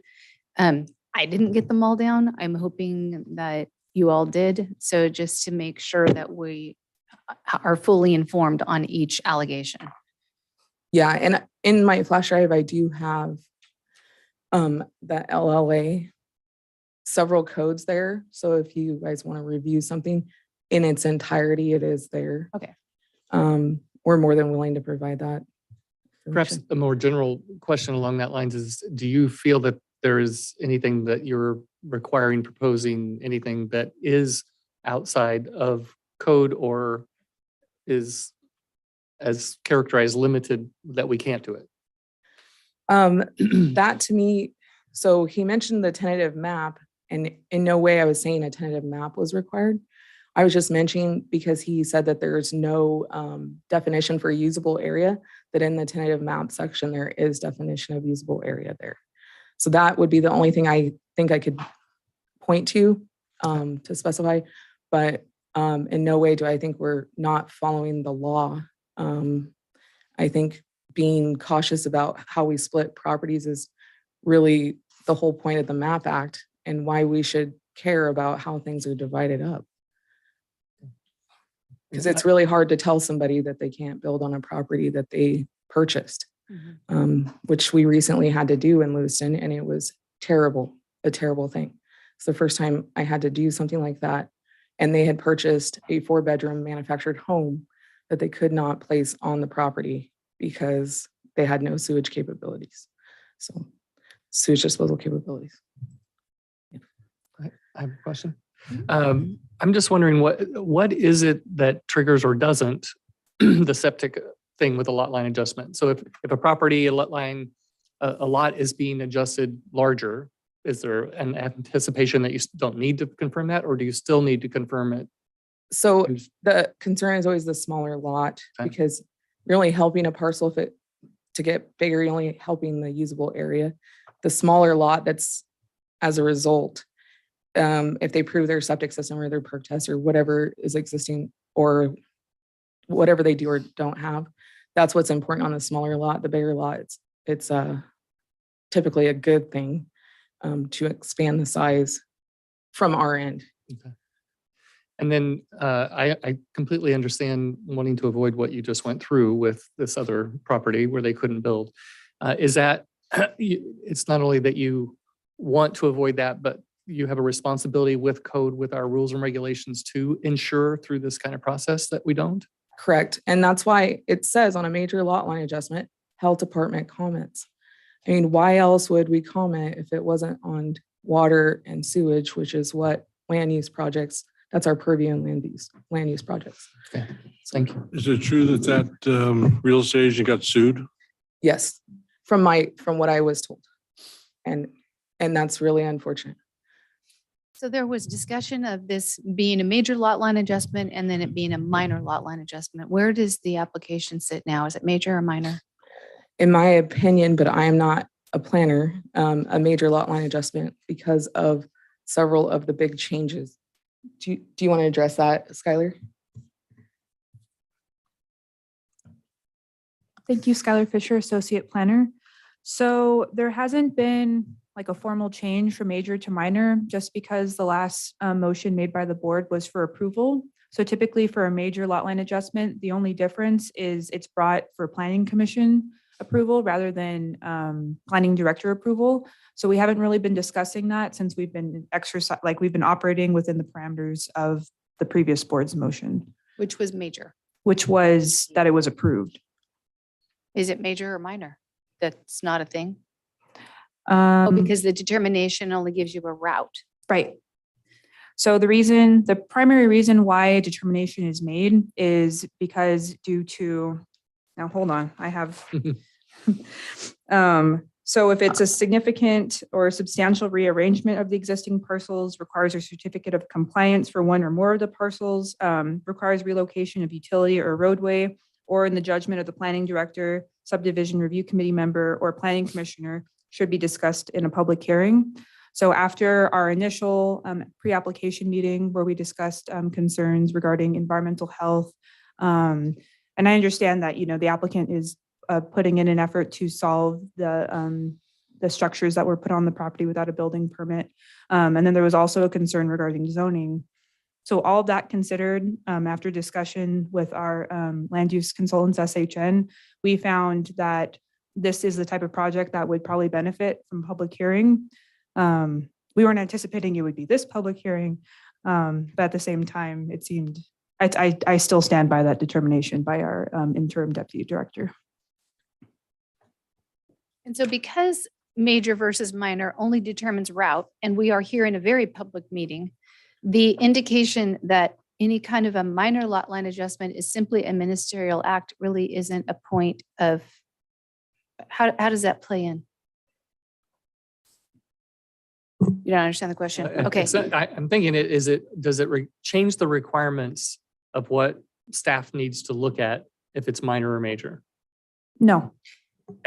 And I can jump there as well. So the county treated this like a major, which gives it the applicant additional rights. So it's essentially has been afforded additional ability to have these types of hearings. Otherwise, it's done at a staff level and not done in this mechanism. So, but the what is being looked at is the same. The law is the law is the law. It just gives them additional due process. Got it. And then you mentioned the building permits earlier and about some structures that needed to be kind of like retro permitted, I guess is my layman's term. Is that supposed to be addressed if a lot line adjustment is being approved, or is that a separate issue? So one of the reasons this was mentioned, and it is in the box of building, the box that he made or put out here for us for his exhibit A is building code. So it is relevant in my opinion, but I'm not the planning director. Now, also to establish kind of a tendency or behavior, these things were done without permits, unpermitted, and not legally at first. So hopefully he's in the legal route now and he's gonna fix those issues. But the lot line adjustment would allow for his building permit to go through for that structure that he started with the foundation on. Because there has to be property setbacks. So Cody's here. It sounds more like it's the lot line adjustment makes it possible for that to be moved forward, not that has to be addressed before the lot line adjustment can move forward. That's what I'm trying to understand. Cart or horse? So Cody Smith, building inspector 2. So basically what we had was we've got it's a metal building. It's a barn with a lean-to. So we have the plans and we have everything in now. So we're to the point where we're getting ready to issue. However, we're stopped by that process of basically planning has to approve it before we can get it out the door. So with the lot line stuff going on, that's where it kind of came to, okay, we got to get this figured out first to get it to that point. So what we mean by as-built, because I wanted to kind of hop in there and explain that a little more. So basically what as-built means is, let's say you have somebody come in that puts a dwelling, for instance, up, and we have no permits, we have no inspections. That structure is then considered an as-built structure. An as-built structure requires engineered plans to then be able to submit to make that process start, because we essentially can't sign off on something that we can't see. So basically with a foundation, a perfect example is that, we can't verify the steel that was put in. We can't verify the depths. I know it was brought up, that he had pictures, but the only way that you can move forward with using pictures is if it's already asked beforehand and the building official actually says, yes, we can take that. But with this one, it was like, we have to wait until this lot line's approved. So essentially we don't have a line running through the structure. Then if for whatever reason it's not approved, things of that nature. And the retaining wall was essentially the same idea. We had this retaining wall that was constructed, wasn't done with any kind of permits. We didn't have any kind of eyes on it. The first eyes that we saw on it was after it was already done.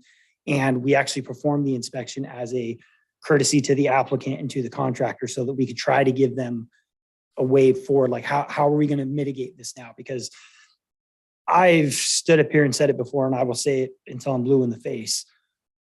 Whatever happens, happens. I'm not going to sit here and focus on the past of what happened. My whole goal has always been, how do we pick this up now and move forward? And so with those structures, that's basically what it was we need engineered plans. Let's get it fixed. If an engineer signs off on it, then hey, we're going to sign off on it too. If an engineer doesn't sign off and says, these are the things we need to do to mitigate that, then that's also in the same realm we are. So the metal building with the lean-to permit is the one that's ready to issue at this point. Once, planning, if approves, pays the balance of the fees, we issue it out the door. The retaining wall, on the other hand, we haven't received the as-built engineering for yet. So that one's still in an open status. So once we receive the as-built engineering for that one, that can then be reviewed and hopefully we can get it to a point where that one can be issued. Thanks. And then I just want to clarify, because that helps me understand the Yeah. process. But so I'm clear on this other part.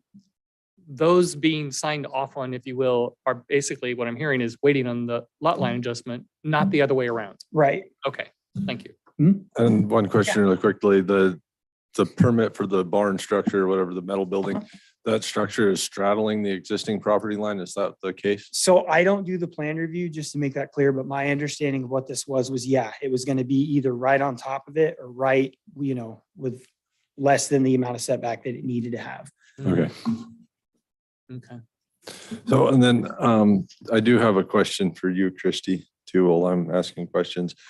Because you said that you can't verify that there'd be enough room for a septic.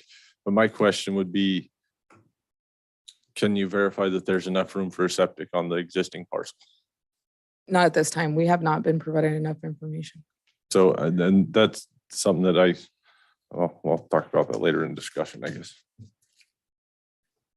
Also, to touch a little bit on the building side is the planning director can request comment from all agencies that he thinks are relevant to that project as per section 16.32.040. So just to add to that, that's another reason why those comments were included, is my understanding. I have a quick question. Am I allowed? Hi, thank you for your time. I just want to know, I guess this is just kind of more of a question as per process. I've looked at the property line overlays that the county has, and my house is in the middle of the field next door. And then having gone out to many properties with those maps in hand, it doesn't take a lot to realize that they're off They pretty are inaccurate. significantly. Yeah. So I just wanted to know, you guys realize that, right? Obviously, when you walk out on the landscape, you can see that they're off, and you're willing to work Correct. through that from a common sense standpoint. Correct. Okay. Ricky Thompson was using her expertise of where she's seen the riparian flow to determine where the natural path of the waterway was. Okay, all right. I was just wondering, and then on that topic,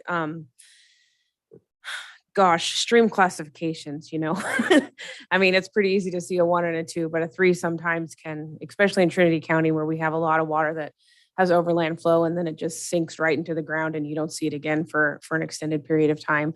I have water that flows on my property that does that. It just disappears and then it returns way down the way. But so to me, making a classification of that detail, especially in a class 3, I just was curious to know. I have where you no stand. idea where he got that information. Okay. There's a lot of things that were mentioned that I have no idea. Okay, all right. I was just curious. Yeah. Thank you for your time. No problem.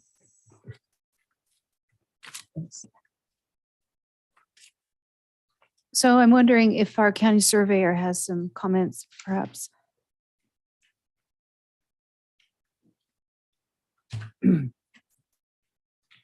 Thank you for being here today. No problem. My name is Joan Carr. I'm a professional land surveyor. I'm also a registered civil engineer, and I function as your county surveyor. So if you had any questions about the either subdivision map act or Trinity code related to lot line adjustments, I can probably answer those. From my perspective, I would prefer if you took the allegations that were made and helped us to understand them from your perspective. Are you able to, I don't know if you took notes well enough to be able to even do that, or if that's a reasonable ask. Perhaps not specifics, but in general. Certainly. So basically, when you're doing a lot line adjustment, you want to end up with a developable lot. You want both lots that you're adjusting the configuration of to both be developable when you're finished.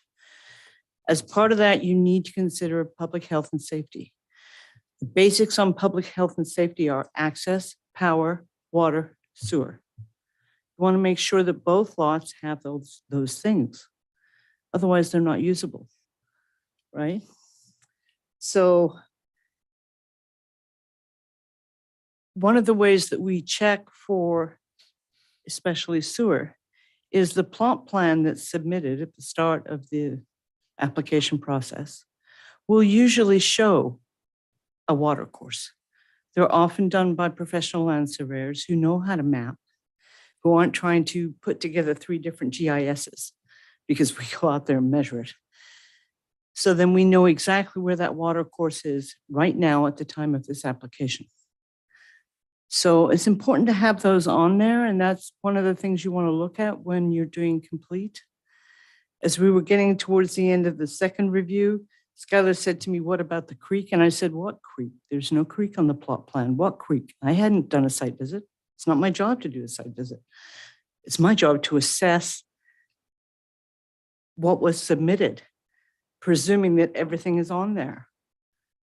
And because it was stamped by a licensed land surveyor, I assumed that there was no creek on that property. So I didn't even think to address that part of it.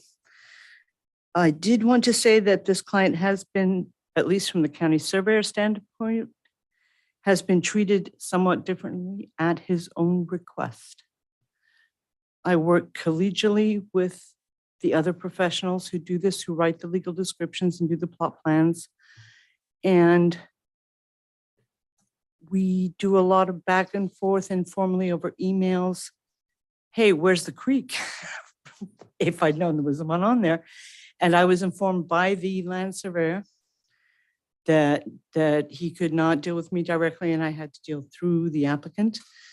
Planning also told me that I could no longer contact the surveyor directly and had to go through planning to the applicant to the surveyor. So in that way, he has been treated differently than I normally would. I think this application should be deemed incomplete. It's been incomplete in my mind from the start. From the first submittal when we had 3 lots and I inquired whether the 3rd lot was actually a legal lot. We can't do lot line adjustments between lots that aren't legal. And the second question on it was, how do you access it? Because you can't make landlocked lots in California.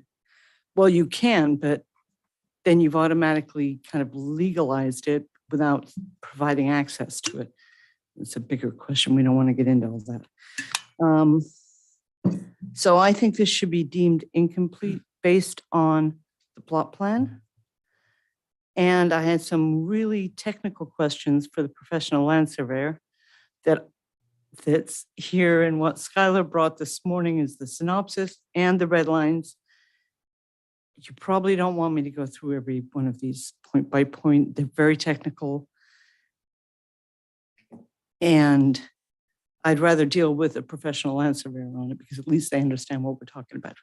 And so that's typically your process, is that you would speak to the land surveyor so that you can have your technical conversation in a language you both understand that the rest of us probably don't. Right. And so the applicant, when they revise their submittal with a newer plot plan or newer legal descriptions or amended plot plans or legal descriptions, is submitting something that can be evaluated and then passed on to approve.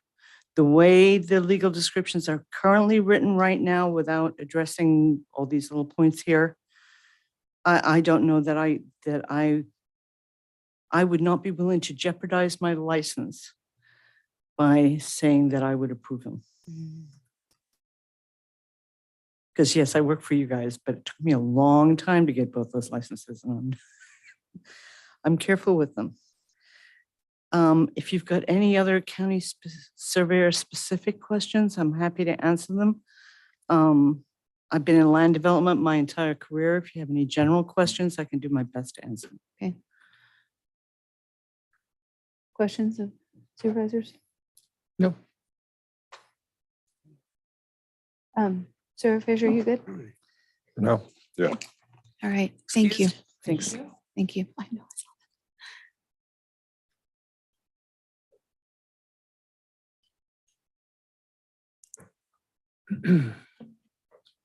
Thank you. I think I'm going to keep mine a little more brief. Director Anderson and Joan, our surveyor, did a great job pointing out most of the concerns on this project. And I know we spoke a little bit about why the interim deputy director made the decision for a major lot line adjustment. To speak to the zoning concern, as attachment 15 on that little packet I handed out earlier this morning, it shows what the zoning district is per RGIS information. And before this meeting, I was tooling around in the Lewiston community plan to make sure there wasn't anything glaring to show otherwise. Also in our GIS, there's nothing marked that there's a split. So that's why that's the main reason I think initially we made the decision for the major lot line adjustment, because if there's a 5-acre minimum and it's not adhering to the minimum acre size requirement for the existing zoning district, then it's a non-conforming parcel. But we really try to work with the applicant in any way possible. I know that this has been like a really long meeting, so it could seem like that's not the case, but that's why we said, if we bring it forward to the planning commission, and if we can say without a doubt, this parcel is developable, somebody could establish a home site here and it'll be completely fine, no health or safety issues, then there's an argument there for approval. There were some statements made earlier about completeness, and I think that's kind of what got the convoluted ball rolling. Initially, there was an email that was sent to the applicant by the surveyor who prepared the plot plan and the legal descriptions for the initial application submission. And that was prior to the 30-day expiration.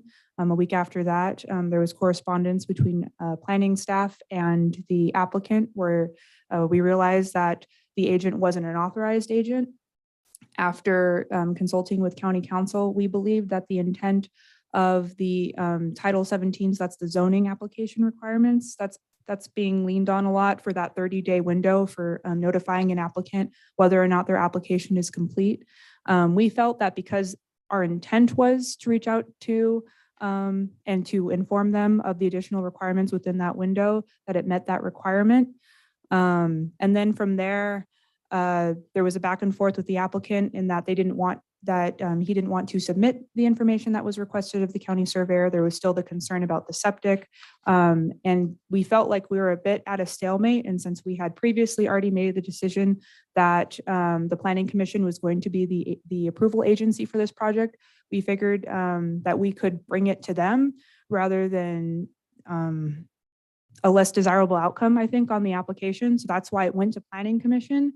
And that's where planning commission made the determination that it was complete with some additional submittals. And the minutes from that planning commission are attached as well in that same booklet as attachment 9.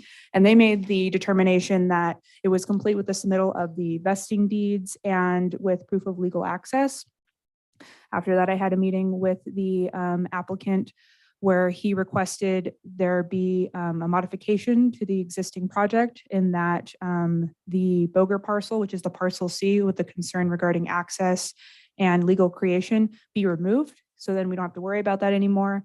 And he said, well, if we don't have to worry about it anymore, then that's it. That's all. And it's like, well, if you're resubmitting a new plot plan and new legal descriptions, then we need a new review of the application. And so since that conversation was within the 10 business day appeal period from the planning commission, the applicant decided to exercise his right to use that appeal period, and it went to the board. And then that's when at the board level, the application was approved with additional conditions prior to the lot line adjustment being recorded. So that's why, even though it feels like that completeness argument, like when you hear, oh, well, that 30-day window was all the way back, was all the way back in October. Like, why are we still talking about it? Well, it's been something that's been like falling further and further down the road up until this point where we're still discussing it. And I think it's important to kind of have that context for the conversation. In addition, there was some comments made about our current lot line adjustment application on the website. At the planning department, we're trying to modernize some of our applications. Some of them look like they've been scanned over about 50 times and can be a little bit more legible. So we've been trying to convert them into Word documents so they're easier to read. I assume during that process, we must have left off the perk test requirement. That was not intentional in any way. I'll work with our admin staff and we can correct that today. I think that's about it. If you have any questions, please ask. Questions?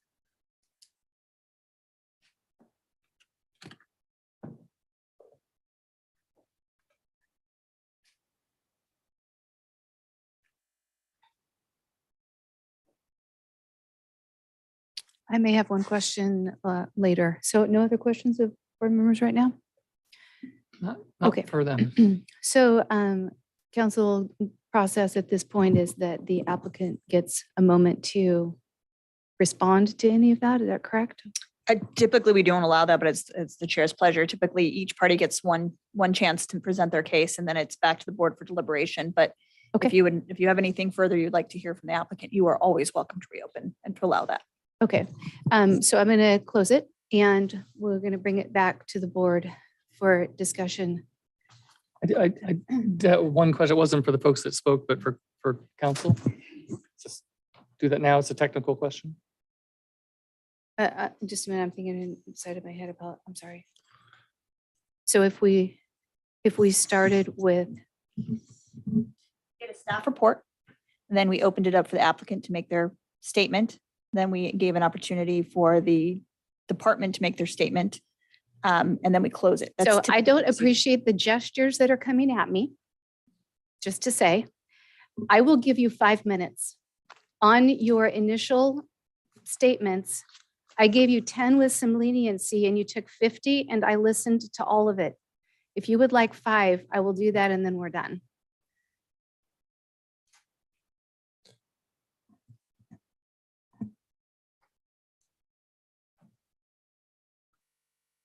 Thank you, board members, Chair Scott White. I'm sorry for that. When you said that they only got one and I only got one, they got to comment twice. That was just the concern that I heard. Thank you very much for the 5 minutes. It's a staff report and then it's both sides as explained. I want to address, I'm just going to address, they said a couple of things. They said, felt, I want to brighten this up. I want to, it's informal. That's not the process. The process is what's the law? What's an informal business practice? My surveyor was never a legal agent. So an informal process, they said the fact that they says it's different if their informal process is irrelevant. What is the legal process adopted by the Board of Supervisors for the determination of complete? I followed that. The county did not. That's not my opinion. That is fact. The fact that an informal process, I want to point a couple of things out. On our project evaluation that was submitted, there was all these comments about that. On project objectives, transferred unusable areas to our property. That was a project objective. Page 2, it says that the future well agreement will adjusted to allow existing access. That was in our project. They said, where's the water coming from? It was in our application. We had the figure base shows the water tanks and the water lines. It also says that we eliminated the existing septic from consideration based on the fact that we had that August meeting and we said, we're not going to consider it. We're not going to look at it. That's documented. My attorney has that in writing that we documented. That was what we agreed to. That's why it's not talked about. And I want to really make sure that something, because your staff is using the online GIS to say what the zoning is on the back of their page. I have the official community plan. This is what was adopted by the Trinity County Board of Supervisors. The GIS is a takeoff. As I had in my application I submitted from the beginning, you can see the parcel that we bought is split zone in general plan. This is what you adopted. This is the law. It is not a county GIS system. It is split zone. There was never 5 acres of rural residential property there. That's part of our application from the beginning. We're not, everything that I'm saying is we've been upfront. We're saying a lot of things here that are not. And I'm going to say that here I want to just respond to the comments. Oh, they talked about usable area. The only mention of usable area anywhere in the zoning ordinance is on the plot plan, on the application for lot line adjustment, section 1608-200, usable area, deleted per ordinance number 1094. So usable area is nowhere within the ordinance. That's the only term that's used for a lot line adjustment. The other defined usable area terms are in the ordinance and they're used for all the other things. There is no usable area term in the ordinance, and there's nothing in that for that. That's the ordinance, not Scott's opinion. That's the ordinance. They stated that the full complete plan, those comments from the surveyor, those red comments, we received those months after the initial application. If you remember when I said before you, the county surveyor said, I'm going to stop my reviewing now. Think about that. She said, I'm going to stop my reviewing now. That's the comment. That's in the emails we got. And she sent that to our surveyor who had no authority to act on her behalf. Following an informal process, what does the rules say? The rules say you have 30 days only to do whatever you're going to do for complete. That's the law. And they don't have the authority, county surveyor doesn't have the authority to talk to what the planning law is. You had the environmental health say, I want to open this up and broaden the scope. I have a ton of notes here on what they said that are not true. It's not environmental health's role to make those statements that said, she said, open up scope. She said, they have the right to comment. Your adoption of finding of fact 4 said our project was minor after the drop of the other ones. I addressed that. I'm not hiding anything. She said that, that Ricky's qualified. I have no doubt that Ricky and they are professional qualifications. What I'm saying is they're trying to apply standards and ordinances that aren't there. The building department code, I read you where it stops within the box. It stops at, if you're going to get a building permit that needs a septic, get the septic permit. I showed you that usable area. They say I'm not qualified to do that. I looked at the standards. You don't have to have a permit. I can read those with those WTS standards. I said, what's the 100-foot setback? That doesn't require a license. That requires logic. So I'm trying to go through all of this stuff that's been stated. And those like I said, those red line comments, those were provided long after the initial. They said that the stream has been diverted and the grading, there is nothing there. I showed you where the permit from 1976 showed where that creek is exactly. I showed you where the mapping shows the creek is. It's physically impossible for there. I went to the Trinity DOT and it's because they said you need to file an application for DD permit. They said you don't need one. That's a fact. I had all my building permits submitted within a week afterwards, and they're not part of this lot line adjustment. I had them all submitted within a week. I've done what I've required to. Thank you, board. All right, we'll close the hearing and bring it back to the board. Public. Ready to open for public comment. Seriously? That's where I'm at? Yeah. Sorry. All right. Is there any public comment in the room?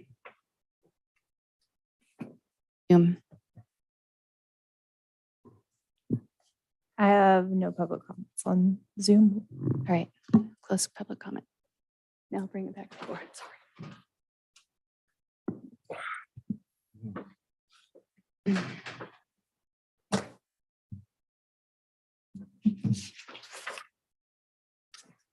So I'll start off.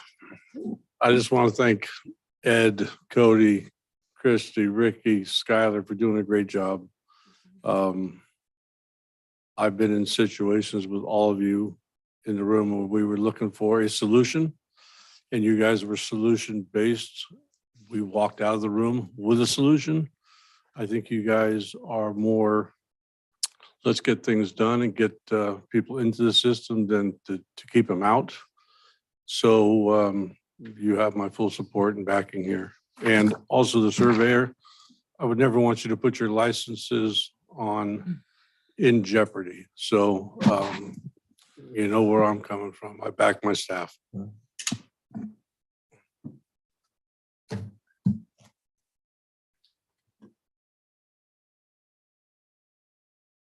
Well, would anyone care to make a motion? I'd like to make a motion to deem this incomplete.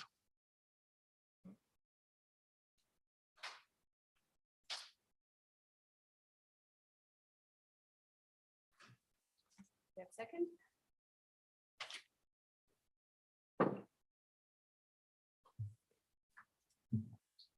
Okay, I'll second for discussion.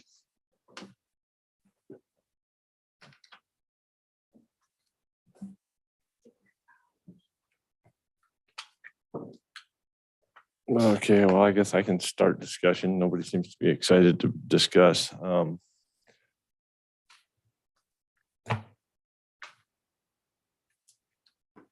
Frankly, I think one of the biggest issues here is that the applicant's hard to work with. That's, to me, not the biggest question. I can see, I definitely understand where the concern is. Yeah, we want to have a usable parcel, but at the same time, there's no way to determine, I mean, Ricky said it's possible. There's a septic site available, which to me meets the requirements of what we set forth before. It's like, it's possible, because the only thing we have now is it is possible that there's a site on the existing lot. If it's possible that there's a site on the created lot, you haven't really changed much. So that's has to be taken into account for me. And then as far as like perk testing, setbacks, all that, I can understand where environmental health would struggle with that, because there's no way to determine that unless you have a building permit, so you know how big of a septic system you're putting in. It's a difference if somebody puts a 1-bedroom cabin there that requires a tiny little septic system, or if they want to put in a 5-bedroom house, which would require a septic system 5 times as large. So there's too many variables that you have to work through to get whether or not it's actually permissible to have a septic there. The question to me is it possible to put a septic there? And I know Christy brought up she had a parcel that's not permissible. That's something I think we need to work out in the future. We need to come up with ways that we can permit those. There are ways to deal with wastewater and stuff that need to be addressed. So I struggle with just deeming it incomplete after we've been through this a couple of times. It does seem like it's not as major. I haven't personally been to the site, but I've looked at the satellite imagery and stuff. It doesn't seem to be, I have a hard time with the major lot line adjustment word. So anyway, that's my take on it. So maybe I didn't understand, but the difference between major line adjustments and minor line adjustments are simply the amount or quality of review, not quality, but I guess publicity of review that's going to go into it. So well, a minor lot line adjustment is there's not much change, and then the planning director can sign off on it. If it's something that looks like it's going to be an issue, then there's public hearing, which to me, yeah, that does give the applicant more of a chance to present their case, but it also gives their neighbors a chance to present their case. If that to me is the issue, is are you going to damage this community? As far as the parcel size, I agree that 1.8 acres is doesn't meet the 5-acre minimum, but it never did. So I don't know. I struggle with finding I think that we kind of had the right answer last time. So I have a hard time deeming it incomplete. So since we've broken the Pandora's box on quote unquote last time, I kind of want to go there a little bit, because the experience last time, and so if you're on Zoom, can you make sure that your system is muted? Thanks.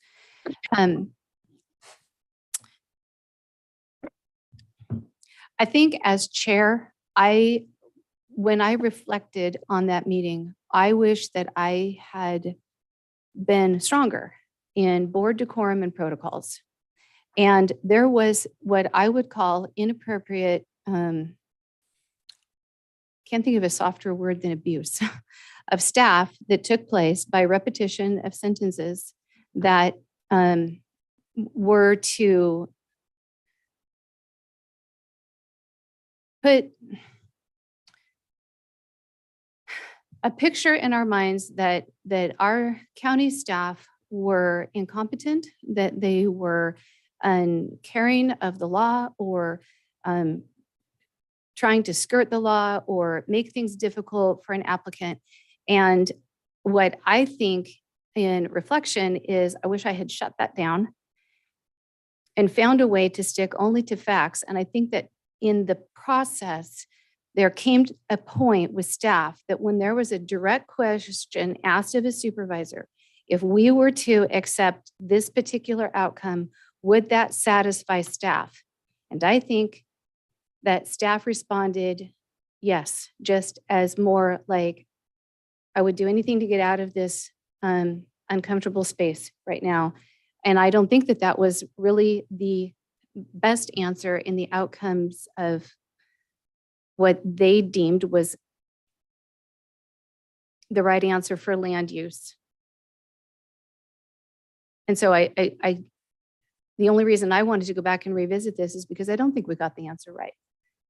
And this is an opportunity to hear it more deeply, more thoroughly, and I would like to get it right.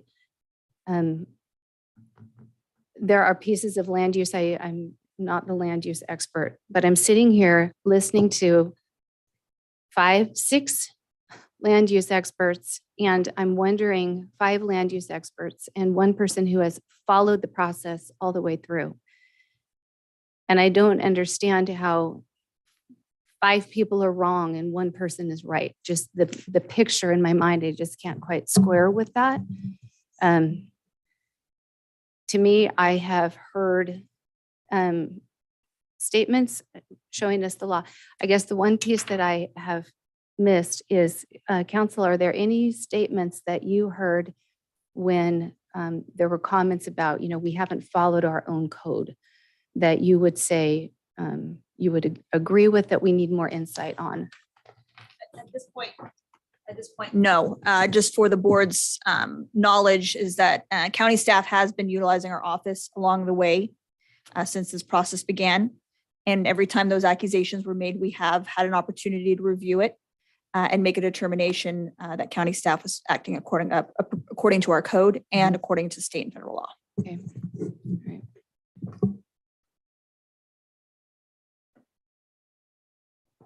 So is there any other discussion? Somebody want to make a competing motion? Go ahead.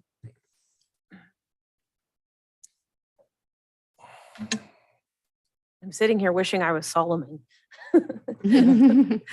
have more wisdom. I just want to say, Cody, is that correct?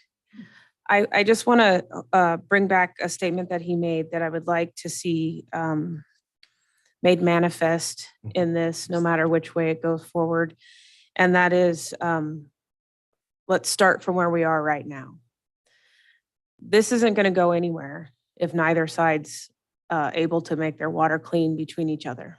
You're going to just keep fighting and no one's going to be happy on either side. And it's certainly not good for the healing of our communities and for the healing of our relationships. So I would just like to say that, how the board decides to move this forward, my hope is that we can distill this down to professional decorum and get done the hard work that needs to be done, and that we stick strictly to not necessarily maybe how we feel about anything, but what is written in code, and that those dots are dotted and those T's are crossed, and that at the end of the day, we stand square on what we're supposed to do, both as being active citizens and also as being well-versed in professional county staff. So that's just my heart's desire, is that we have clean water from this day forward, and we move forward with whatever the board decides to do. And I look forward to a positive outcome. Thank you both for having the passion in which you have spoken towards this issue. I appreciate it. I mean, I know it's contentious and I know that there's conflict right now, but to me, conflict just means that both sides care a lot. And so with both sides caring a lot, my hope is that that care can converge and we can come out with a positive outcome. Thank you. And I want to make perfectly clear, I don't think that our staff is inept or inadequate. And maybe it's from sitting up here as a planning commissioner for too long, but I've had a lot of times where county staff makes recommendations. That doesn't necessarily mean that we have to take those recommendations, because also we have to weigh the pros and cons. It's not just staff is looking at it as staff. This is what our recommendations are. This is what we get to hear from the people also. And then we get to make a decision. And staff's protected by us at that point because they can recommend whatever they think. We get to make the final decision and say, it's on us now. So I'm not saying anything against staff. I'm sure staff is doing everything that they're following what they think they need to do. The question to me comes to, and I guess maybe council can step in here, because if staff recommends that we do something different and we look at it and say, okay, in our mind, this will fit in with general plan and zoning, and yeah, we see how this works, and we make that decision, we made the decision. And it does seem a little odd to be here. It seems like there should be 5 other people making this decision, but I think that's what it comes down to, is we're going to be the planning commission and make a determination on whether or not this fits with our land use and our zoning. And it's on us, it's not on staff.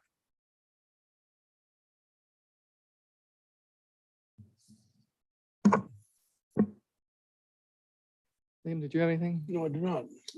Well, I will say, when we visited this matter 2 months ago, and I asked that question, I was trying to, and I don't know what the board had in mind when they voted, but I know what I had in mind when I made the motion. It seemed like we had reached agreement on what would need to be done to get this through. And by taking that action, it would happen faster, easier, ending the strife that was clearly going on for some period of time. And here we sit 2 months later, and that was completely unsuccessful. And I've heard several times it mentioned that when the board made that decision, they were saying that everything that the applicant said was right and everything that staff said was wrong. That was in no way any part of what I was trying to convey in my motion. And I look at this as, to your point, Heidi and Cody's, is if we're starting where we are is we made a motion that required things to happen that based on our staff have not happened. And so we're at a stalemate from that standpoint. So we can continue down this path and just let that stand and let this basically be at an impasse, because the staff will continue to require what they're asking for. Or we can take the motion that's here that says deem it incomplete, and then it's fully back into the normal staff processes and procedures and county, I shouldn't say staff, county processes and procedures. So to me, that looks like what the decision that's in front of us right now. And I just wanted to clarify what I was hoping to accomplish with my motion back in January, which, as I said, clearly did not work. And that's where what I was saying, to me, if we say we're going to stand by that motion that it was complete, when it's proven that there is an area that a septic will fit. If the septic can't go in later, that's not on environmental health. That's on us. All they were determining is it's possible. It doesn't necessarily mean it will happen. And that's true for basically any parcel in the county. It's like, yep, you may not be able to put a septic where you want to build your house. That's always a risk. So I think maybe part of what we need to do is clarify what we were asking of staff. It's like, if we're asking staff to come up with a spot that you can put a septic system, we can't task them with that without telling them what size system. So we can't ask staff to do that. We can't ask staff to say, we want to know that you can put a septic system in here. We ask staff to say, it's possible. Well, I would clarify that we didn't ask staff to do anything. Staff asked us to be allowed to do their work, which is to determine if it is feasible for all the requirements for a lot line adjustment to be approved. And that one of them is to ensure, beyond just that it's possible, because I suppose you could say any land, it's possible, but we aren't saying probable, because they were saying they need to see this hole dug so that they can look at it and go, oh, okay, yep, that would work. Whether somebody ever builds a septic tank there or not, whether anybody ever does anything or not, doesn't really matter. But what I'm hearing is that they determine it's their responsibility in their roles to ensure that if they're approving a lot line adjustment, that lot can support a residence in the future. Whether it ever does or not, and however it's used or not, doesn't really matter. And certainly you might not be able to build a mansion there, but you could put a single wide. That's again, they're not trying to determine that. They're just saying, can it even be done? Or are we going to be back in the same boat that they just experienced, where we as a county approved something and then somebody bought it, spent money, and now they're basically sitting on a lot of land that is completely unusable from a residential standpoint. So I just feel like staff was asking us to allow them to do their job. Those requirements that were in there was staff, even if it was under duress, it sounds like, acquiescing to, yeah, I suppose if you want to make it complete based on these things, we can live with that. But now that isn't even being lived with. That's my sense, at least based on the interpretation of what staff says should be done. And I'm hearing from county council and I'm hearing from the experts, this is what should be done. It is supported by code and law. And I understand that the applicant is saying it isn't, but we have to go get the information in front of us. And I guess like in all, either judicial or quasi-judicial, you get presented with different viewpoints, different opinions, and you have to decide what's best. Okay, so with that, would anybody like to make a competing motion? We have one on the table.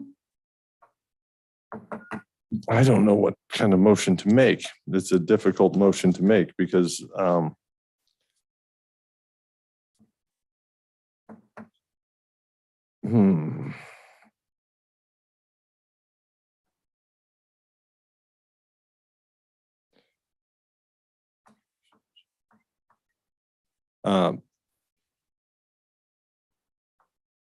I would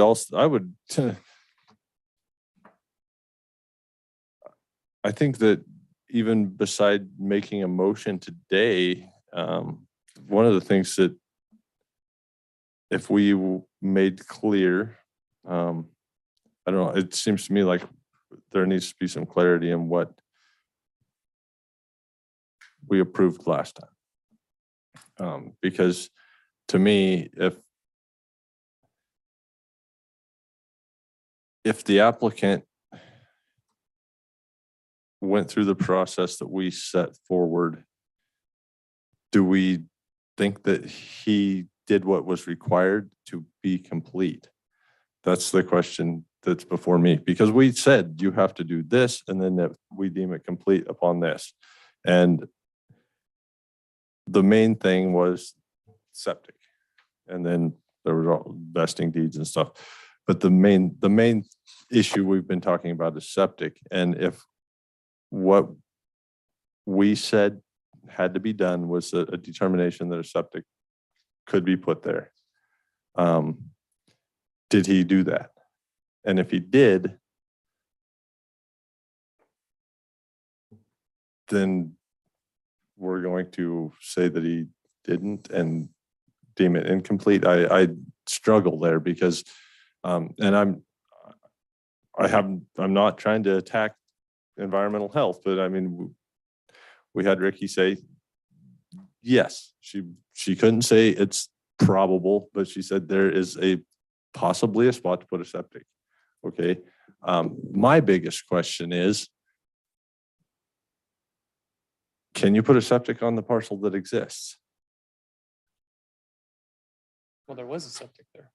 There was a septic there, and it's actually, if you went through all the steps and proved it, you could possibly use that septic. Wasn't the variable factor, however, that there was a fire there and things changed because a fire went through and now we had to look at that septic again and find out what happened to it? I do, please. And I guess also if the lot line change affects that.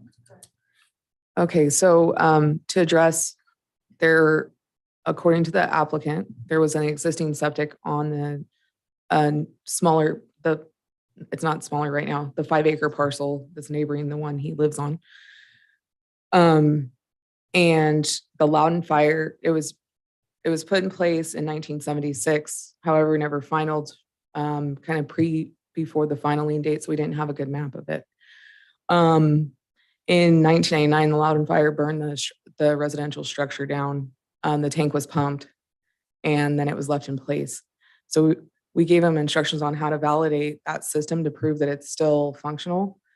But that request was not moved forward on by the applicant.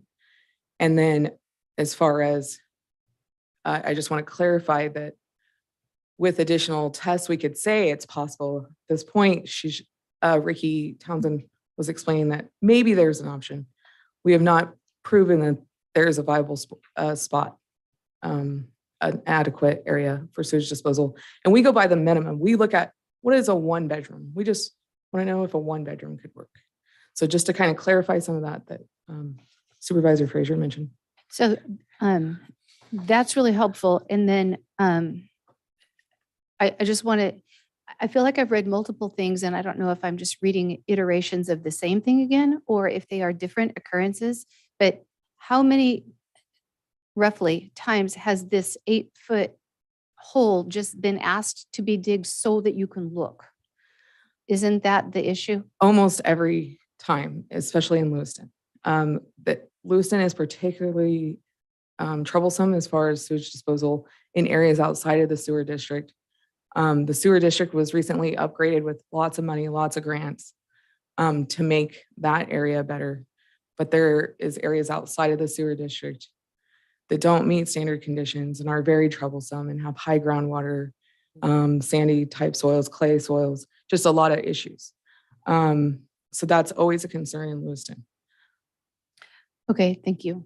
Thank you. That answers my question. So to me, there's a couple of things that I would say at this juncture. One of them is this board has a responsibility for the health and safety of this county. Whatever it is that we end up producing by our decision is on our shoulders. And so if we say this lot line adjustment can happen and a smaller parcel gets produced and our groundwater isn't protected from what could happen with sewage that we don't know.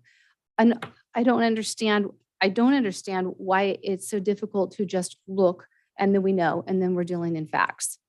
So I scratched my head on that one. The other piece is this whole process that we're doing today went through a 4/5 vote of a motion to reconsider, not to figure out how we can pull together a previous decision and make it mesh with what we might now be thinking because of additional information or additional insights or pieces that were there before, but I just didn't understand. This is a reconsideration of what we did. I would just say the one thing I would say in response to the health and safety, I completely agree. I would say that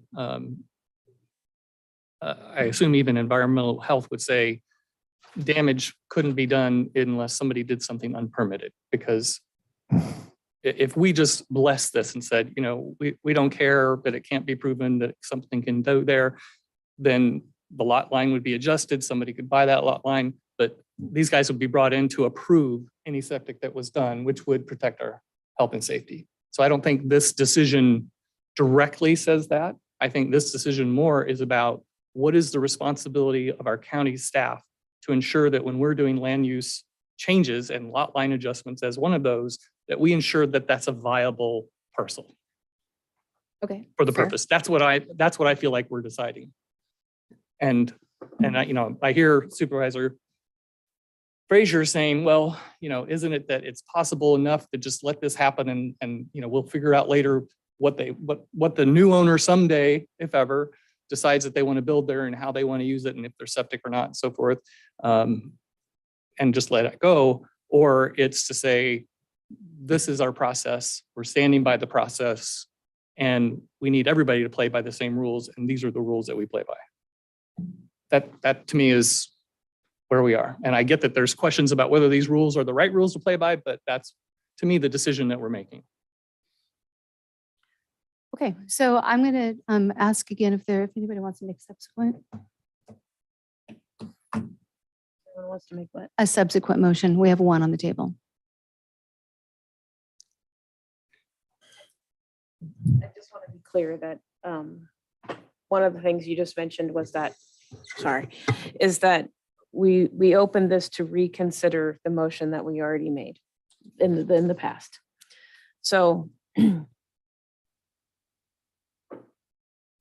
And the motion on the table right now is one to deem it incomplete.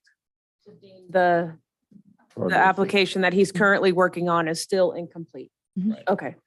And nothing new has been added to his requirements he's still working on the same application that we said he could continue to work on last time. We're just saying that it's not yet ready. I believe that to be the case. I think that when it came to us before, there had been several points of pivot and turn, but when it came to us the last time, the issue is all still the same as it is Anything this new time. to what he was required to do the last time? Yes. We have not. Well, the last time we Skylar, deemed go it, ahead. last time we deemed the project, the application to be complete though. So if we deem it incomplete now, there would be some change to what was going on. Like what's going to be added to? So I think the only real changes, as I see them right now, would be allowing environmental health to go through their normal procedure and requirements when they're reviewing a lot line adjustment, but also allowing staff a little bit more wiggle room for the surveyor requirements. So in that packet that I handed out in the beginning of the session, there was that list of comments that the surveyor provided. And those are all her first review comments of the map that went to the board and was considered at the first meeting of the year. So if this application is found to be incomplete, that would allow the surveyor to say, okay, well, for example, the drainage comment. Okay, well, it's my understanding that there's different, drainage on the parcel. Please show it and resubmit the map. Or if there are other concerns that are brought up in the review, or easements marked that may need a recorded document to support that information, then we can request that of the applicant to ensure that all of the information in that is true. And that's all information that normally would be done. We just cut it off with our motion last time. So that's the whole pivot of the completeness is then the applicant can say, well, I don't have to submit anything anymore because it's been deemed complete. Gotcha. Okay. And the other piece to that, however, is that when the surveyor reached out to try to communicate in the way normally would happen with the other professional surveyor, that communication could have taken place but wasn't allowed to because there was the piece about that individual not being the he was not the authorized agent. Correct. Of the, and because that happened, it was 1 day shy of the 30-day window. I think it was day 27 and then it was a weekend or something like that. But how we've been going forward, for Joan's previous comments, she sends them to me and then I forward them to the applicant. And that's our current process, which is fine. I'm happy to do that. Just need the answers.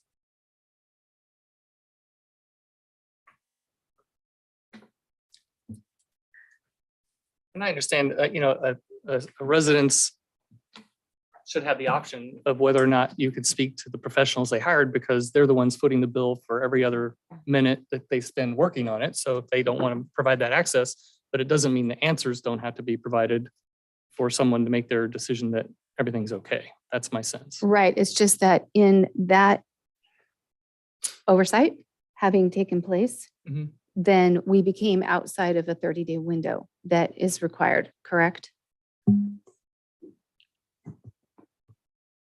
That's a question. So the provision that talks about the 30-day notice is not necessarily the provision that's applicable here.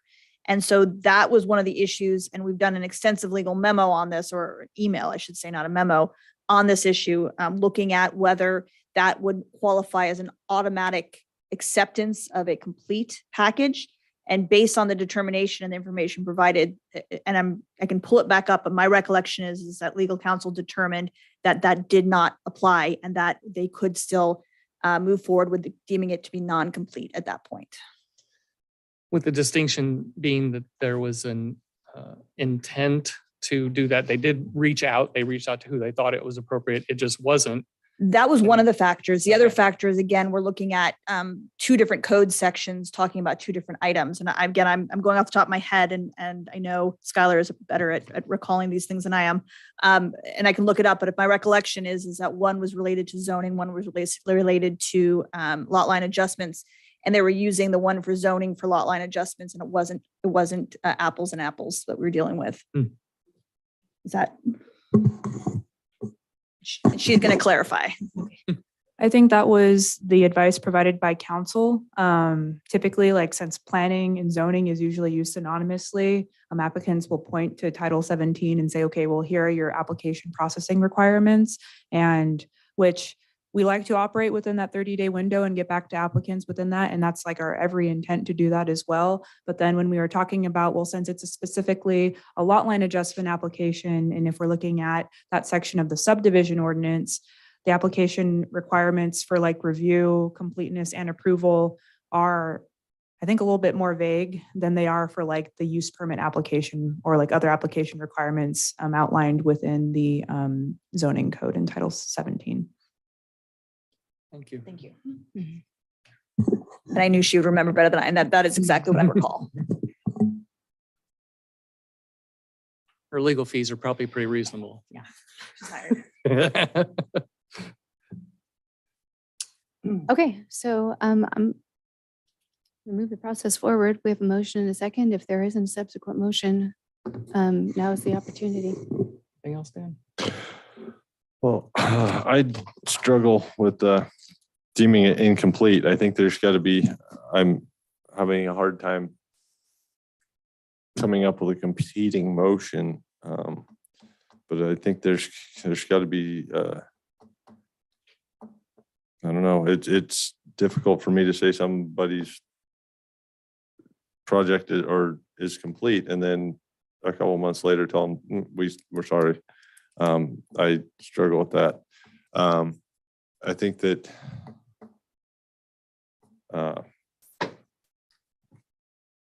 So, and if I make a motion to approve the language that we had last time, we don't gain anything. If I make a motion to deem it complete without any further work, then that's not correct either. There's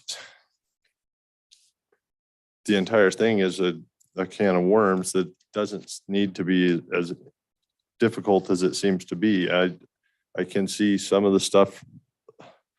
I can see the applicant's arguments on some of these. I mean, a lot of this looks like the requirements that for a subdivision. This isn't a subdivision. It's a lot line adjustment. And to have to prove all of that stuff, you shouldn't have to go through that much for a simple lot line adjustment. I know I've been involved with some lot line adjustments that were not nearly this difficult. And most of them, several that I've seen go before the planning commission, that the maps, the legal descriptions, the stuff, it wasn't that major of a thing. And I know for a fact that the streams weren't surveyed in at least one of those. That's the map that you have. I mean, I can understand you want to have the stream on there. It's actually a requirement for a lot line adjustment if there's no existing sewer. Okay, I can understand that, but there's too many variables that haven't been addressed, and there's no good way forward. It would be, it's pretty difficult to make a motion to cover the issues I have with this. So the only motion I could come up with would be some kind of a motion to continue this until our next meeting and try to come up with language. Other than that, I can't make a motion on the fly. So what concerns me about that is the amount of staff time that's been spent on this already. This has been going on for months. And if we deem it incomplete, the amount of staff time is going to start over. I have a tendency to agree with Supervisor Frazier. I can't make either side of this set well with myself. There's several things that I have some concerns about that can't be answered in this amount of time.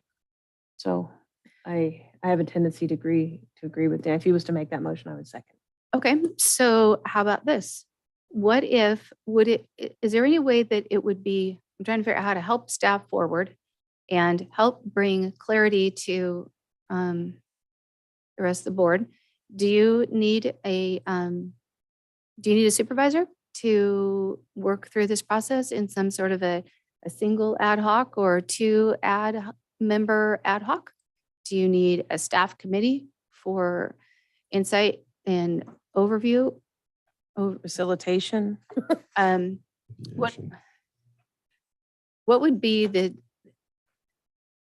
what would create the simplest process forward? And I guess the question that I guess I need this answered.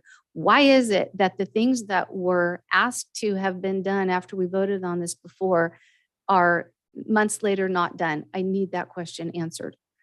And I think the answer to that question is there's a disagreement on what we ask. The applicant has one interpretation of that and staff has another interpretation of that, and that's on us. There's no way you can fix that without board involvement. And I think I will make a motion to continue this item to our next meeting, and I'll personally try to come up with a motion that I can make to move this forward. But at this point, I can't do it. There's too much language that has to go into it, and I'm not willing to do that at this time. Okay, fair. And what does that look like though for you? Chair, I between believe now we have a and- motion on the table, so I need a second before we go into discussion. I heard a motion to continue, correct? Yes. I second Thank that. you. All right, thank you. Appreciate that. If that motion were to pass, what does that look like between now and the next meeting? Are you going to work on your own and just sort of think about it? Are we asking staff to work with you? Or I can work on my own, but I would probably at the same time reach out to staff, possibly reach out to the applicant, make a mediator motion if I could possibly do it. I want to have language that's clear that says this is what we are asking, or this is what we are saying has to be done in order for this to be deemed complete. And then let's do that, because we can go back and forth forever and never get there unless it's explicitly stated what has to be done. please? I think that in my mind, just clarity on, so that staff is strong in what they're asking. They feel supported 100% by the process, and the applicant has clear instruction that is understood by both parties so that they can get through the muck of the situation. I would be willing to put myself up with Dan if Dan and I could get together on this. And then maybe Dan, if you speak with the applicant, I could speak with our staff, come together and try to figure out a way to move this forward so that it's both parties, kind of like we were talking about. We have to find a way to make this go forward. We can't keep dredging up. And I'll take one for the team as it is to meet with Dan if we can try to get this thing to get figured out. It's all any of us want to happen. I mean, It is a lot to ask of you to meet with Dan, I know. That's- listen, I'll make it work. I'll make it work. Board Chair, may I say, I would welcome that. I would like somebody to be involved with that discussion. That would be very helpful. That would be very acceptable to me to have a conversation. Madam Chair, if you would mind me, I just want to make it very clear that you, in this capacity, you are sitting in a quasi judiciary, you're making a decision. And so I do want to make sure the board is cautious about talking to the applicants or acting in that mediator role, because you will then be a biased participant and would have to recuse yourself when this matter came back. So I think that, because of, again, you're sitting as a judge would, and a judge doesn't typically get a chance to sit down and meet with individuals. But there are staff that can act as mediators, or we can have, as a Gen act as a mediator, something else is a possibility. I just want to. I appreciate that. That's really important. And the other thing that I'm thinking is this: what if you do that and you bring it back to us, and the rest of us haven't looked deeply further into this, as you will, as you have these discussions, then we're left in a similar situation. I think that we either listen to our staff and believe our staff and what they're trying to tell us, because what you're doing is you're saying, I want a chance to believe more wholeheartedly because I want more information. No, I don't disbelieve staff one bit. I have worked with everybody over there, well, except for the surveyor, not so much, but I've worked with staff. I know what they're saying, but at the same time, I know what it's like to be on the other side of the coin also, where it's like, you want to get a project done, and every time you think you're done, there's something more to do. It gets really frustrating. So I can see that. It's just that I don't see that there's been something more to do. It appears to me that nothing's been done. Well, unless you go to we gave direction to do a perk test and determine if you could put a septic in there per setbacks, which setbacks could be an issue if you don't have the creek on the map, but if you had a site visit, those things from the applicant standpoint have been done.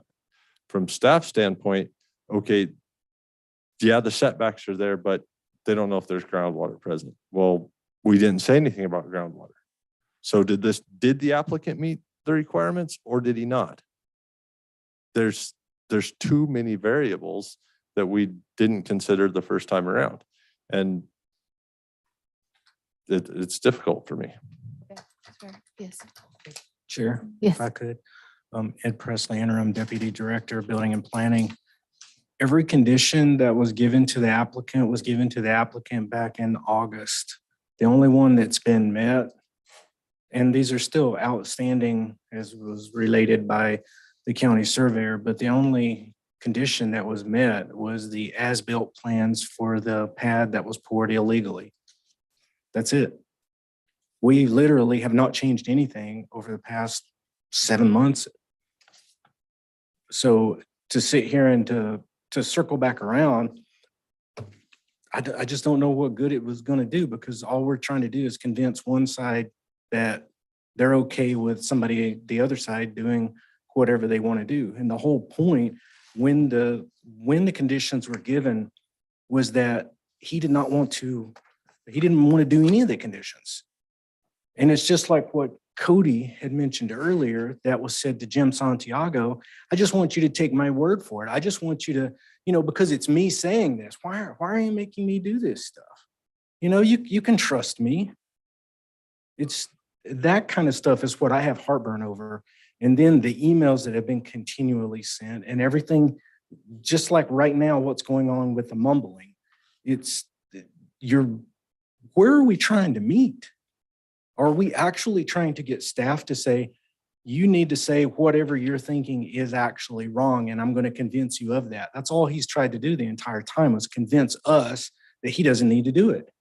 That's it. That's all that's happened. And you've heard testimony where staff says, these are the standard operating procedures.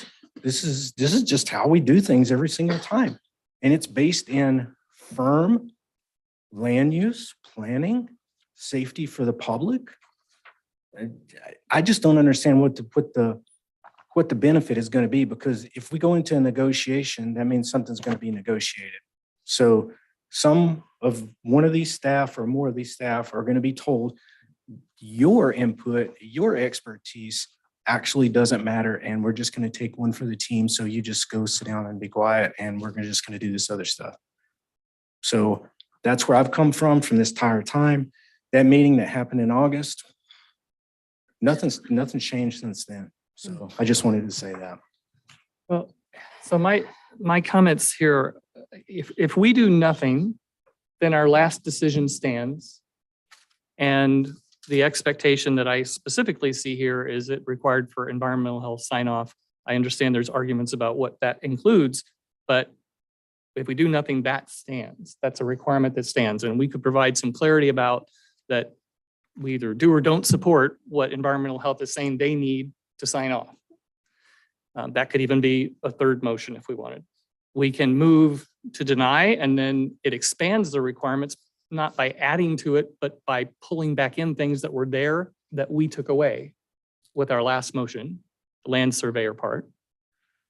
But or we can do this where we're basically trying to establish a mediation, where we're saying nobody's right or wrong. We're just trying to find a happy medium so that we can resolve this. And to me, if there's really an issue here to be addressed, it's almost like if we really feel like staff is doing things and asking things that we shouldn't, then we should be giving staff direction to go streamline our processes, which really should, to the extent that's going to happen, would come in the general plan, to my knowledge. That's where we set our ordinances, our policies, our processes, all around the general plan. And I don't know that we want to say, go streamline something while we're working on the general plan. But otherwise, they're doing what they believe and what everyone is telling us is okay and appropriate and authorized. So I just, if we leave it alone, what we required before stands, and we can be clear about what that means. We can deny it, and then it adds back in the surveyor part is what I'm hearing, plus still requires the environmental health. Or we can, what I'm hearing on the table right now is go find a solution that doesn't change our policies and practices. It just modifies them for this situation. That's what I'm hearing. Yeah, I hear you. And I think that the other question that needs to be on my mind is, do I think that I made a proper decision 2 months ago? Or did I really want to reconsider what I did in that meeting? So we have 2 motions on the table. Did you want to place a third, Supervisor Lilata? No, I would like clarification from council. Does the motion to suspend also involve a 4/5 vote Motion to continue? or continue, right? No. No- I would be Nothing able on to- the table now is forfeits. We- It's Oh, all that's right. majority vote. Yes. Sorry. Thank Thanks. you. Okay. All right, so Hear that last part of when you guys. 3/5 vote. Yeah, this is just a majority vote. We're past the forfeits. And maybe we should then, especially since this is what we'd be voting on first, your motion is to suspend, but Well, what's the it's- rest of it? My motion is to continue this to the next meeting because I would like to, and even if I don't meet with staff or the applicant, I would like to try to come up with a motion that might actually clarify some stuff. I don't know if it's possible, but that's my motion, is to continue. Okay. Okay. Motion to continue, Supervisor Carpenter Harris, Aye. Supervisor Frazier, Aye. Supervisor Lutweiler,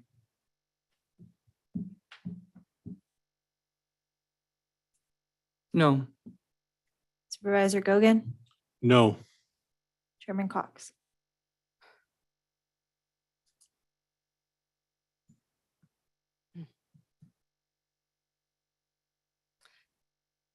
This is a hard one because fundamentally, I'm always in favor of people having time that they need to decide something. At the same time, no.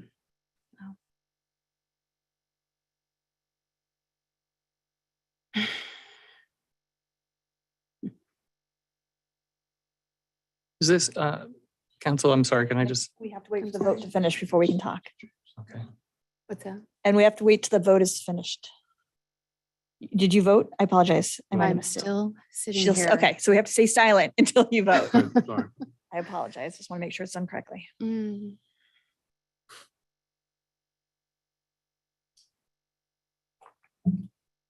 No. Okay, I have Supervisor Gogan's motion to deem incomplete. Supervisor or Chairman Cox.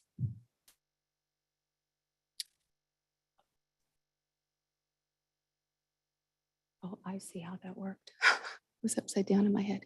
Yes. Supervisor Gogan, Yes. Supervisor Lutwiler, Yes. Supervisor Carpenter Harris, No. Supervisor Frazier. No.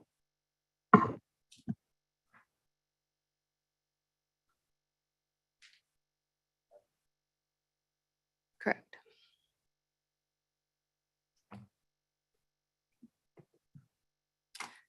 We'll take a 5-minute break.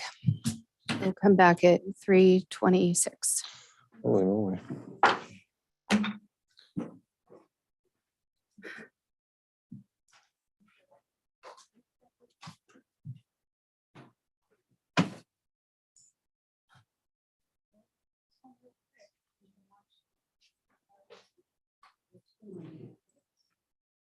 The reason I was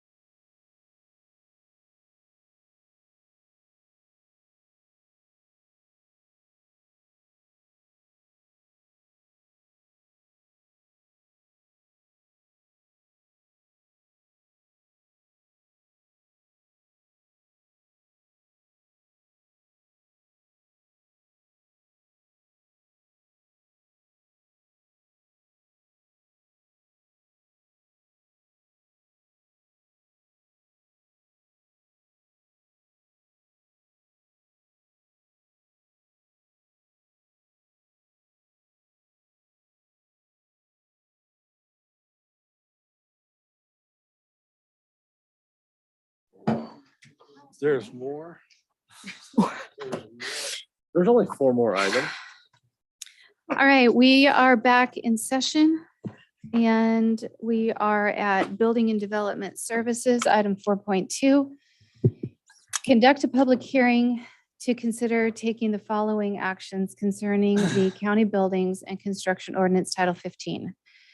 Number 1, find the adoption and implementation of this ordinance to be exempt from the California Environmental Quality Act pursuant to CEQA guidelines, section 15061B3, common sense exemption, which applies to projects where the activity will not result in a significant effect on the environment. Number 2, introduce and waive the reading of an ordinance establishing Trinity County Code section 15.26 regarding electric vehicle charging station permit expediting, no fiscal impact. And oh yes, there's just looking at the podium and I couldn't see you. Associate Planner Skylar Fisher. Thank you, Board Chair, Supervisors, and members of the public in the audience and on Zoom. I'm going to spend the next few moments or minutes speaking to item 4.2, which is a draft electric vehicle charging station permit streamlining ordinance. So this draft ordinance is before you due to State Assembly Bills 1236 and 970, which require local jurisdictions to adopt ordinances like this one to streamline permitting processes for electric vehicle charging stations, both by limiting the review of these applications to health and safety requirements in an expedited timeframe. And also it changes some of the requirements on how we look at parking standards and in conjunction to reviewing electric vehicle charging stations. Now, this item originally went to the board on December 6th, 2022. It was then continued to December 20th and December 29th. It then went to the Trinity County Planning Commission with the board's request for the Planning Commission to review the draft ordinance to see if there were any recommendations on zone districts that were or maybe were not compatible with electric vehicle charging stations. So the Planning Commission saw the ordinance and item at the January 26, 2023 hearing. And at that meeting, the commission found that all zoning districts are eligible, recommended to the board to consider ways to encourage electric vehicle charging stations, such as not increasing taxes on parcels for EVCS improvements, and adopt the current checklist and ordinance as is. That ordinance then went back to the Board of Supervisors on February 26, where the item was once again deliberated, and the board voted to amend the draft ordinance to add an additional line to draft sections 15.xx.40, which is permit application processing, which states, and it was section D, commercial EVCS applications will be streamlined in commercial zoning districts, and then parentheses, it says C1, C2, C3, HC, and I. All others must obtain a planning commission issued use permit. The added section is bolded within the ordinance that was submitted as part of your packet. So it's bolded and underlined, so you just pops right out at you. So alternatives, including financial implications, staff didn't find a financial impact, but I suppose if we wanted to reach, if a use permit would need to be submitted for a certain type of electric vehicle charging stations, then that would take in a use permit fee rather than just having the building permit application fee as is currently. And the department recommendation, based on previous discussions with the board and the board's request for the amended draft ordinance, is to find the adoption and implementation of the ordinance to be exempt from CEQA pursuant to CEQA guidelines section 15061B3, the common sense exemption, which applies to projects where the activity will not result in a significant effect on the environment, and to also introduce and waive the reading of an ordinance establishing the Trinity County Code section 15.26 regarding electric vehicle charging station permit expediting, or yes, permit expediting. And I can answer any questions. Thank you. Thank you. I have a question that would be more directed at council, and Skylar might help too. Is it going to make us have to come back for another reading if we change that planning commission issued use permit to CUP? because that is a planning commission issued use permit as a conditional use permit, but a planning commission use permit doesn't exist. And that's what I'm thinking about. I'm trying, it is not narrowing or modifying what's being done. It's just clarifying It's the just language. using the proper word. And I do not have a concern with that. Okay. And no, that would not require it to come back if it's just a grammatical change to correct. All right. Thank you. I would like to see that. Thanks for Dan. Good.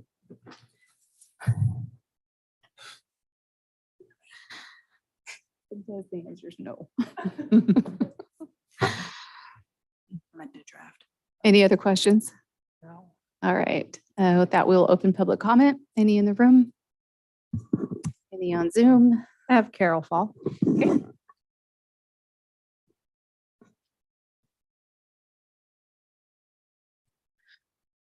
Hi, my name is Carol Fall. I'm calling as myself as a person concerned about economic development of North Lake. Although first I want to really thank you guys for hanging in there during a marathon session. I wanted to provide some information. So if we're trying to attract visitors to the North Lake area and offer EBS as one of the services, Trinity Alps Resort is a specific unit development. Carville Inn and Cedar Stock, some of our premier destinations, are unclassified. There are a lot of small resorts like Sunflower Cabins, Circle T Cabins, all the Airbnbs and VRBOs up here are on residential zone property. So if they want to competitively market themselves in the North Lake as a destination by installing a charging station, they can't use this streamlined process. So, you know, we've talked about agritourism kind of thing with a wine tasting and cannabis tasting in the East Fork, but Alpen Cellars is zoned agriculture and the cannabis operation is zoned unclassified. So I don't think you're trying to shoot tourism economy of the North Lake in the foot, but by limiting streamlined permitting to highway commercial, and industrial, you're really limiting our ability to compete with other far-flung destinations that offer charging. These small operations aren't going to go through a CUP with all the hassle and expense that you've laid out for them.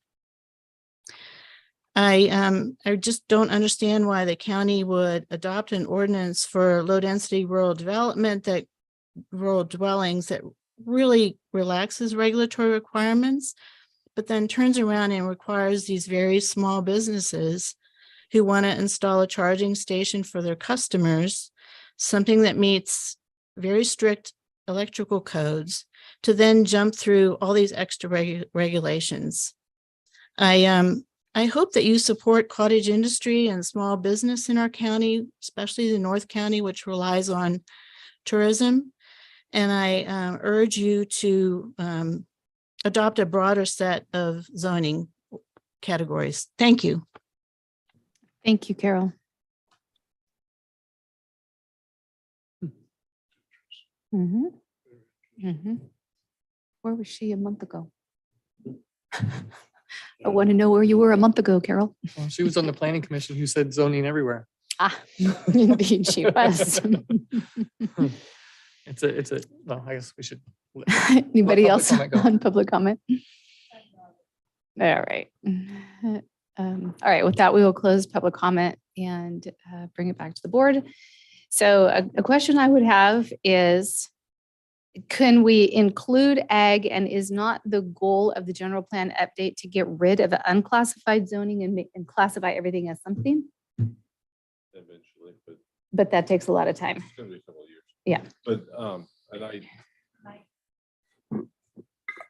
I understand that the issue, and am I working this time? Yeah. The problem is, if you allow it in every zoning, you allow it in every zoning. It's tough because, yeah, the North Lake's different than Weaverville. The North Lake's different than Douglas City. So South County's different than everywhere else.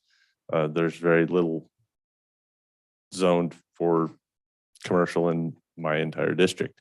So I can understand. The thing is, it shouldn't be that big of a deal to get a conditional use permit for this, but you have to, if most of those that were just mentioned probably are already operating on a conditional use permit, because you don't get to have a resort in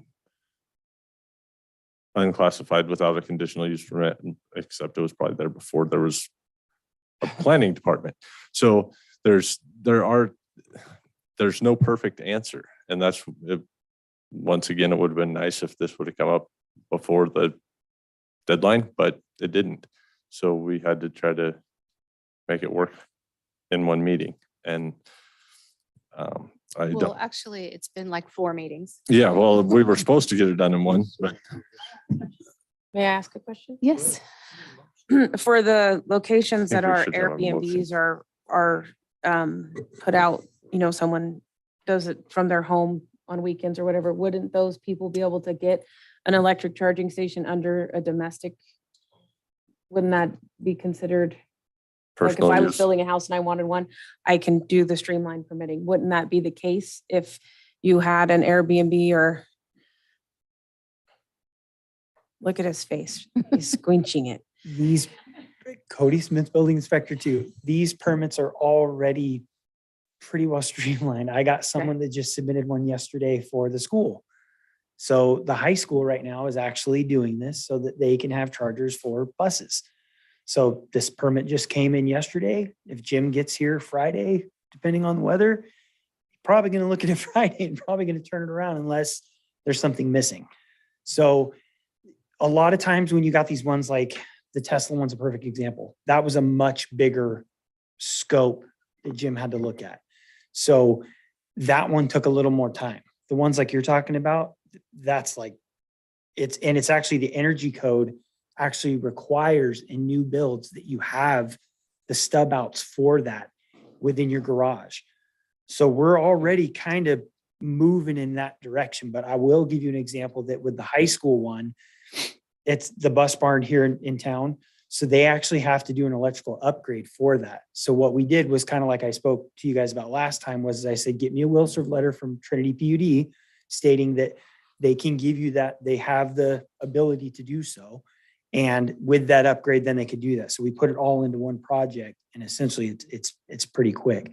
So if it's a CUP, right, then planning would have we'd look at zoning, we'd look at all those things anyhow. And then at the building aspect of it, we'd be looking at cut sheets, any kind of, how much power are they pulling? Are they going to have adequate power for that? So all these things get addressed and they're not really, I mean, the ones that I've seen come through, even for people's houses, they're turned around really, really fast. I mean, really fast. And it's not, and I do want to make it clear that doesn't mean that we're holding up other people's projects that were brought in before that.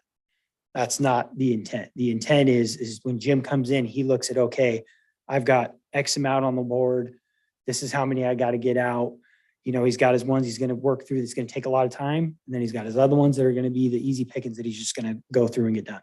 So those ones are in that realm of something that we already kind of streamline. It's not something that usually takes a lot of time. So if I could just have your insight as to what we've created here, and you heard what Carol just said in public comment, which concerns me because absolutely I don't want to shoot economic development in the foot. It was never the goal. Is that what's going to happen? Can you, because I had to step out. Oh, certainly. When I missed. So her comment was really to do with when we have cottage industries, somebody has a bed and breakfast or a wine tasting place or a resort of any kind or what have you. And I guess if anything, let's say it's an Airbnb. So does that become, did you give him exactly what she just said to help me out? Oh, I gave him, sorry, to help with him, everyone being on the same page, I gave him the added zoning language context. Okay, got it. I thought maybe you're doing a better job of repeating what Carol said. Oh, no, sorry, I did not. Carol back on the line. Her concern was we have left out, so ag and unclassified are now going to require CUP. And now we have put somebody in the position of having to go through that whole process just because they have an Airbnb. They want to put an electric car charging station to try to attract more business, and we've made it difficult and expensive. Where I would hinge my point on it is, at what point are we considering this a commercial charging station? How many charging stations are we talking? Because again, if we're talking one, that to me is not a commercial project, but you should have to go through the conditional use permit. That would be a building permit to add a charger to your residential dwelling. Even two, I wouldn't, and again, this is my opinion on that. To me, when you get into commercial, I think you're talking much larger, 4, 5, 6, 1, 2, 3, maybe you're pushing it, but 1 to 2 to me is not something that I would classify as being a commercial deal. And maybe part of that would be, maybe they start with the building permit process. And after we've done review and we determine how, what is the electrical load that this is going to, put on that property. Maybe if the charging stations we're looking at are going to be up at the higher level, then we go, you know what, I think this is going to be something where they need to go that other step. But maybe by getting them into the building permit process first, that allows us a chance to be able to review that, kind of see where they're at in that scope. And then I think make an educated decision based on what's in front of us. And thank you. That's Yeah. helpful. And Skylar, does it specify in here where Cody's saying, I'm not exactly sure where they're going to draw the line between what's commercial and what is beneath that? Will our hands be tied? So there isn't a definition of commercial within the definition sections, but there is like in the checklist / application template, there is like commercial uses being checked.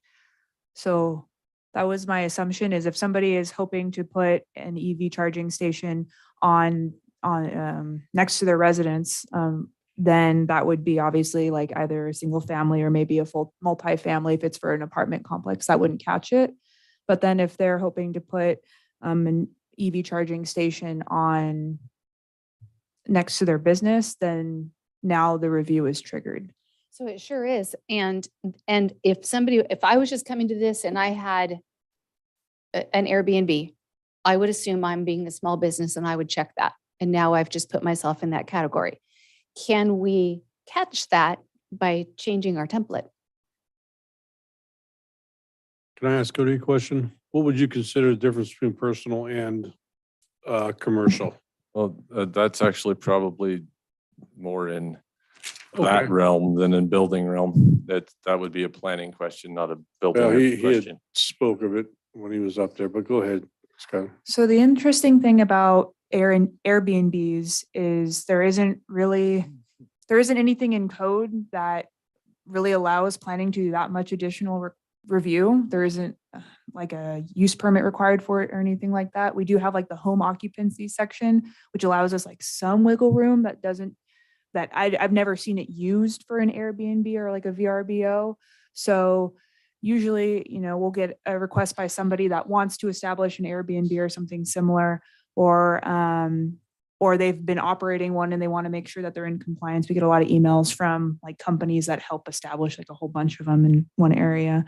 And because of how our zoning ordinance currently is, there aren't additional requirements other than saying, well, you have to make sure that your residence is permitted and everything is okay. So under that kind of mindset and framework, if it's, just a residence and we don't have anything in code saying it's anything other than that, just because it's a short-term vacation rental, then I think there's an argument that if you add an EV charging station to that, then it could be personal. But I defer to county council in case there's any discrepancy. Okay, yeah. And the CUP means it goes before the planning commission. Yes. Okay.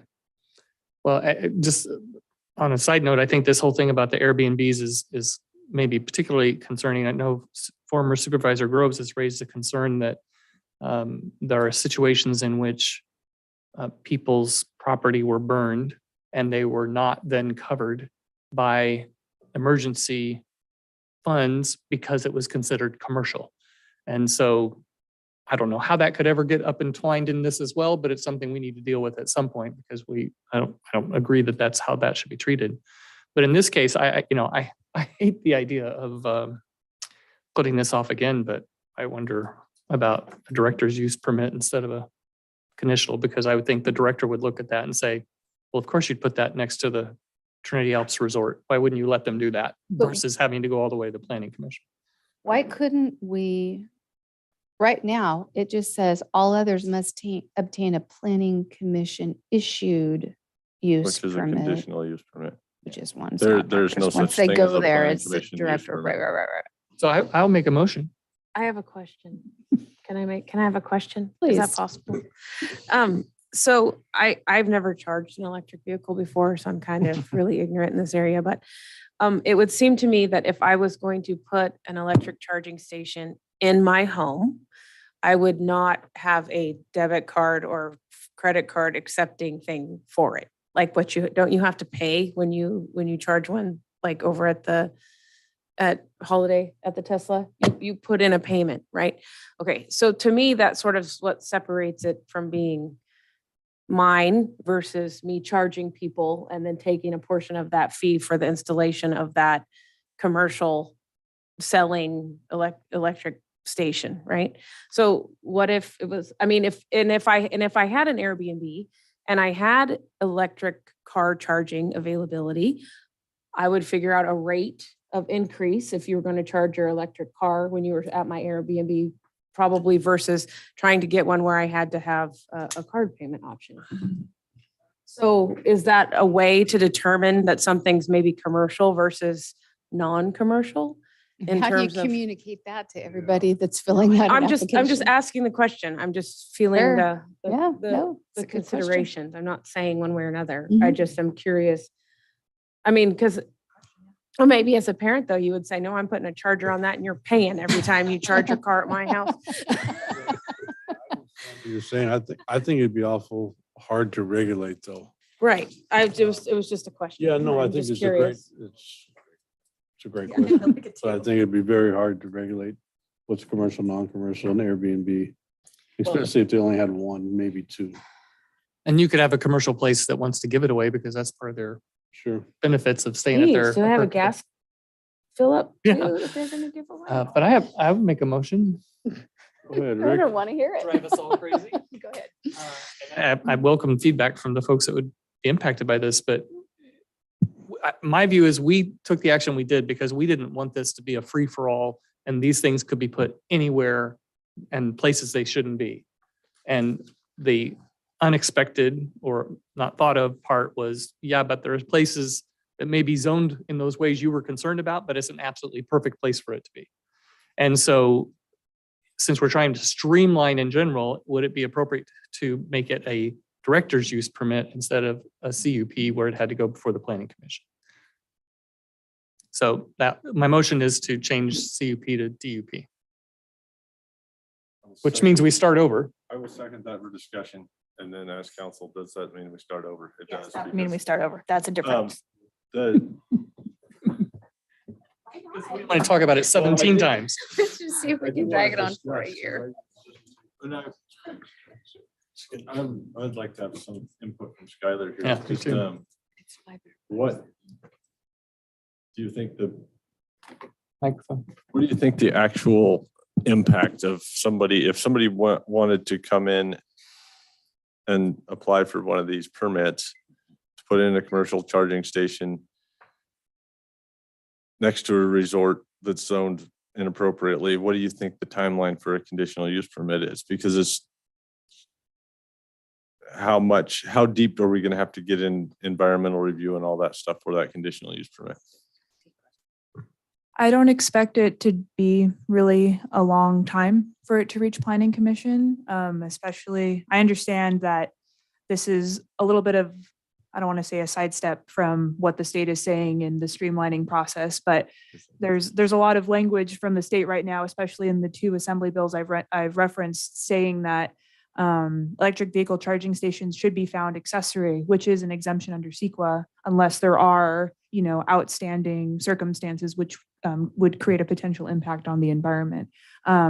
Because of that, I think that the planning commission route would be quicker than other planning commission projects and how long they take to reach that last stretch. But after, if we want to go the use permit route, and the question is whether or not it should be director's use permit or planning commission use permit, the nice thing about a director's use permit is it can always be elevated to the planning commission. We can catch these projects that we may find to be incompatible with the zoning district or may need additional review. But maybe after that review, it's found, okay, well, we don't actually expect that it will have a negative impact on the community character, aesthetics, concerns like that we're worried about, and the director can handle that. Or maybe it's a larger project. Maybe it goes outside of even what Cody mentioned for commercial. Maybe it's like 10 charging stations. We want even more review. Then the director can make a decision. Okay, the planning commission needs to hear that. We want more public input. Right. And in that case, you could, even if they checked that middle box, which I just lost, it would still just come to you and you would look at that and you would see who is it, where is it, what's the intent? And okay. And I think I'll make a competing motion. Sorry, I'm gonna move that we adopt 4.2 as presented, because I don't think without the environmental review, I really don't think that the conditional use permit puts that much more of a time frame on the applicant, because in a conditional use permit, it's the environmental review that takes so much time generally. Isn't it a $500 fee to do so though? I shouldn't ask a question until we get a second. Sorry. My bad. A second for discussion. Okay. Can I have some clarification? Your third motion and your first motion, I believe, are the Did same. I make a motion already? Yes, Sorry. I believe they're the same. I believe. Never making a motion. Never disregard. Your motion. Yeah, I don't think I ever made a motion. The motion to approve. Oh, maybe you didn't make. I never did make a motion. We just were having, we're asking questions. So that was my first motion. I knew you'd ask about the He CUP. did move and Yeah. Liam did. Yeah, Liam seconded, so we can have discussion now. I think maybe we need coffee. Need to be reminded of what each of these, we have, that was your third? No, no, It's my fault. council just thought I had Okay, already made a great. motion. Could you please review both of them for me? We have a motion by Supervisor Leutwiler to change CUP to DUP. Okay. And then we have a motion from Supervisor Frazier to adopt as presented. And who seconded each of those? The amendment from the planning commission to a CUP. Yes, which I just asked for that clarity before. That wasn't a motion. That's why I thought it was a motion. I Right, apologize. yeah. So yeah, that I would put that in my motion that we change that language to CUP rather than planning commission use permit, because that's, Liam, did you second both of them? no, actually, I think Chair Cox seconded. Supervisor Frazier seconded yes, Supervisor I did. Leutwiler, and Supervisor Gogan seconded Frazier. Yeah. Sounds good. So if we go to a DUP, we got to change this whole thing around, correct? No, we don't have to change it. It would just be changing Just come back again. DUP to CUP, but then it comes back for another read. Exactly. And if somebody wanted to apply, they could probably be in the planning commission by the time we got done reading it. So Cody alluded to the fact these things are pretty easy to come by, that you get them quick as a CUP, correct? Yeah, I mean, it's the same deal. They're, So sorry, Cody. no, it's essentially the same deal. So even if it's CUP process, we would still get a request for comments from planning at that point, and there would be a building permit with it anyhow. So essentially, I could argue that while it's going through the commission process, building could plan check it, get it ready, with the idea that as soon as that was approved, then we could go, okay, we're good. So there's more than one moving part in it. So essentially we could look at it and get it ready to go. If we're missing any documents, then we could reach out to the applicant and say, hey, I need X, Y, Z. But then that allows planning staff to be able to do their other side of it and to go to the commission and all that. So, because they're going to pay a plan review fee to drop it off for us anyway. But the plan review fee doesn't cover the cost for it to come before the planning commission, correct? That's So additional. there's two ways they could potentially go about it. They could pay the fee for the planning commission. They could go in front of the planning commission, and then let's say they get approved, then they could come to the building and turn the plans in. Or they come to the building department, turn the plans in and start that process with the planning commission. So there's a couple things going on here that they could choose to do. And I would say more than likely, they're probably going to turn in the plans to the building department first, because that's just kind of what historically happens. And correct me if I'm wrong, it's $500 to go before the planning commission, or what's the price? Or maybe we've got new fees now, or, So if we're That's a- talking, That's an appeal fee. okay, so it's less. no, the conditional use permit fee is over $1,000. Oh my gosh. Okay, I'm going to put a third motion on the table. And my motion today is going to be that we adopt this as presented today with the change in language that we can do without having to start over, so that instead of it CUP? saying Planning Commission, it's going to say CUP, but that it gets brought back at the next board meeting for a new first reading to change this from a CUP to a DUP. So we're gonna have, In other words, I'm trying to get us out from under the radar because I'm tired of getting emails that says Trinity County is the only one that didn't adopt this by January 1st. But I want it right to where people don't have to go to the Planning Commission and get a CUP to do something simple, as was described by Carol. I want the best of both worlds. I'd like a second. I'll second. Thank you. It's like, can I have an Clarity amen? now? Okay. So basically, push it down with something that is approved and it got finalized and we didn't have to make any changes, and then immediately come back with a new one that can replace it in the near future. Not even in the near future, in 2 weeks. Yep. Well, yeah, but it'd take 2 readings and. Yes, it'll Yeah. be done in a month. We'll have it the way we really want it, which we would anyway if we wanted to get it like this. I just want us out from under the radar. So are we changing the verbiage in D here? This one where it's bold. it would, Okay. So we're gonna stick with that then?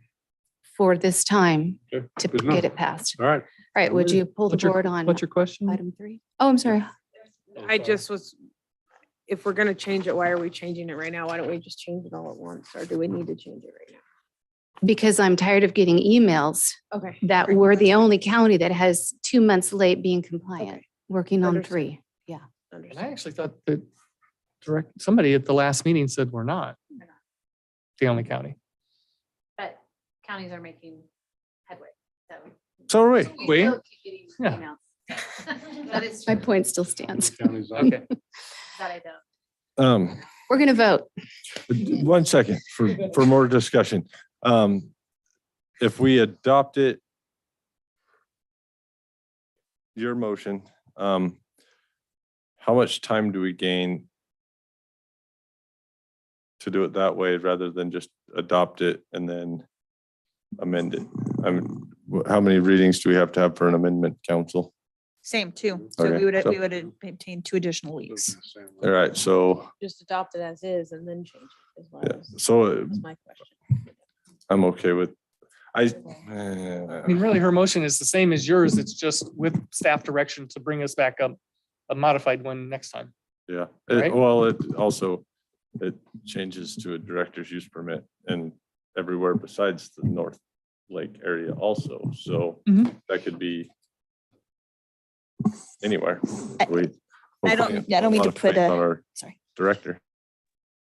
I just want to, I don't know the answer to this, so I just want to make sure we do, when we are drafting an ordinance, we do have to publish them. And there is a specific cost in publishing them. So this would require us to publish it twice. So I just want to make sure those that are in charge of looking at that, take that into consideration. What's the cost? I don't know. Oh, That's what I'm saying. I just know that when we have to publish it, we utilize a company to publish it. And we would have to historically make sure this is published and then the amendments published because we have to keep it historically accurate. So I just, again, I'm throwing out. no, I that just appreciate for it. knowledge. Thank you. No, thank you. She has a comment too. Susie.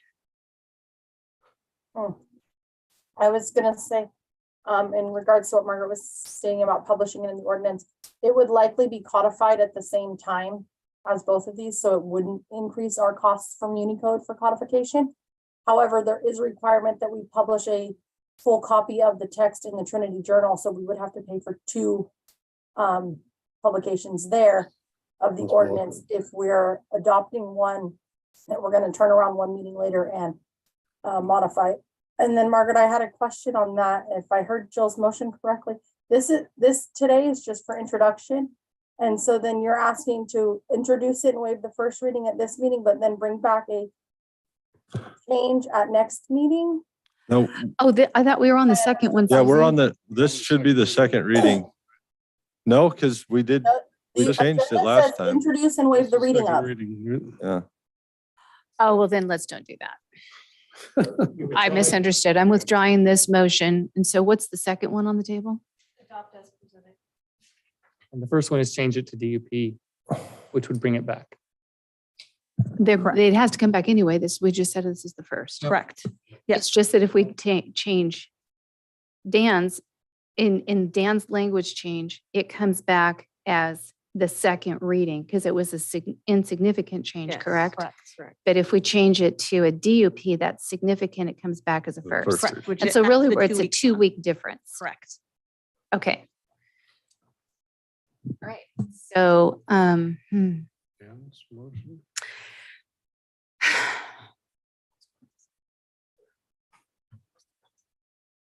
all right.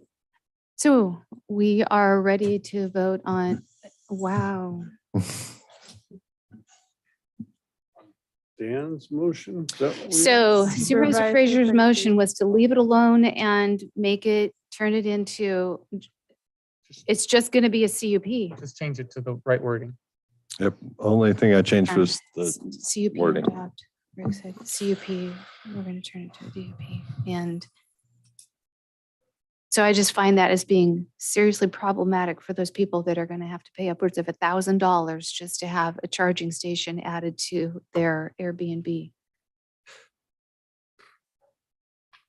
But all of them aren't, because if they're home charging stations and then their home happens to also be an Airbnb, then they won't have to, it won't be considered. Actually, it will. Will it? Correct, Skylar. That's what we had said.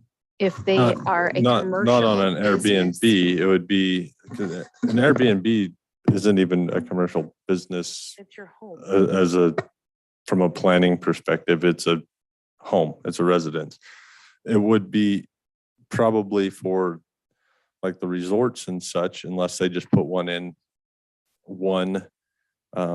charging station in For their use. for their own use. If they wanted to put in an actual, like the Tesla station down here at their resort, then they would have to go through the conditional use permit process, which is unfortunate, but at the same time, we have to protect all the other uses that are out there that we don't want to have So why this. is it that we wouldn't be comfortable with our director screening that to see who was it? What was the intent? Is this, because to Supervisor Lutweiler's point a moment ago, when there were Airbnbs in the North Lake area that were not afforded help with their fire damage because they were considered commercial properties just by, am I wrong?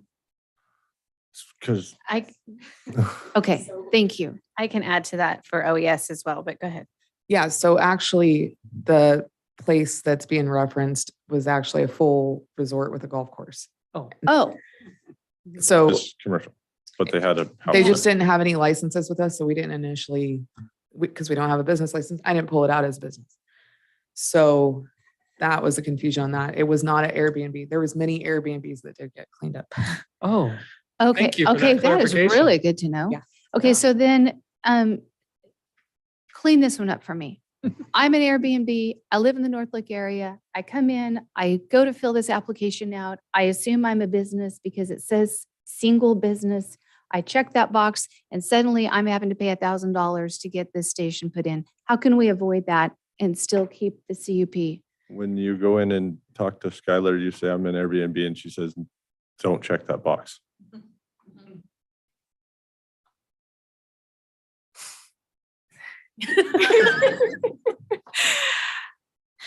I'm thinking it'll be something similar to that. It'll probably be Zach Anderson, our wonderful building admin coordinator. But generally, the emails that I've gotten from various folks who either own an Airbnb, operate an Airbnb, manage an Airbnb, the email starts with, okay, my understanding is this is just a residential use and I don't need anything, right? And the answer is, well, yes, because we don't have any additional requirements in the county. Although unless that school is owned commercial, then they would need a CUP.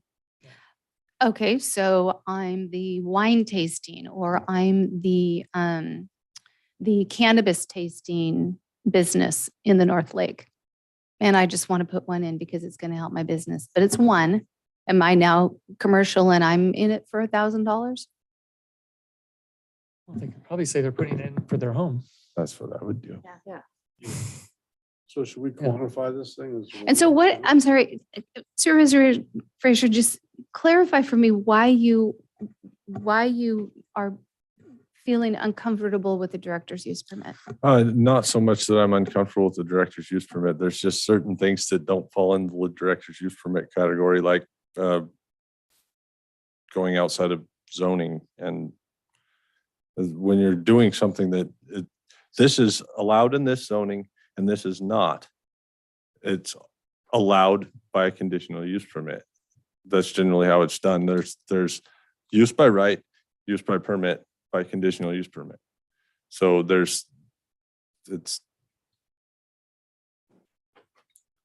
ahead. So the nice thing about a director's use permit is if there are some concerns, but it's found that they aren't big enough concerns to go to the planning commission, the director can still condition their use permits. So I don't know if that answers that, but it's an option. I just love the director's use permit. I love the flexibility. I love the personalness of it, that you're going to look at it, you're going to consider what's going on there and be able to direct that accordingly versus somebody getting trapped inside of a commercial setting where it costs them a lot of money and time. So it really bugs me. And, I guess to Carol's second point, why such leniency then with the low density ordinance and such stringency with this one? Well, I don't think there was a lot of leniency with the limited density ordinance in zoning.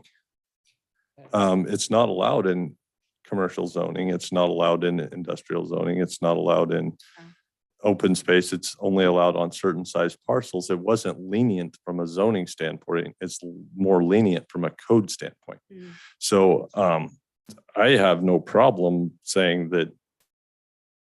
I don't feel like I'm conflicted there. And it's like Skylar brought up the school. The school to me would not be required to get a conditional use permit because that's not a commercial charging station. That's for the school. They're not selling it. They're using it. There's a difference there. If Margaret, would it make us go back for another reading if we added a definition to commercial? No, that would not. And so that would be my suggestion. I would amend my motion to add a definition for commercial charging station to state that a commercial charging station is a standalone charging station intended for profit. Would you amend your second to say that? Who approved yours? Who seconded yours? I was putting it, Liam, you seconded my motion. I'm asking to amend it. Okay. Second Dan's new motion. Can you repeat that? I only got half of it. Sorry. Wasn't writing fast enough.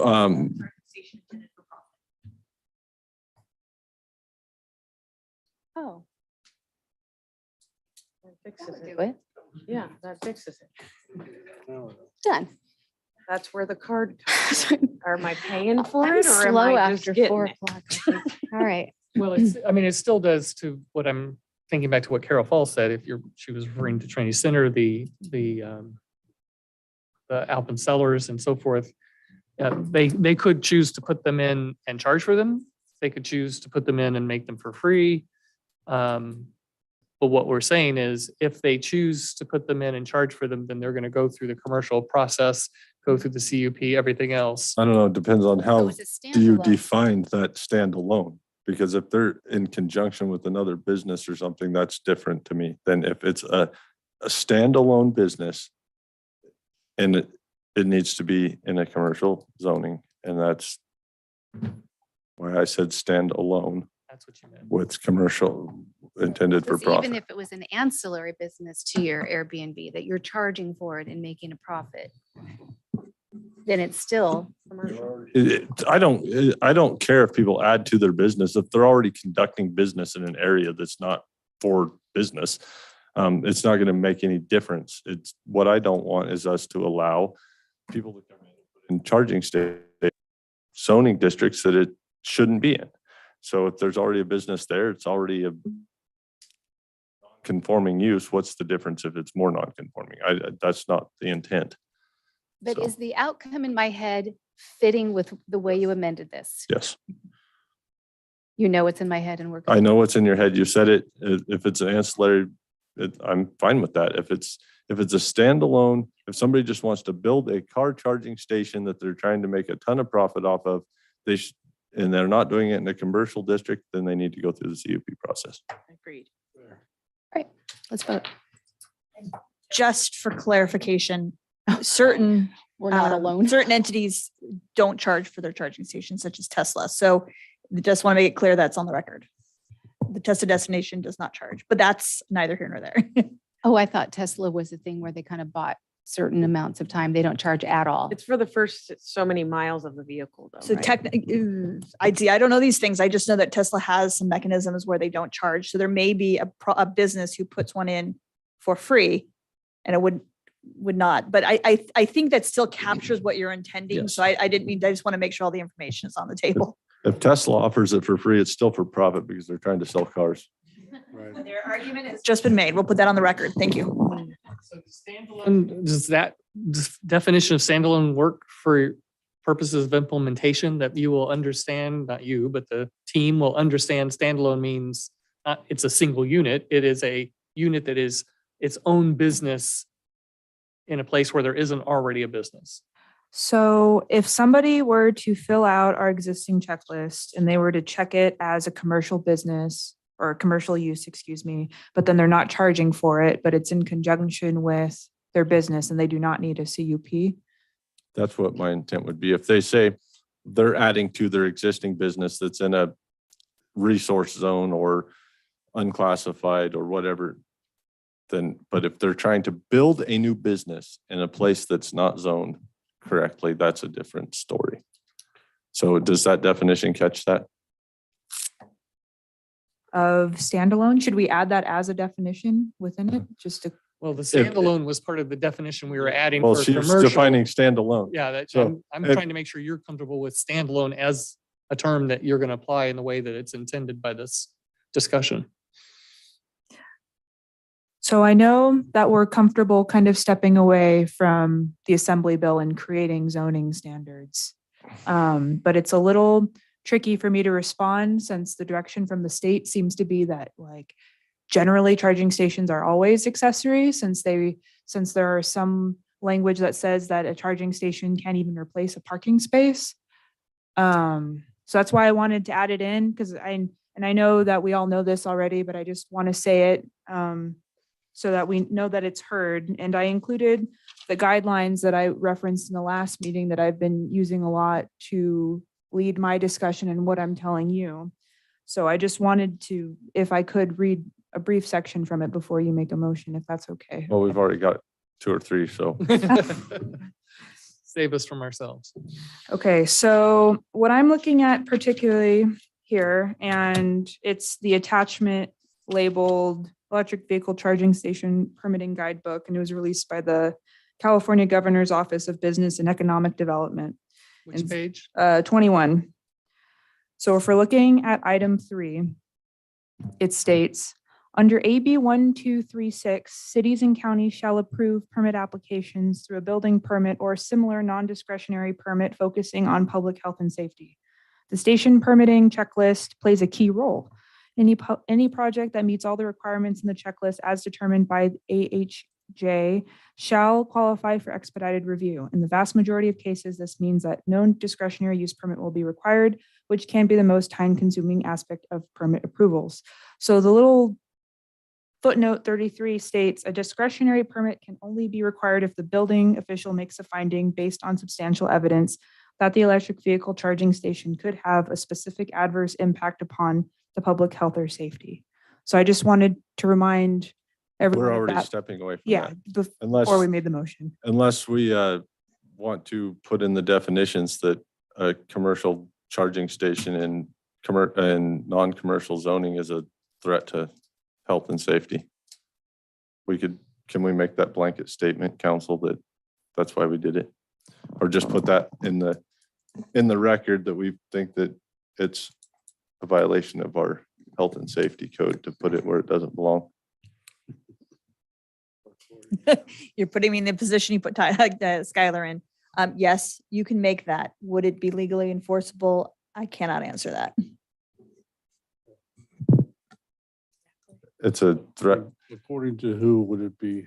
A threat to health and safety, according to us. Fair enough, but is us enough? Are we professionals enough in that line of business? Us would be.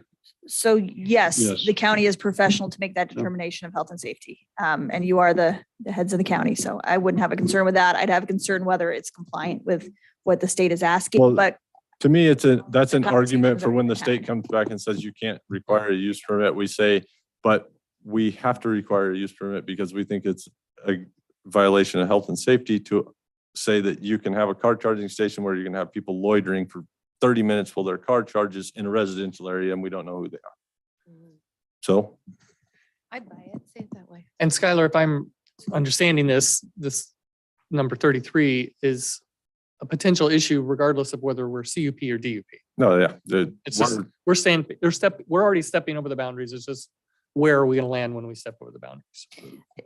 actually, in thinking about it, I do think what Supervisor Frazier is proposing makes it more legally defensible, if that is.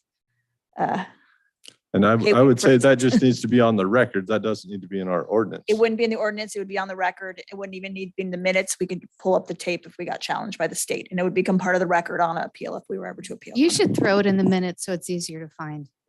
Yeah, please.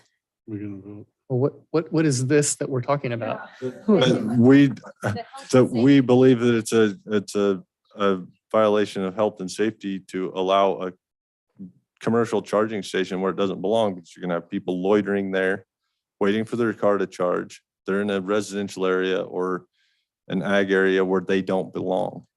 I mean, they should be in a commercial area or public area to be hanging out for 30 minutes. Mhm. Public nuisance. Public nuisance? Yeah, so that's what we'll say if we have to go to court, if the state challenges us on this. So do you want to clarify that whole thing? Nope, that's just on the, I said it, it's on the record. Well, that's part of your motion. Nope, that's just No. on the record. I'm going to add to the minutes that it is a violation of health and safety to have charging stations outside of a commercial or highway zoned areas, correct? All right, works for me. You're going to throw the public nuisance portion? You can throw that in there too. So Okay. now if, So I feel like we've done this great Cleared big off. loop and I'm okay. Did we solve the ag and unclassified problem? Yeah. I believe so. There's always could be somebody that falls through the crack, but we tried to narrow the crack. my sense is the DUP gives more discretion for things to be worked out at the front lines, and the CUP gives more protection for the county to have something happen where there's concern for it to happen. The CUP to me gives more protection for the neighbors.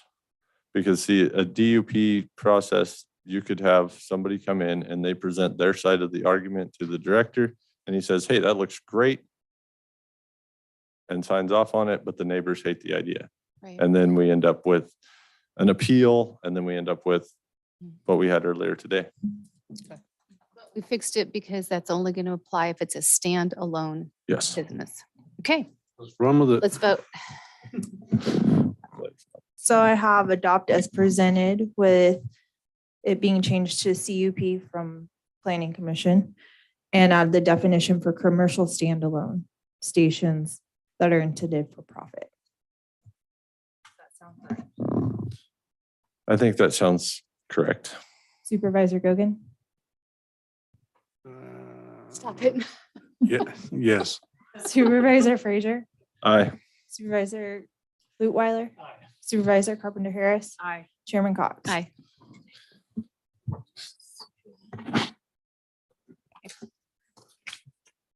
Be quicker, please.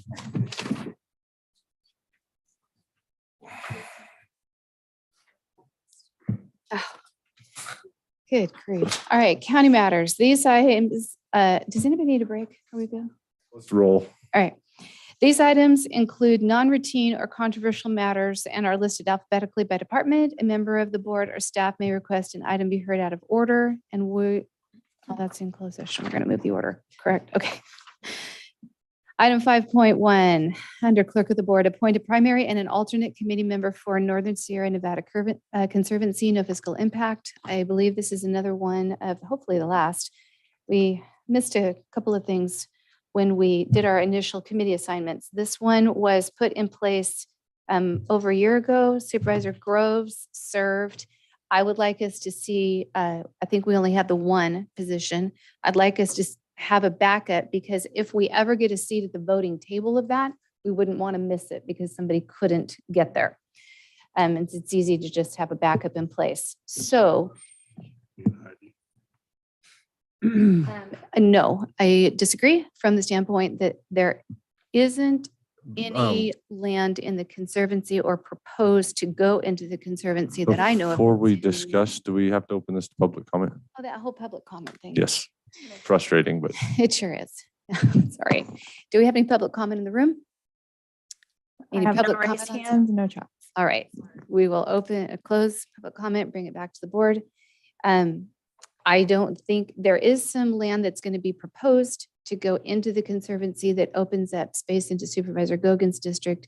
The majority of it all right now is in Supervisor Lutwiler's, and it will be, I think some of it is in District 2 as well, and proposed would increase that as well. So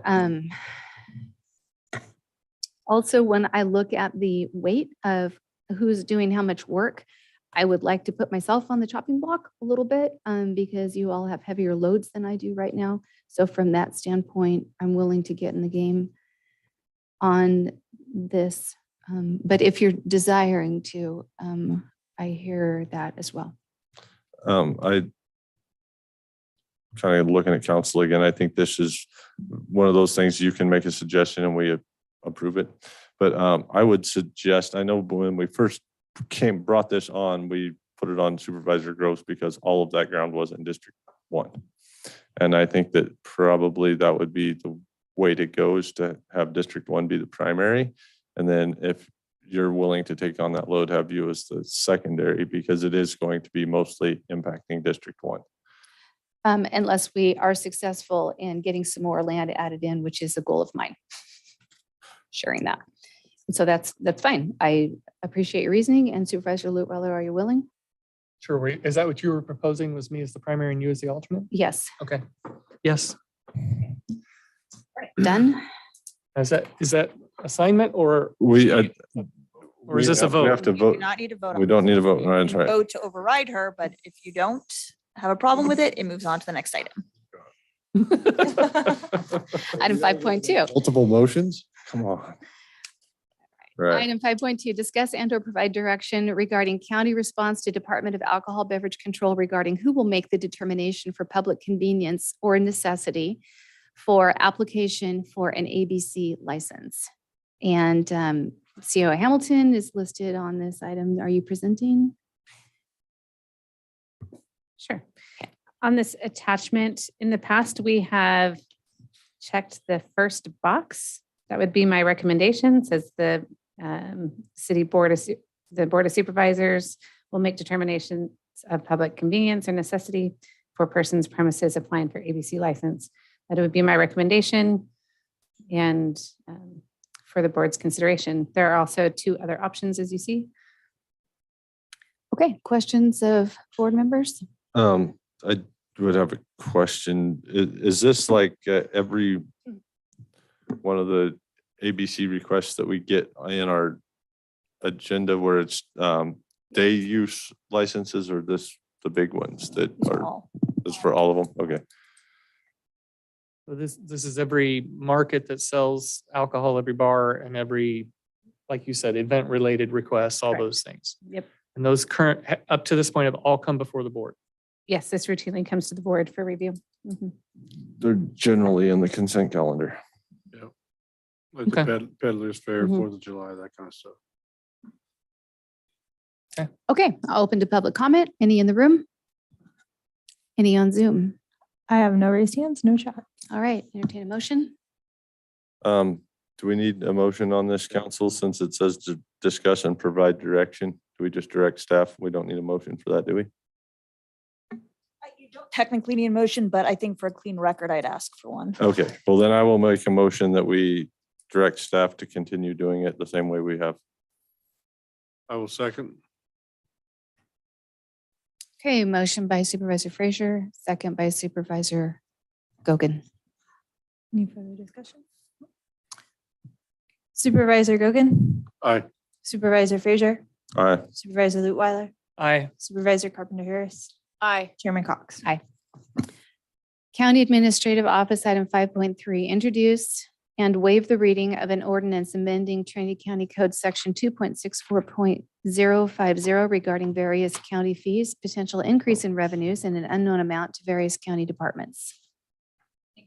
And Craig Goodman and Susie Hawkins are appearing via Zoom to bring this back to you as a continued item.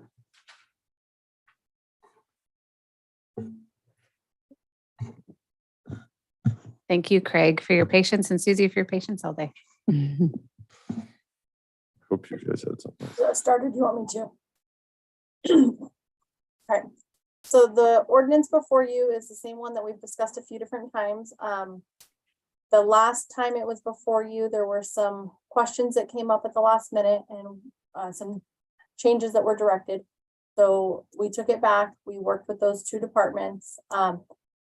One of those departments is the changes are included in the ordinance presented before you. The other department, unfortunately, we were unable to coordinate a time that worked for them and us to get all of the questions answered in order to present their fees back to you as updated at their request. So we've pulled them from the ordinance so we could at least move part of it forward, and we will work with them to include them on the second piece of this when the additional departments come forward. So their fees will not change until they're brought forward as separate or with others that haven't yet updated. Correct. So, Okay, questions of board members? Okay. Open to public comment?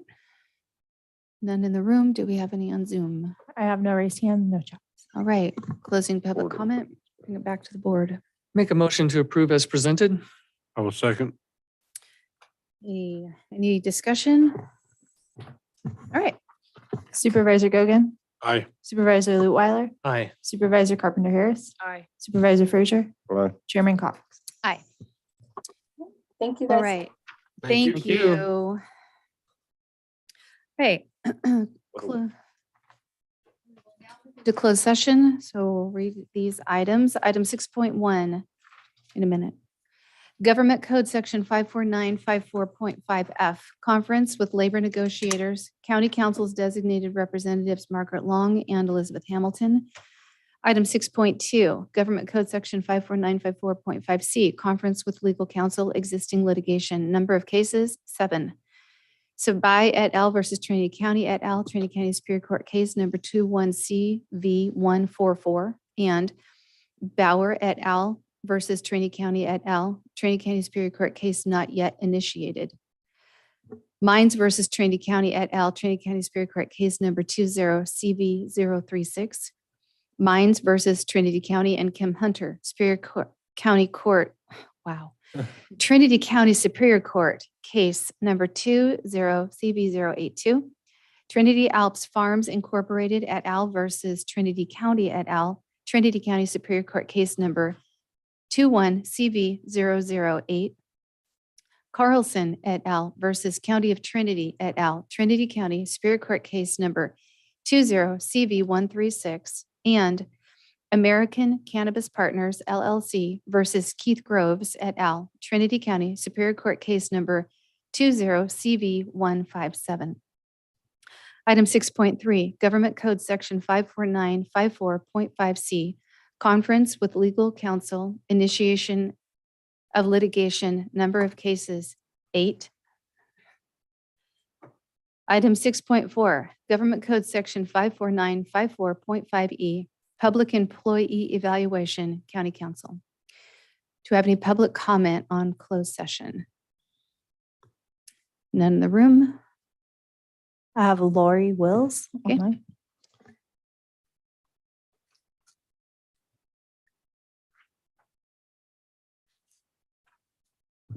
Lori?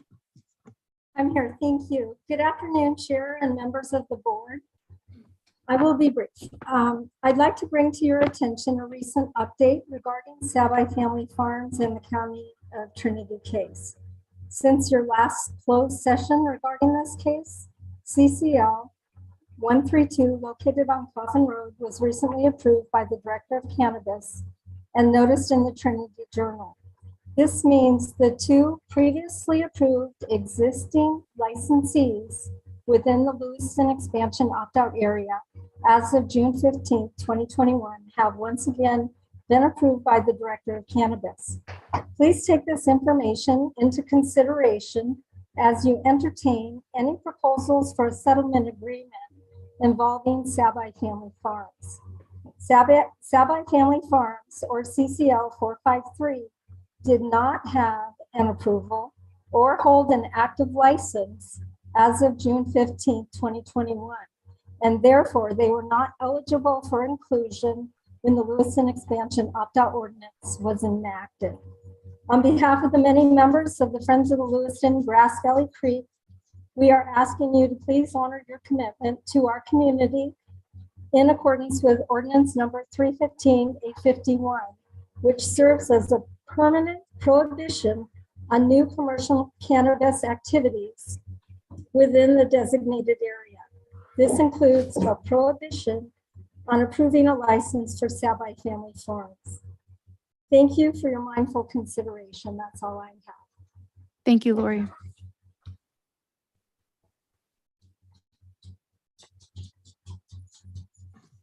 I have no other raised hands, no chats. All right. And considering the time that it is,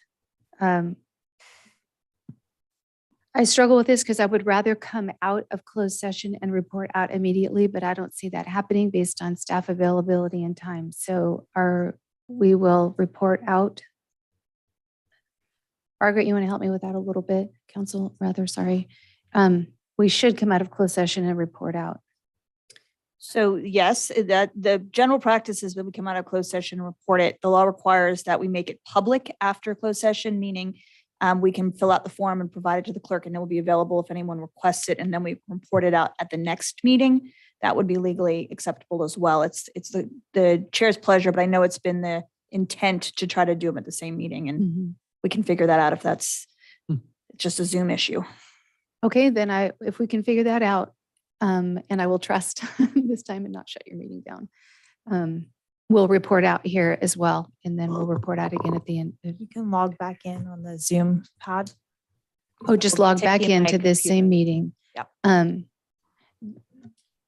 And so what will happen then is no one will really wait around for that and know when we've come out of closed session, but they would be able to see it on the recording. Is that how they'll know? Susie?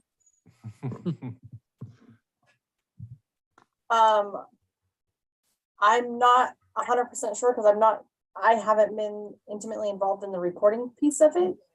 My recommendation would be actually that you leave the laptop up and going with it like we would if you were to do a closed session in the meeting middle that says you've recessed a closed session, and then once you're done, you'd have to stop sharing your screen.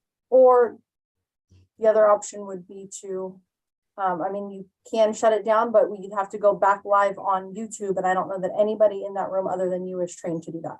Yeah, that would be problematic. Okay, so the option to write it down somewhere and post it. All right, we'll take that option then, and then we'll report out again at the beginning of our next meeting. All right, with that, we are concluding open session. Thank you. I didn't think I was that Yeah. problematic. Yeah, 5-minute break.